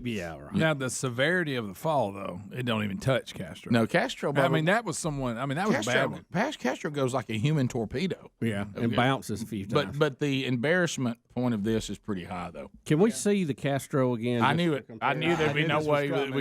We all knew you'd have to see it, and that's fine. I mean, because I can watch it 1,000 times. Yeah, it doesn't bother me at all. And I'm talking about I not a bit of my desire to see it goes away. Yeah, evil dictators when they fall, there's nothing more precious to me. And then when somebody put that music to it, that that's the one we want to see if you got it. Yeah, I know, buddy. I mean, you knew it was coming, though. Right. Yeah, and we need knew it was coming, but didn't cue her up. Stand by with Trunk Monkey. Do what? Because I was playing Putin, Bubba. It is hard to cue two things at the same time. Yeah, it's hard to do that. But, well, for everybody to know it was coming. I knew it was coming. I don't know if this. We don't have audio. Let's see. There's one where, because we always. I'm gonna go back to him. God, look. I got to go back to him. I got to have music. Man, he went down hard. I got to have music. He went down hard. I mean, he had to have been injured. That brightens my day every time I see it. Like I said, I could watch it 1,000 times, and I don't wane on it at all. You know how you get tired of stuff? No. Yeah. I don't even remotely. I mean, it's like the Green Mile. I can just watch it every time it's on. Really? So is that the one for you? I don't know why. Mine's Remember the Titans. Okay. Yeah, and I've got a couple of them that, I mean, if they're on, I'll watch the whole thing. I know. That and the courtroom scene from A Few Good Men. Every time. Yeah. No, he's really giving a speech there now, and he's been bringing it. Oh yeah. How about that? He's got everybody whipped into shape. Yep. And they're all out there being told to wave these little things, and then here he comes. Here I go. Whoa! Who put them steps there? Bubba, don't forget his head hits the front row of Look chairs. at everybody. And he went down, and I mean he went down hard.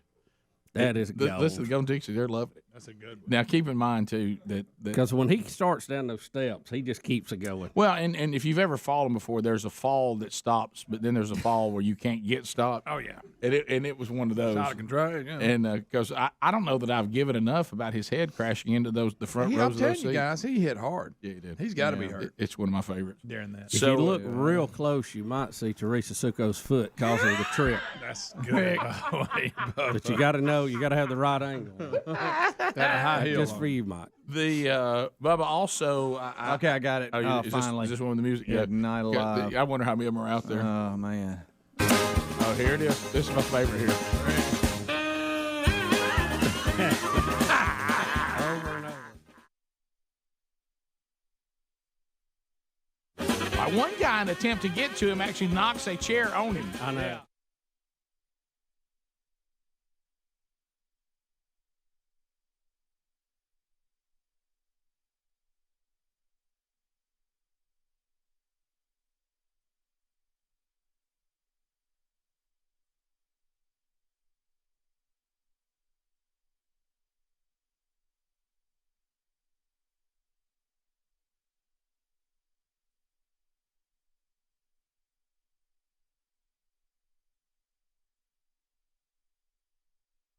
Sharp. See y'all later at the party. Yep, that's right. I'm the dictator.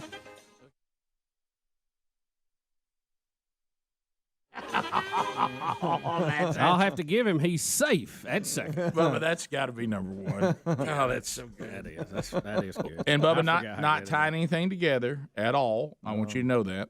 But while we're here, Jimmy Carter broke his hip. I saw that. I saw that. And he was headed turkey hunting, right? Was he? Was that where he was going? going? Said he was going turkey hunting. So he's in good spirits. Yeah. I hope he does good. He's about, what is he, 90-something, 94, 95? He's recovering from hip surgery. Yeah. And Nick Saban says he thinks it's taking him a little while to get on his feet. Yeah. Right. He's like, what's the big deal? But yeah, I said he was going turkey hunting. You're right. So anyway, I just wanted you to know that because I know you're. Look, you put that in a bad order following those two. I didn't say. I said put me in a bad light.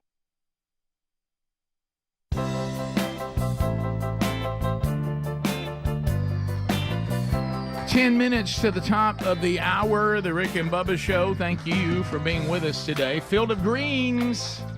I know. I've done it. Been there. Hey, how you doing on your vegetables? Well, my cheeseburger had lettuce on it. Oh, okay. I know. I've done the same thing. But you go, hey, how about your fruit? Well, my donut had fruit filling. Well, that's probably not the vegetables and the fruits that our body is craving. They can be a lot of fun, but if you're looking for making sure that your body is getting the fuel that it was designed to run on, fieldofgreens.com, that's the answer. The Mayo Clinic says if you want to help prevent heart disease as well as lower blood pressure and cholesterol, then eating 5 servings of fruits and vegetables every day really does the trick. Why? That's what your body's supposed to run on. It's the right fuel. We've been talking a lot on this program about making sure that your vehicle has the right fuel in it. Well, that would include your body. But it is hard to do that in your everyday diet, and I'm as guilty of that as anybody. So why don't you go right now to fieldofgreens.com. You can put in the promo code Bubba, and we're going to save you 15%. The response we're getting on these products is through the roof. And one of the things that I love about it is, we're never going to live in a time where there's no flu, there's no COVID, there's no viruses, there's no pneumonia. That's never going to exist. And all the ridiculous ways we try to avoid ever catching it. One of the things you really need to concentrate on is your immune system. Be sure your immune system is healthy and powerful and strong. And Field of Greens really, really helps that. But also the heart, the lungs, the kidneys. If you'd like to find out more, go to fieldofgreens.com. Use the promo code Bubba. I love this product. I can see the results. I can feel the results. You'll love it too. There's also a link at rickandbubba.com under sponsors. All right, so phone calls coming in. Lines are available. You can get in. Speedy's on the phones right now. If you dial us up, looks like there's plenty of room. You ought to be able to get in here and make your comment or ask your question. We've got Bunk out of Jasper. Bunk. Hey, Bunk. Bunk, what's going on, buddy? Hey. No, not a lot. Y'all was talking about the Union Hall thing earlier, right? Yeah. Bunk, is there any way, I don't know what's going on with your phone. Is there any adjustment you can make on the phone where you would be clearer to us? At all. There you go. All right, go ahead. Oh, he hung up. I guess that's a lot clearer. You had just, and this keeps happening to him because I noticed in the break he called once, and we lost him, Dang it, and he had to Bunk. call back again. So I don't know what's going on with Bunk, but here's Bunk again. All right, and then we got other callers. I want coming to tell in. you something that's really sad too. Here in a minute. Bunk, go ahead. All right, Bunk, it's just not happening, brother. Bunk, what? It's horrible. Whatever. I've never seen anybody so inept with the use of a phone. Oh, Bunk. Turn your radio down. Turn the radio Bunk. down. And I think I threw more at Bunk than he can handle. So I'm going to ban Bunk. Bunk, Let me Bunk. tell you something that's even sadder than that call. All right. Yeah. There's the story on ESPN today, and they're talking about sad stories in the NFL. Right. That's just pitiful. Right. And the saddest buildings, the NFL players. In other words, if you go into them, how sad they are. They've listed them in order of sadness, Rick. Oh, no. The number 1 is the Broncos. Okay. Number 2 is the Bears.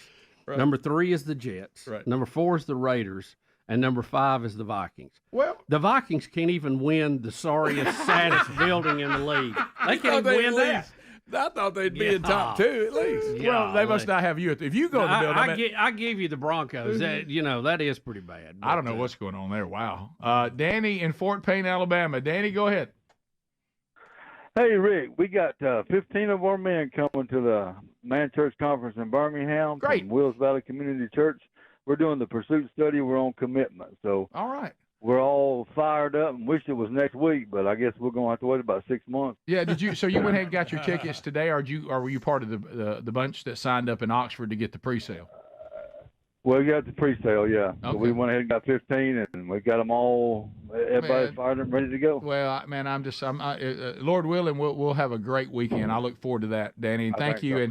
And we're getting great feedback from all over the country with everything that's going on. And I know some of you are emailing. You know, anytime you try to get tickets in groups, the online option always has a limit. You know, like you can't exceed 15 or can't exceed 10.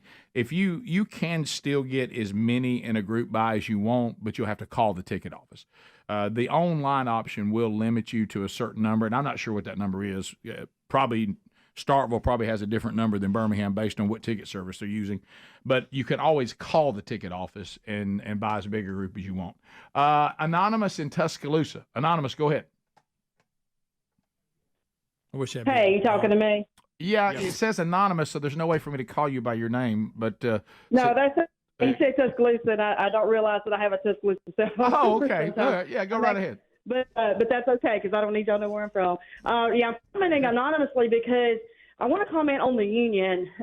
My husband actually went to work for the first time for a union, and he works for a very large corporation that has a base out of Birmingham as well, and he hates it so bad.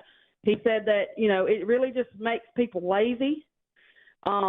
There's people that are part of the union like him that call in 3 times a week and still have a job and then want to complain and ask for money because they can't pay their bills every week. He got promoted because he shows up to work every day and he volunteers to learn new things. And so they promoted him. These same people filed a grievance because they didn't get promoted.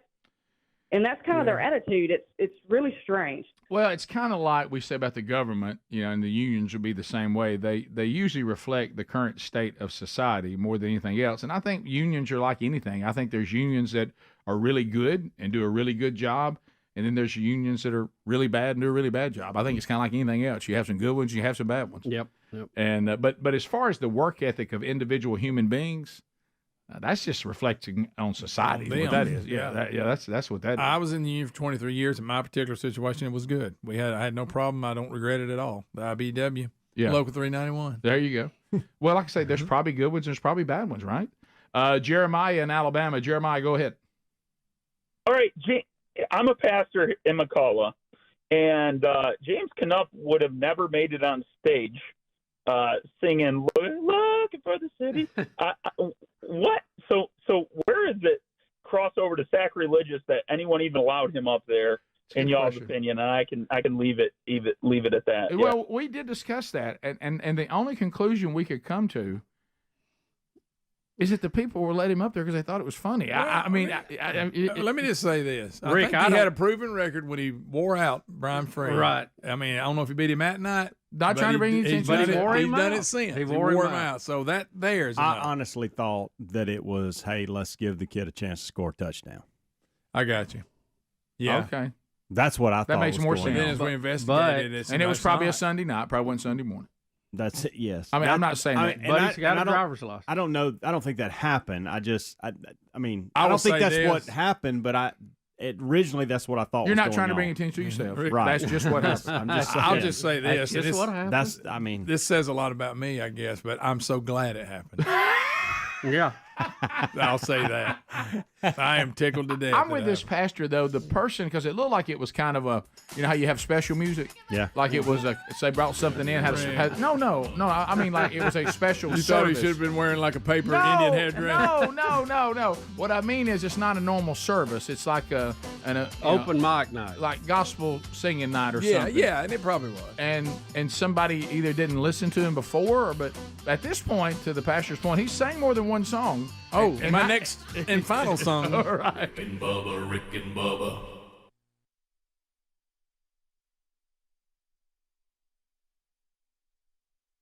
I clearly said I'm not tying these things. I'm not. I wish no ill will to Jimmy. Right. We've had our political differences. Right. I'm trying to do better because of his advanced age. Right. But seeing Mayor Pete teach a Sunday school class this weekend didn't help. No, it did not. It did not. And that fall came right after that. I'm sure they're not tied together. I'm sure. Hey, look, I'm sure Castro taught a Sunday school class here or there. Oh, sure. But I'm not tying those things together. Well, it'll all work out. It will. It will. Jimmy's got some strange interpretations of the Word of God that I don't see, but I don't share. I'll put them that way. No. All right. We'll be back. We do want to wish all of you a happy Buttermilk Biscuit Day. This is, I guess, National Buttermilk Biscuit Day today, and former intern Juju now works for a company that is called Jack's Restaurants, and they're and most of the Rick and Bubba audience, they're not everywhere, but Number three. And so she has brought us by some Jack's Buttermilk Biscuits for Buttermilk Biscuit Day. Bubba, that is number 3. I saw you finish number 2 in the kitchen. That's number 3. No, you saw me finishing one. You talking about Buttermilk Biscuit Day? I had a steak and biscuit. This is the second one. I had the old link sausage. So let me write that down. Good stuff. Bubba has done under special. He's taking a buttermilk biscuit and he's dipping it in ketchup. Yeah. Oh, really? Mm-hmm. Yeah. There you go, Juju. The ketchup. I thought it was strawberry jelly. No, I'm sorry to tell you, it is ketchup. That right there is really gross. And the reaction of the front row tells you everything. When I said that, every one of them went. They went, oh. Here's a biscuit. I tell you what you need is a little ketchup. Well, Bubba says I love ketchup. I love biscuits, and they're both on the same plate together. Oh, that's right. Yeah, I use a biscuit as a delivery system. Yes, absolutely, yes. And a good one it is. Yeah. So be sure and grab. That's old cat head biscuit too. Oh yeah, oh delicious! I love old buttermilk biscuit. Don't you? A biscuit is one of my favorite things on the whole planet. Yeah, I love a good biscuit. Yeah. Oh, I love them. Number one. I just can't believe that they could be bad for you health wise. I just can't believe that. Well, one of them is not great. It's where you get into 3, 4, 5. That's when it kind of gets away. And when you add that Twix bar to it, yeah, that hurts too. You talking about the opening act? Greg, and don't forget the other breakfast we've already had. Yeah, no, that's just a little small side note. That's where the issue kind of comes in. When it turns into a food orchestra. Front loading today. Yeah, those dang carbs. If it was just a food solo act, it's when it becomes a food orchestra. Right. That's when you got first, second, third seat right, with each instrument. You look over and go, oh my gosh, I really let myself go. I just added an oboe. Yeah, I really want another one of those biscuits myself. Everything gets a national day, but I'm glad. Come on, me and you, Greg. You know why? They taste fantastic. I want to try every flavor. Yeah, Greg's my eating buddy.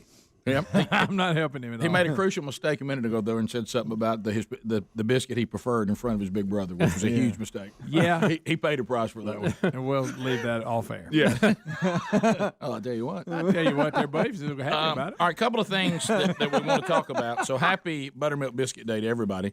Bubba, you mentioned it early, getting into entertainment here, and we got one out of is it Switzerland or Sweden? Switzerland. Really bad idea. But anyway, let's go to this first. Star Wars junkies, Bubba, you mentioned it. If you would like to have the Darth Vader costume from coffee mug. By the way, somebody was a coffee mug. Hey guys, what I just heard. I turned the Greg coffee drug mug. his coffee mug. I swear. About 3 inches, and it made that sound. Let's celebrate Buttermilk Biscuit Day a little less. Okay. It was the Let me have another one. Bubba, bring me another one. Timing is everything. I was trying to get the handle around where I could get it. Have y'all ever done that and claimed it was something else? Oh, it was this. Oh, you try to make it and it won't make the sound. Right. You go show everybody. Let me show you what it was. Oh gosh, what am I talking about? I can't get it to do it again. That's funny. I did that in Sears in high school, walking through there. It was real quiet. and I was walking with my girlfriend, and it just happened. I claimed it was my foot hitting the floor. Well, anytime you think you've got, you think you're about to be able to produce, a little silent, but also you realize it had a little noise with it. It is a gamble. Well, but that was the coffee cup. I'm sorry. Okay, buddy. Greg, whatever. It was. I noticed you can't make the sound again. Oh, it'll make it. Is that not excellent? Happy Buttermilk Biscuit Day to you, Gregory. Oh, I didn't do that, huh? Yeah. You got to hit it just right. Yeah, it'll do it in a minute. Yeah. All right, so if you want the Darth Vader costume from The Empire Strikes Back, and Greg sadly is striking back, Bubba, we're talking about you can't even get in the game if you're not holding anywhere between $1 and $2 million. The story says that since the filming, dirty old suit, it said it wrapped up that the costume has actually been crammed in a suitcase. I would have thought that. How do you really know it's with all the success Star Wars has had, and all the museums, and all this, and we've been to the. You've seen the life-size figures at different things. I can't believe the original was crammed in a suitcase and forgotten about. Do you? Well, no. It kind of goes back. I laughed my head off when, and you can find it on YouTube. I did not know that Mark Hamill, is that his name? Yeah. That he can do a great impression of Harrison Ford. Because think about it, not many people do Harrison Ford. No. And he's being interviewed. I can't remember, one of the late night guys. It might have been when Letterman was still here. I don't remember. But when they were coming back with the, might have been Jimmy Kimmel, don't know. But when they're coming back with the.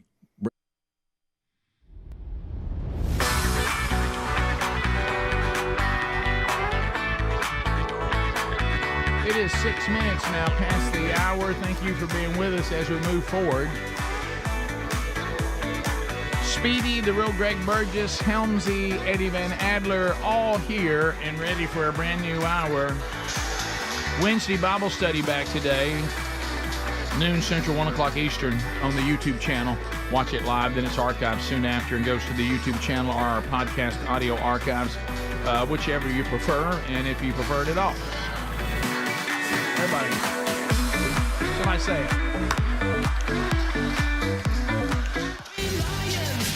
Also, Man Church Conference 2024, 2 locations, Birmingham and Starkville, Mississippi. So we got Alabama, Mississippi.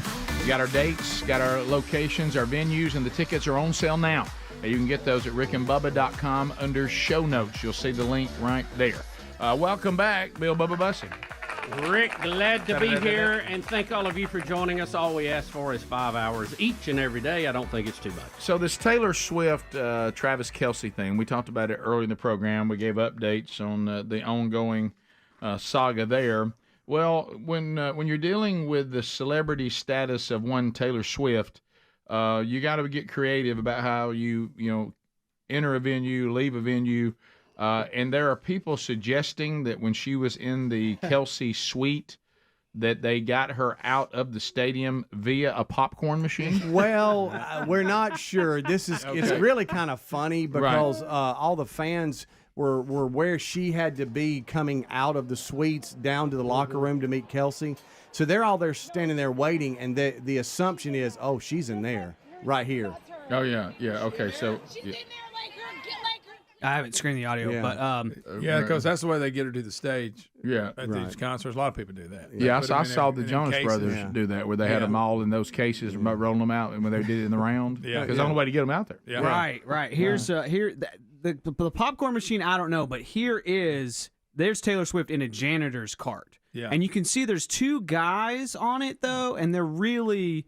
Being careful. There's other people around. It's got the pink little stripes on the janitor's cart and all the fake brooms up top. Yeah, that's been done before. So that makes sense. Yeah. The popcorn machine, since it's just one woman pushing that popcorn machine, I don't know if that is Taylor Swift leaving, but maybe it is. I don't know. Yeah, they were having fun with it. Oh, she's in there. I think it was just more fun. Okay. So you don't think so either? Okay. I don't know, but the there was a couple of people that were laughing. Yeah, she's in there, and then there was one lady, of course. No, she is. Yeah. So who knows? Well, how did the other lady say? Oh no, she is. I love her. I will say this: I can smell her. Nobody has documented her actually leaving.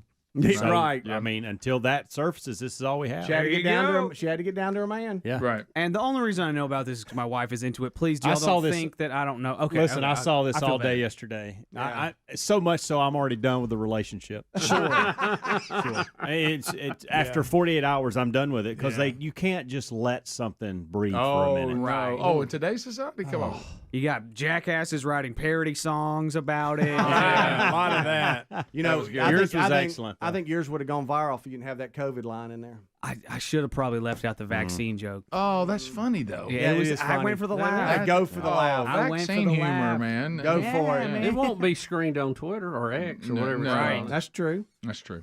Come on. Also, we didn't play this one. Does she have clothing on, Britney Spears? You know, with the knives, just a little bit. She is wearing clothes. Well, good. You need to see her doing her. Rick, you look at this and you think this is supposed. You know, we're supposed to believe she's okay. Well, that's what I mean. Isn't her because she's worked very hard to get control of her own world again? Yeah, really. Isn't that what she should be doing right now? Is showing us that she should have control of her own world. This is not going to help. Right, and so she puts this on all of her social media. Is this her dancing with knives? Yeah. I did just now see a report that she said that they were Halloween knives. Okay. But also she showed up with bandages in the next video. Yeah, I was going to say that we have an updated story today that she had some cuts on her and stuff. Yeah, ma'am, are you sure those are fake knives? I don't know. I don't Well, know. that is not good. Okay. She cut her clothes off with them. Yeah. Looks like. Boy, it looks like it. Those are the same eyes the pickleballers have. Right. So again, whether they're real knives or not, why are you making a video of you scantily clad dancing with knives? This is every day. And again, you're trying to convince us that you got your act together. Please look what somebody's done. Well, Somebody put it behind a Benihana little station there. Yeah, So there it's you go. I don't. God love her. You know, that's all I can say. That conservatorship is looking like a good idea. It didn't look quite so crazy as it used to, does it? Like Bubba said, I don't know. This is the message we want to send here. Yeah. Now we go to Coach Pittman. We're jumping over into football, college football, and don't look. Britney Spears to Coach Pittman. I will just say no one makes that transition but us. But I'm going to say that it's pretty obvious what Coach Pittman decided. I didn't understand it either, but I understand there is another option. The game is tied. The only way that Arkansas has a chance to tie it again, or if they want to go for two and try to win it, is to get the ball back with enough time to score. And the only way they're going to get the ball back with enough time to score is to let LSU score so they'll have time because they have no timeouts left. Or his other option, which is the one he picked, they're already inside the 10-yard line, is to just try to hold them and hope the field goal kicker chokes on which is possible. Closer than an extra point. And that's what he decided. Now, you can be upset with his decision, which a lot of people are. I don't think it's that big a deal. Well, I agree, but apparently a lot of things going to have to happen either way. But right, yeah, but it does seem like one and the reason why I would say that too, I think you got to know how the game's going, and his offense was scoring pretty easily on LSU, and LSU was scoring pretty easily on them. It became one of those where whoever got the ball scored. So, and I'm not saying they could have scored, but it seems like that's a higher percentage in that situation. In that situation, than this particular field goal, which was from inside the 5-yard line. So anyway, but again, that's his decision, and he gets paid a lot of money to make those decisions. But it has upset. Could be a bad snap. Yeah, he decided that of those two scenarios, Burge, your radio show, I think that us getting a bad snap, blocking or them missing, it's a higher percentage. Yeah. Okay. So letting them score, having to drive down the field, score, and then well, you might it's both of them are bad. You're in a bad shot. You run out of time. You're in a bad situation. Time. You're in a bad situation. You could just not let LSU go down the field and score. You could do that. Not be in that situation. Yeah, be on the other side of the 50. Right.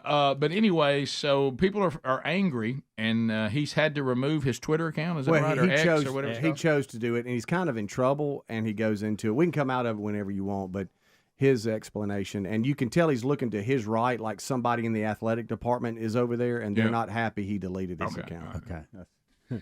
You know, when you're a public figure, I think everybody thinks it's okay to bash public figures, people. That'd be musicians, coaches, whatever it may be. And I'll be honest with you, I just got sick of it. And so I decided to. Now, my friend over here has told me I need to bring it back. Well, the only reason I had it in the first place is he's so mad at me right now. That the only reason I had it in the first place is for recruiting. And I'm told it would do well for the university if I'd bring it back. I do not believe that you can hide behind a phone and address people as personally as what people do. I don't think it's fair. I don't think it's right. And I don't think it's right for the kids. I mean, I'm a counselor last week for my punter, for some O linemen, for this. And that's, to me, that's not what it is for a bunch of people that's hiding to talk about you. And if you want to ask me a question, but everybody knows I'm fat and everybody knows I got a big chest and all that, to do that, who does that make feel better? Who does that make it's not right? And I'm not, people say, well, you make a lot of money. It ain't got nothing to do with people bashing you personally now.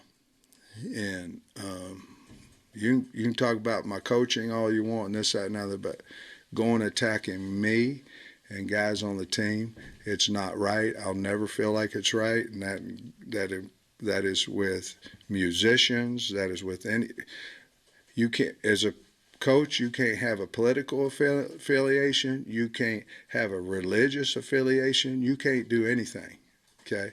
But you can take it. Well, I got tired of taking it. I closed my Twitter account. So it looks like I'm going to fire it back up. but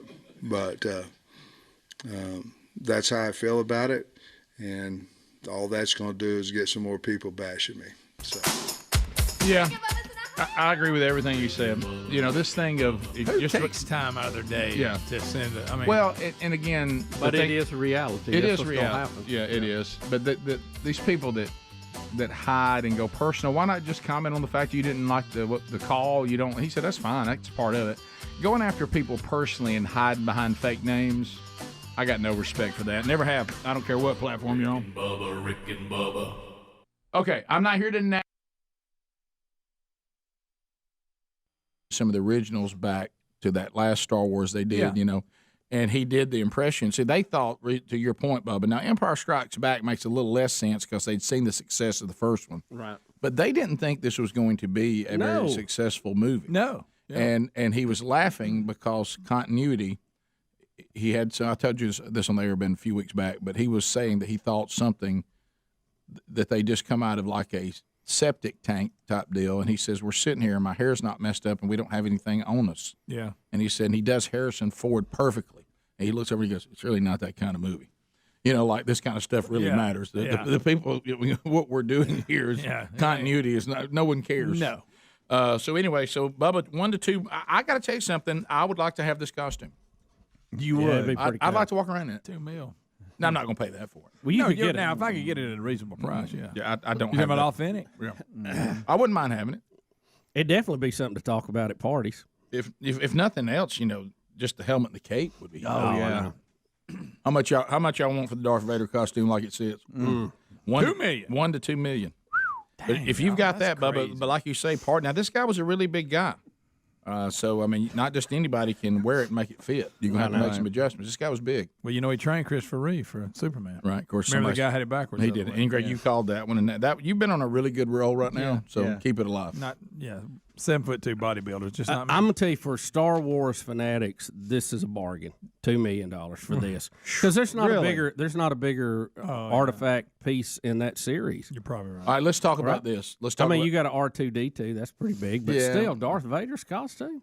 All right, that's walking dog. Here's what I got to know: if you had the money to do it, and you were into all this, and this was like you bidding, $500 on something, okay?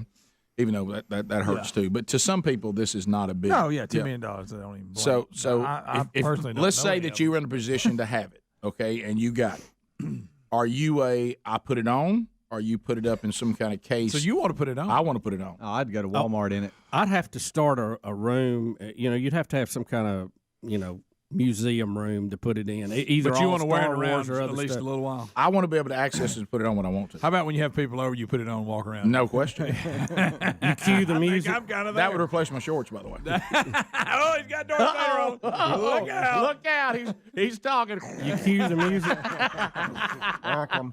Here he comes. Somebody cue the music. Rick wants to walk in. Oh yeah! I'd come into the Empire Strike Back. What is it? There's a name for that music. What's it called? The marching or the? I don't know. The movement the of Evil Empire more. I think you're something like that. Yeah. So. But buddy, I would walk in on that, and everybody would look forward to it. Oh yeah. Hey, where are we going to do it? Do it at Burgess. He'll put suit on. You know he'll come walking in with it on. Oh yeah. Every team party. I'm with you. I think I'd have to wear it. Yeah, I mean, now what about I'd like to have a combination. If you came over and I wasn't in the mood to wear it, I just show it. It was in a case. Yeah. Okay. But I need to be able to. I need access to it so I can put it on if I would like to. Yeah, I mean, if you pay $2 million, you got to wear. And I got to it tell you, I have the helmet on a lot because that's an easy go get. Yeah. Which one is it? Rare, or are you in Which full theme garb? is it? Give me the names. It's weird. It's got Star Wars theme. It's got Duel of The Empire Strikes Back, Return of Jedi, Yoda's theme. It was called something. It was March called, of the Jedi Knights. That it? No, that's not it. Is it March of the Empire or Something like that? I don't know what it's called, but it's yeah. Let's see here. If I heard it, I'd know it. Yeah. And that doesn't sound like. Okay.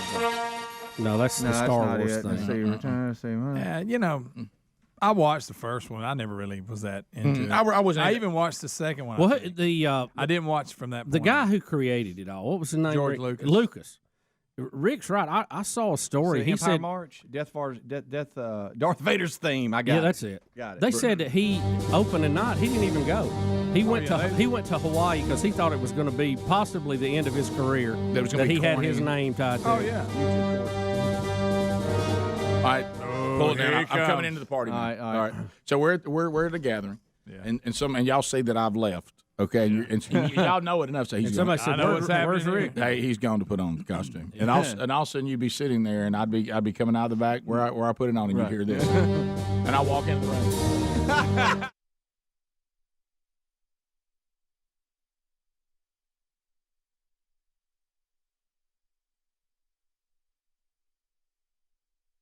All the time. I love it. So Yeah, I'm with you. I'd have to wear it on occasion. Yeah, If you paid that much. But did you know I never watched the Star Wars I'd movies sleep in the till helmet. I was grown, and it was like out there on streaming. Have you seen any of the I never went to the prequels movies. here? I never went to the movies and watched. I wasn't into it as a kid. Have you ever watched any of the ones now when Disney bought it and they started making their own? No, I won't watch I haven't those. seen. I any won't of watch them. those. I'm not into. I watched the original.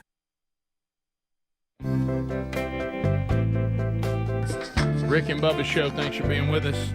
866 We Be Big is the number. All right, so as we find our way back from the break, Bubba, how would you, if we were looking at our staff and we had the same vote, who would we pick as neediest member of the show? Apparently, the Philadelphia Eagles have taken a vote. Who is the neediest player? They're just so needy on the Philadelphia Eagles, and it looks like they have a winner. Rick, I think they're having a little fun with former Heisman winner Devontae Smith, the outstanding receiver from Alabama, now Philadelphia Eagle. And has played well in the NFL. And yeah, he has. As small as he is, I thought. he is. He's. I think they're having a little fun at his expense, and I don't know if he knows how to take it or not. You be the judge in this clip. Okay. Say I'm a needy player. I need a towel. Hey, I can get one of them towels. Towels. Grab me a towel. Towels. It's raining. You need that. I need to put it on my head. I ain't trying to get sick now. Give me a skull. Okay, that's what I need. Let me get 2 scullies. The scully wasn't even for me. It was for somebody else. So I was like, let me go in and give me one. He want one. I'm going to give me one. It makes sense. Hey, can I get a hand warmer? That's not needed. That's part of the game. It's cold. You need a hand warmer. That's not needed. Hey, I need more cleats. My cleats ripped. My cleat just fall apart.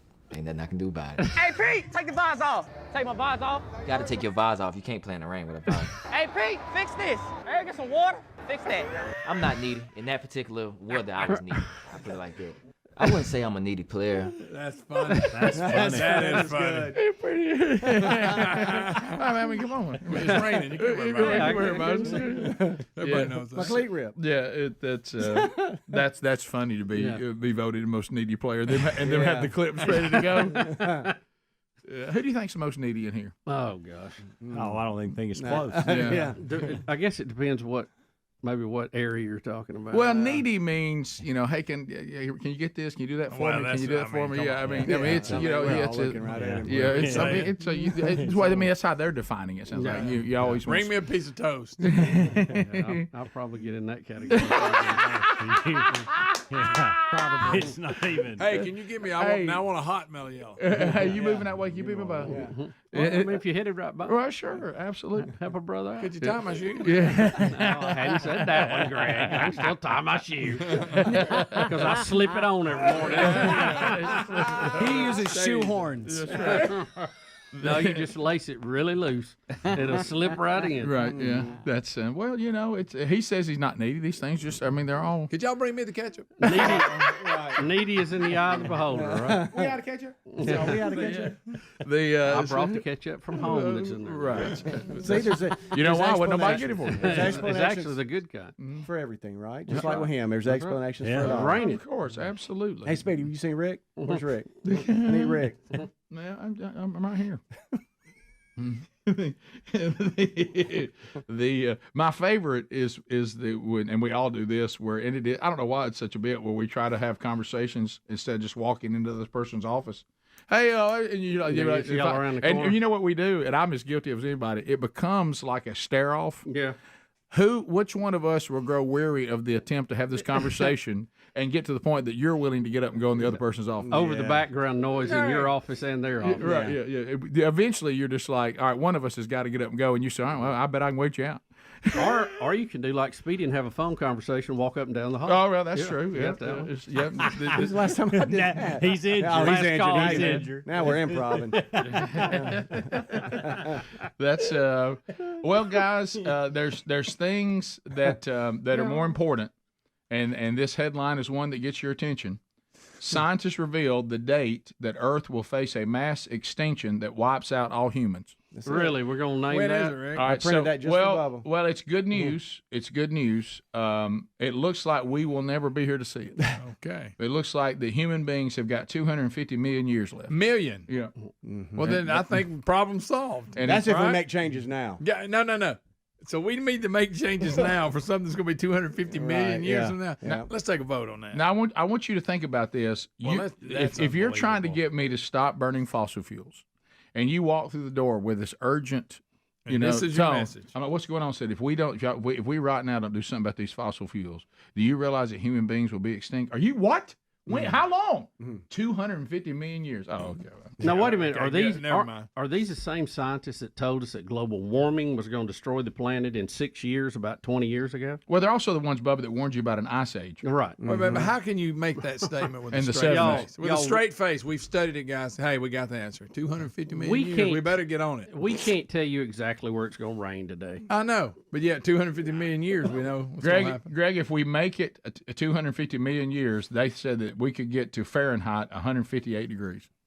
Now, is that what are they basing that on the life of our sun? I The guess. cycle of it? Some Becoming kind of a red giant? Some kind of computer model. Look, I will tell them this. Let me tell you what they are right on. AI will get us before then. And I'll take you to, all you got to do today, if you want to know, if you have a biblical worldview, I know some of you think we're all a bunch of wackos. I got it. Of course, you'll see. But anyway, so 2 Peter chapter 3, go read it today, and it's going to tell you that this whole place is going to burn. And it says it as clear as you, and it's not a pretty sight. And so I honestly, I don't know when this will all end. I know that it will end. I think common sense would tell me that 250 million is a big number. Yeah. Yeah, it's quite a margin of error there. I don't think it's going to see that kind of length. No.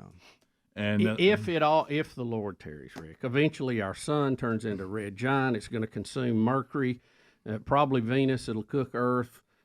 We know that's going to happen. We know biblically we're going to have a mountain fall into the ocean. That's a meteorite, asteroid, whatever you want to call it, and that can do devastating damage too. So, I mean, it's not that foggy out there.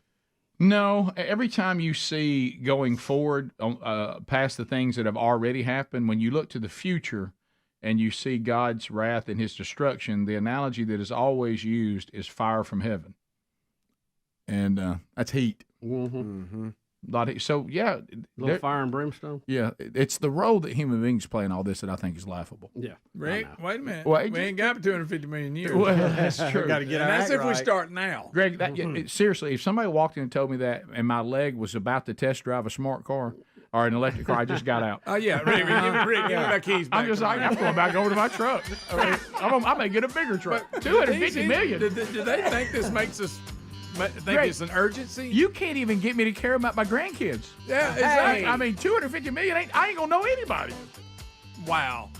Well, we're good then. We're good. Hey, keep driving, keep smoking. Bottom All right. The bottom of the hour. More Rick and Bubba coming up right after this. Rick and Bubba, Rick and Bubba.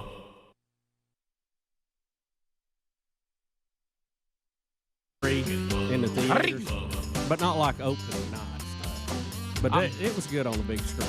Oh, I bet it was. I just wasn't into that. I wasn't drawn to Star Wars. Nah. But as an adult, I went back and watched them. I enjoyed them. Yeah, I mean. But you're talking about the original. Three. And I like that last one they did that had some of the originals in it. It wasn't bad. We're back. Rick and Bubba, Rick and Bubba.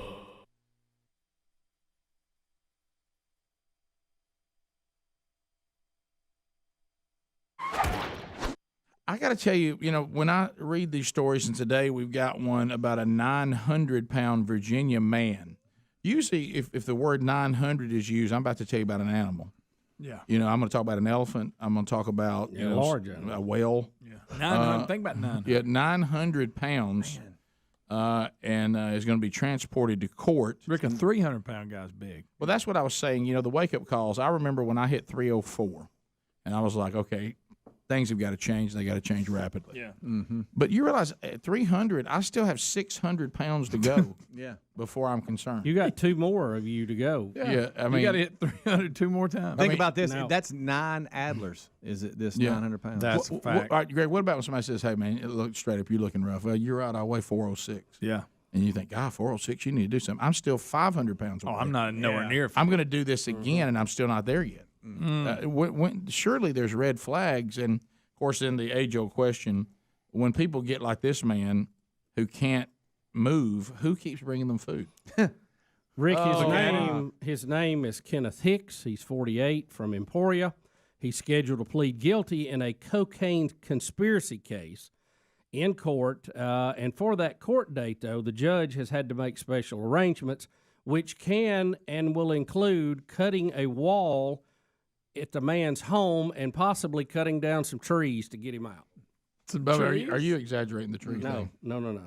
It's in the other story. Oh, let me ask you this. If you're going to sentence him to jail, just leave him in there. He can't go anywhere. It's like he's confined anywhere. He's already on house arrest, isn't he? Yeah, just leave him in there. Plus, you ain't got no ankle brace put on him, though, Greg. No. Well, again, you ain't got, like, whatever his conspiracy was, he did it from the phone. Well, it sounds like he's a drug dealer. Yeah. So, what this reminds me of, Rick, and I know sometimes they pull the real cases to make these Hollywood stories, but I don't know if you ever watch Monk a lot. The detective. You've told me about Monk. I love Monk. I'm familiar with Monk, yes. One of his, I would say his main nemesis on the show was Dale the Whale. Do you remember that? Never seen it. I've never seen Monk. And Dale the Whale had to be about 900 or so. And he finally got him in prison, and he was quite the sight there. I was about to say, how do you get him in prison? You can't get this guy through the door to put him in a cell. They had to cut the doors and then weld them back, the bars. Really? Yeah. Same thing here. You'd have to, right? Yeah. This guy's basically Dale the Whale. Yeah. Real life Dale the Whale. Hey, Rick, when was your wake-up call? I'll tell you my wake-up call was, I was dealing drugs, and that still didn't get to me. But when they had to get me to court by taking out the wall and knock down some trees because I could not exit the home. When you're so then we big, got to get him in the courthouse. Mm-hmm.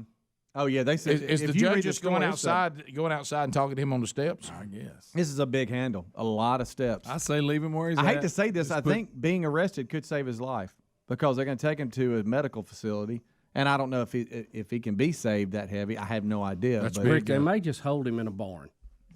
Yeah, I have a Rick. What if someone said, Rick? What if you told someone I lost 200 pounds? And you go, man, that's amazing. How about that? He still weighs 700. I know, Greg. Mm-hmm. And he's done dropped 200. Think about it. When a hippopotamus refers to you as F.A. Yeah. Oh, yeah. When it says, look at that fat piece. Yeah, that's when you got problems. If they're having to take you to a vet building to weigh you, that's bad. These vet hospitals at these universities. If you're in line to weigh, and you're in line with animals. Wow. That's a wake-up call. When they put you in Rick, wait a minute. There's more details in this other story. It says the joint agreement by the government and the defense filed this week asked the judge to approve transportation to get Hicks from his residence. He lives in a dwelling attached to the rear of a mobile home. Right. He will be transported to the loading dock of the courthouse. You're making this up, right? No, unfortunately, He's attached not. to a dwelling. He's in his own lean-to, He's got his connected own to a deal. trailer. Are they going to transport the whole dwelling with him in it? Nah, Rick, I don't know, but they're going to the loading like you dock. move a mobile home down the road. I picture him. Yeah, I picture him getting him out of it. You ever seen when A they yard move, when they barn, move like- killer whales and they have them in that hammock thing? Yeah. I picture him in. No, that. no, yeah, absolutely. And they'll have to keep him wet like they do the killer whales. You better. Because he'll get hot. How'd you like to be in charge of washing? Stop it. You better give me a steam cleaner, maybe.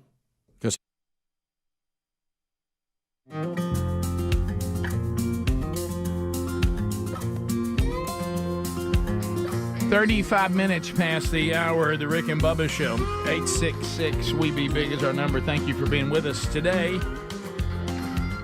As we mentioned it, we've got a lot going on that we've already done on the program. Did you know that you can go back and catch all the Rick and Bubba Show on your own time?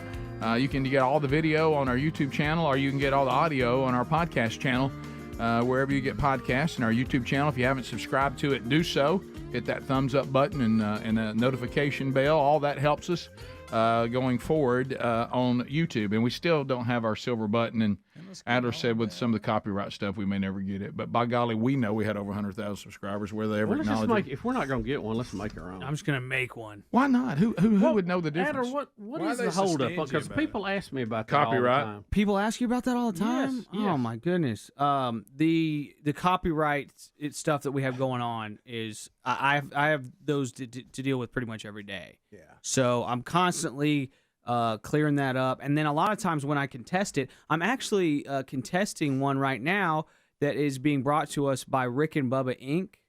Oh, we're after you? And I literally have to respond on YouTube. We are Rick and Bubba. We were playing our own show on our own show. Right. That's us. Right. So that's one that I'm waiting right now. Are you condescending like that? Wait a minute. You mean to tell me that Rick and Bubba Inc. is after you, but we're doing nothing about the rogue T-shirts at Trade Day? Yeah. Right. Yeah, And this is all right. automated. And I think even Paper Tiger has had to clear this up for us before, so I might need to reach It's not reach Paper out. Tiger. What is it? 30 Tigers. 30 Tigers. Sorry, Paper Tiger is something Tiger. else. I thought it was something else. Sorry about that. Yeah, it's- so that's where we're at on there. Right, that's funny. All right, so Bubba, what else did we have? Well, for Rick, Paper we had this ad. This is I get this question a lot too about pizza in a cup. Yes, and where this came from. Where it and came it's from. been a P&C. long running dispute with me and Steve Martin. Right, yeah, from And the movie The Jerk. but it looks like that this has apparently got commercialized now, and this looks like it's going to be a really good So product. pizza in a cup look is at official. that. Somebody's There it actually is. going. Oh man, Man, that looks good. Bub, that's what Yeah. you were. That was your dream. Oh, yeah. Oh, And it's got Bubba. crust and everything in there. Yeah, that's There what you this go. is what Bubba was talking about. Oh, they look at make it that. inside the So you bowl. put flour, Bacon, baking stuff. powder, Okay. salt, 1/8. Ooh. and then mix it all up. Mix it. Mm-hmm. And then on Put the top, you put some toppings. olive oil on there. Olive oil. You're gonna have that.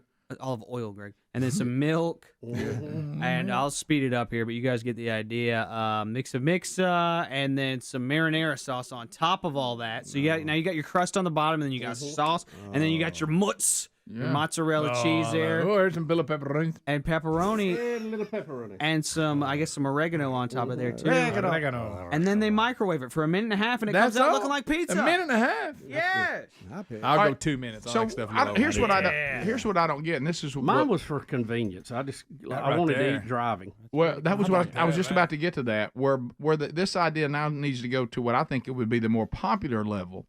I don't think there's a huge demand for somebody having dishes and stuff tied to this pizza in the cup.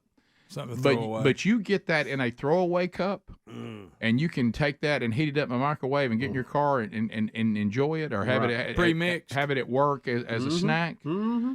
You know, have it up there in that little snack room we have right now. How many of those would you eat if it was up there right now? Well, I mean, I wouldn't overeat, so I'd only eat one at a day. One at a time. Understood. Maybe one a Understood. second. At least two. Yeah. One early, one late. But so if you One get that hour. in a snack form, like Bubba intended the pizza Throw in it the in the cup, microwave, boom. wow. Doesn't it look good, though, Nick?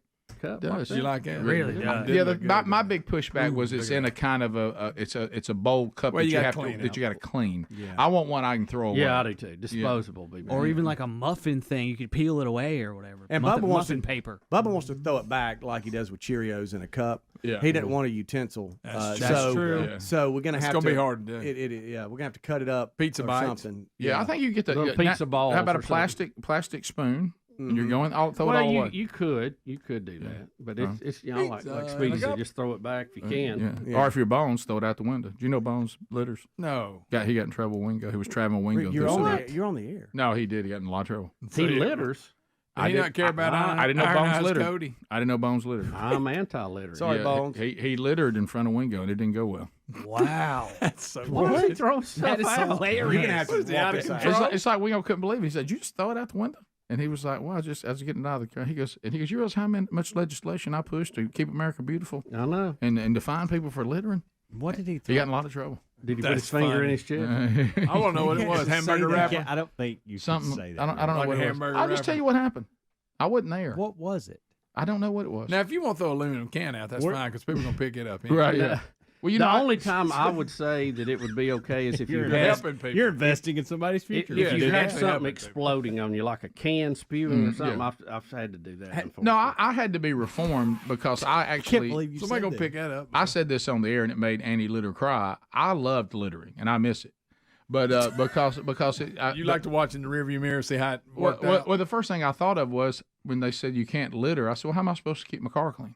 Yeah, well, You that's know, it. and so I used to like the days when you could just keep something in your car. You're done with it. It's gone. I do like Have the you- bit y'all did about litter zones. Litter zones. And it was Yeah. actually a good idea. And I think that answers that solves Yeah. all the problems. Have you broke that down with Rich yet? The litter zone. Well, no, I'm gonna wait till he calms down. Plus, because he's mad. I Right don't Plus, know if that we you don't- should have just said. I that don't Bones either. do stuff out. You know, if we just do away Sorry, with littering Bones. altogether, how are these people going to pay their fine back? You know, they put them out there on Saturday and they got them picking up trash because they all got DUIs and all that. Right. I mean, there is a purpose. You know how they have them trash bags. They leave them sit on the road. I and they come back and get them. I can tell when they're about to mow. They're Yeah. out there getting it Oh, all yeah. up. But you should And everybody not. looks so happy. To be there. Littering is bad. It's awful. A litter zone was a great idea. It's not going to happen, but it does bother me when I see people take a beautiful landscape and throw stuff out. I hate that. There's some roads. that's Yeah, and you walk out and you're like I live on a road. I hate litter. I live really I live on a road where people litter I don't into my like yard all the time, and it's really infuriating. Yeah, I got somebody that's trying to be funny. They keep throwing cans into my driveway. Right. Yeah. Wouldn't you love to just come out there one time and just whip that? I would. Rear end for them. I would. I may be Where hiding y'all in the at bush. on gum? Is it litter or not? It is absolutely litter. I Yeah, agree. because you I agree. step in it, Okay. and when I Yeah. step in I it, agree. it makes Maybe the worst litter. I agree. Maybe the worst I agree. litter. I bet I've evolved. I used to spit it out, but I won't now because I Because stepped in too many. What if it's biodegradable, like a banana peel? Oh yes, absolutely. Yeah, banana peels. Are Apple good. That core. way you're fertilized. You can throw all Apple core, that out. peanut hulls. You can throw all that. Oh yeah. Goes back to peanuts all the time. Of doesn't course it went back Peanut to hulls. peanuts. They're like natural. Hey, did I tell y'all? Did I tell you? You know this whole thing I keep talking about with all the weddings. This was way back when we had to go like help with cakes and stuff like this. You know how we are. You know, and I think our family and people who love us, they want us to turn the show off. And you know, and I love little stuff like this. Well, anyway, so what was funny is Sherry was like in serious mode about we had to get these cakes. We're helping pick out cakes or something for the whatever part we're responsible for. Rehearsal there. Yeah, I guess it's the groom cake or whatever. so we go in and look. We go in, and of course, the name of the place is something Muffin Man. Okay, and they do cakes, but whatever. And so I walked in, and Sherry's in the mode. Look, we get in when you get this cake done. We got to do it. And we walk in. And I said, I was kind of surprised. He said, huh? I said, I thought you'd be on Drury Lane. And look, and as soon as I did it, Sherry goes, no, we're not. No. And he goes, huh? Well, I mean, you're the Muffin Man, eh? and Do look, you know? Look, and Sherry's like, no. And he goes, Drury Lane. I said, well, I thought you'd be on Drury Lane. I was kind of shocked that you was over here. And he just kept looking at me. And so, and so He didn't get it. Yeah, You so, sing yeah, so, Muffin Man too? so, well, we sit down like that, and I said, well, you know, I said it's I really enjoyed getting to meet you. I guess I can say yes if somebody asks me if I know you. And he goes, huh? Have You know, you met- if I know the Muffin Man. And Sherry's like, I'm not kidding about this. We need to get this picked. Quit doing the Muffin Man stuff like that. And I said, and I looked and I said, love you with all my heart and soul. Muffin Man jokes will continue till we leave. I said I will Muffin Man. Well, you don't have that opportunity much. No, Right. every Muffin Man line I got, I said I will exhaust them because I don't get this much. Yeah, that one is such a clean setup. Really surprised the baker didn't know that. That's right. weird. He should have embraced it. I think his look might have been more of an eye roll that I gave him. Like, okay, you gonna Drury Lane me? But I was just But so. shouldn't he have a sign inside the shop that says Drury Lane? I would something in the past. Yeah, right. Oh, that'd be nice. I might even do like some sort of local legislation to try to get the street I'm on the name changed. You need to. I mean, if I'm the Muffin Man, I have to be on Drury Lane, right? Oh, isn't that a good one? Right. Now, are you allowed to litter on Drury Lane? Or Right. what? What do you think? Bones is. What do you think? What do you think? I asked the first customer that come in and was waiting on us to be done. Hey, do you know the Muffin Man? Do you know this guy? Right. We do. I'm at him. Yes, I know the Muffin Man, oh Muffin Man. Bones is texting me. Sorry about that, buddy. We'll come back. Phone calls are next. We'll wrap up the hour. 866 We Be Big. All 10 are available. Fire up, America. We'll talk to you right after this. Rick and Bubba, Rick and Bubba.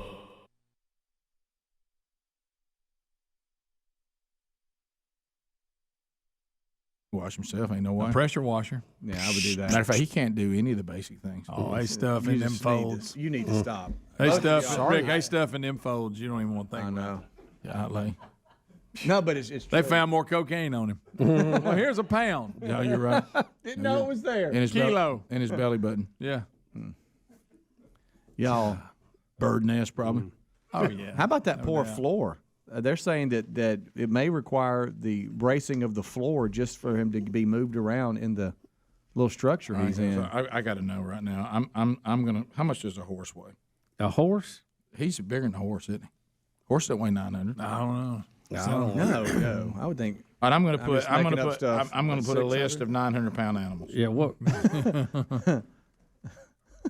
Because guys, It's hard to imagine a Oh, human yeah. being weighing 900 pounds. I don't know how A horse weighs anywhere from 840 to 2,200 pounds, depending on the horse. Okay. How much? So 840 to 2,200, 2,200. Oh my, guys, I hate to break this to you. I've now got the largest animals and their weights. Oh, Rick.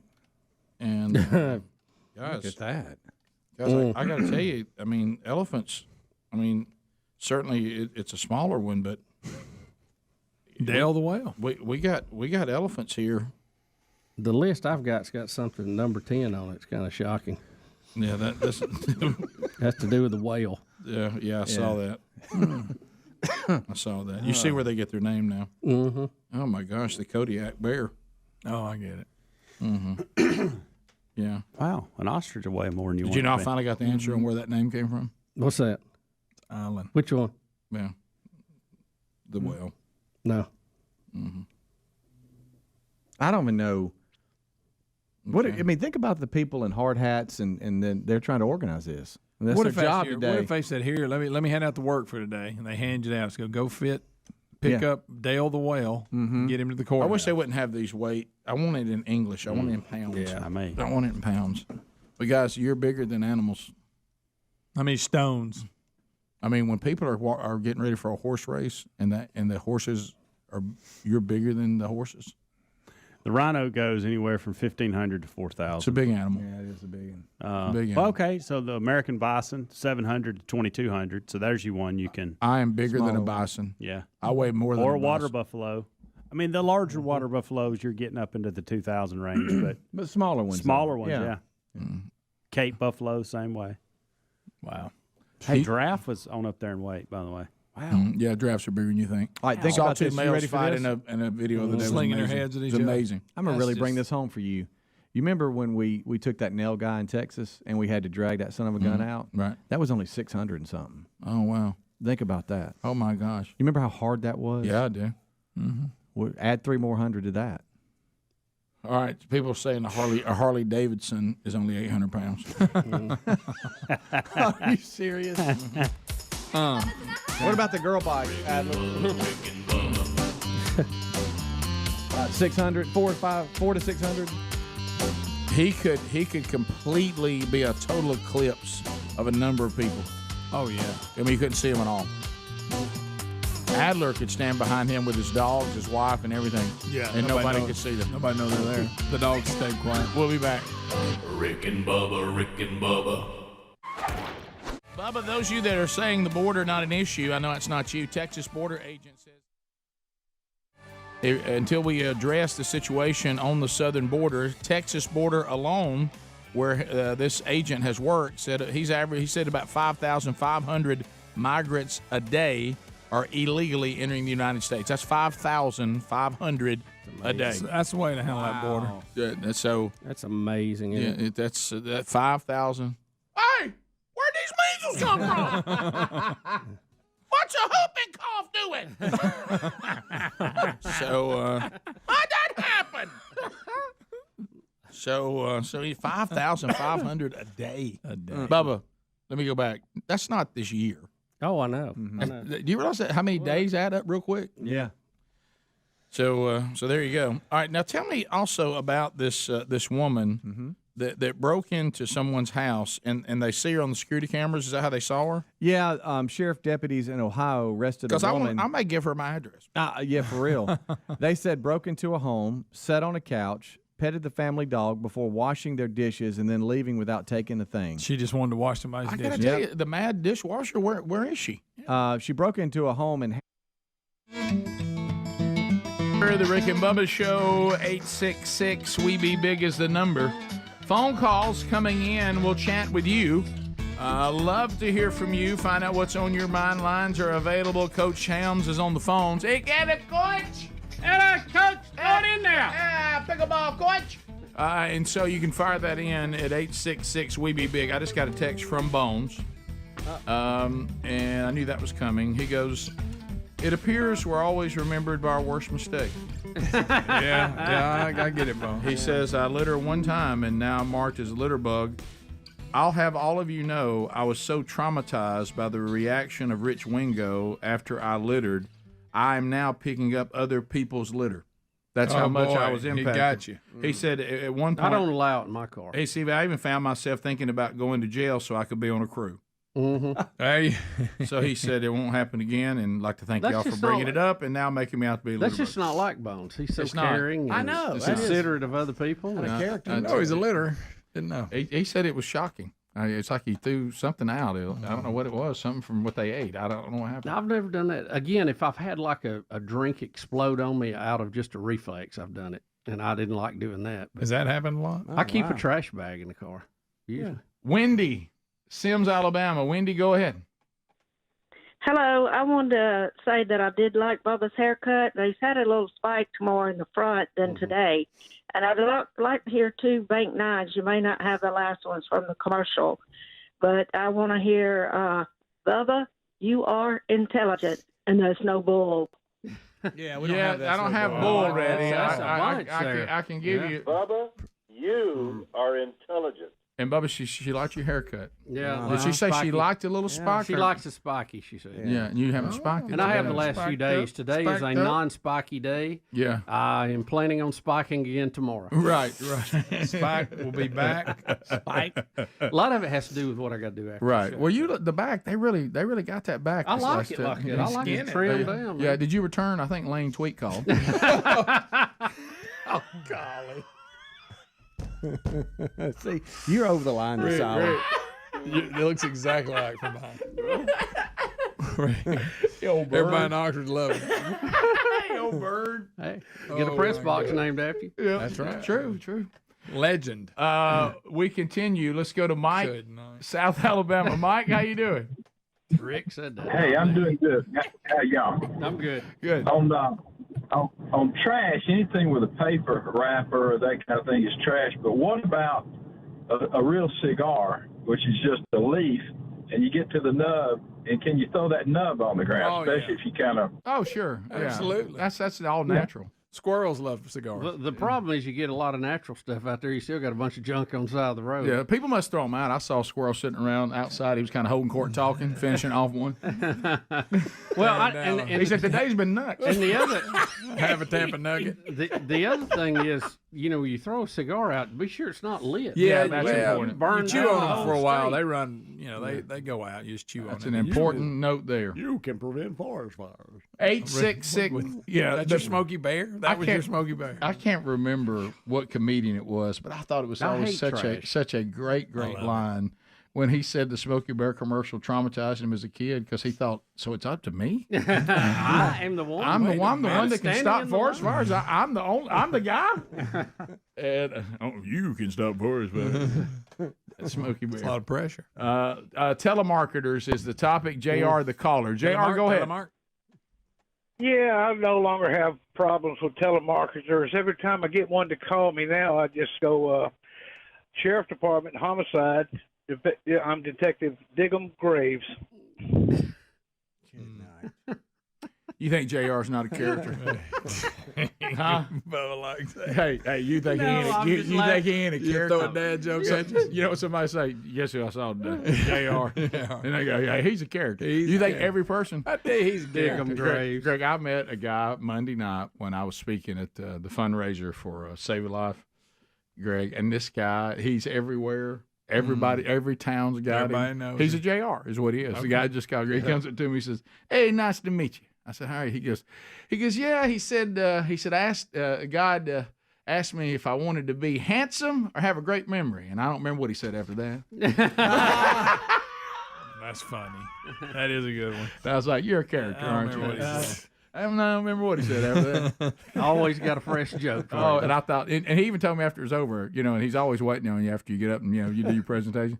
Tell you what, I had a few jokes you could have used. I said, only you can deliver them that way. Yeah, they were yours and yours only. Yeah, they're not for everybody, right? But like everybody, he's a character. He's a character. Every town's got Is him. being a character bad? No, you're memorable. I told somebody That could be a bit. You're quite the character. He went, what do you mean by that? I was like he was offended. No, when somebody's a character, that's a fun guy you like being around. Unique. Yeah. That's what I kind of told him. No, character. No, what do you mean by that? It's not. It's not automatically a bad thing. Right. It can be a medium thing. It can be. Like, Well, he's a like character, enough. ain't Enough. Yeah, and there's a character. Well, you can do that too. Well, what Bubba's making a good point. I've noticed There's a range that people have different sensitivities to characters. Yeah. Some people don't like characters at all. They're bips to them. Yeah, some people like probably where we are. We like a certain dose of character. I personally like it. You can get a helping that's too big, and it makes you a little nauseous. I got to be in the mood for it. Right. You got to leave them wanting more. And Yeah. normally you can only handle them one at a time. The problem you don't need more than one. Right. The problem you find with characters is they don't know what Bubba just said. Part of one of the things handed out to all town characters. They do not know that less is more. No, that's true. They think if you think out these if they get you with a few good ones, well, you ought to hear this one. Right, yeah. And sometimes if they would just walked out on that second one, man, they left the room. Like the memory thing. That's perfect. Yeah. And there's some jokes that are going to slay people, and then there's some that don't really hit. Right. And I've never noticed them able to filter those out. Gosh, that's good. You're 100% right. They'll stay with the other ones. They won't edit their 100 act to get the very best. 100% right. Yeah, there's no doubt about that. Hey, I need to ask you another question talking about these things we talk about in society. They're important.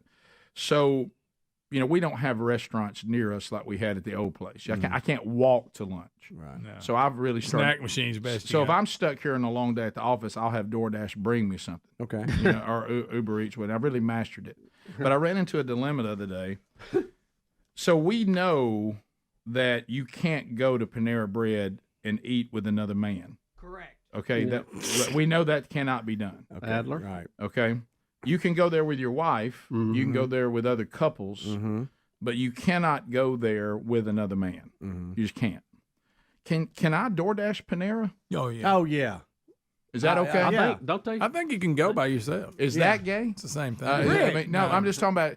If I DoorDash Panera, am I still? That's no, okay. That's just like if walking in by yourself. Just don't tell anybody. What if Adler's still in the building? Don't tell me about it. Yeah, you're fine. Okay. You can DoorDash. If you give him part of it, yeah. Have you got a hat you can wear so you can pull it down? Yeah, when I go out to pick it I up. want some of them baked baguettes they got. Well, that that's what I mean. commercial with the pepperoni on it. Man, that looks good. Yeah, I like. There's not a lot at Panera Bread that I like. Boy, really, 99% of the time, if I'm partaking of Panera Bread, it's because that's what my wife wanted. Yeah, that fried egg sandwich we used to get. 99% of the time, but that was different. That was yeah. pretty good. Yeah. Now they do like it, and it's obvious. But every now and Most then, do, yeah. I like to do they have a turkey sandwich that's good and get chicken turkey noodle soup sandwich. and get Yeah. chicken noodle soup with it and dip it in the chicken noodle soup while I'm Let's biting go. it. But I'm yet to be able to pull the trigger on doing a DoorDash. I'll with do them. the DoorDash. Is that You're okay? fine. If y'all saw me walk out there and come through that lobby with that bag, I wouldn't get any grief. Not from me. I don't know. Not from me. you're all right. Rick, that's good food. I think being I'll in take the- heat. I think in the store is your problem. That's good food. Yeah. Rick, speaking of food, be sure, and I don't know where you leave your car keys. Put them peanuts where you leave your car keys so in the morning you won't forget. Thanks, Craig. Just fed them right there beside. All right, I'll be sure. I'm going to be on that. Who's the neediest on the show? Oh, it's clearly Bubba. Thanks for being with us. I think we got a runner-up. Thanks, guys.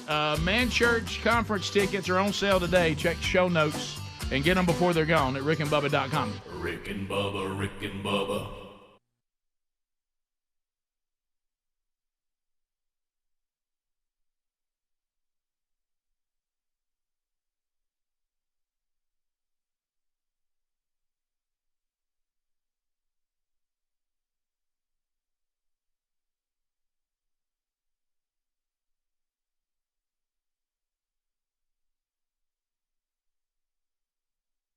This is the Rick and Bubba Show. Watch more at blazetv.com/Rick and Bubba.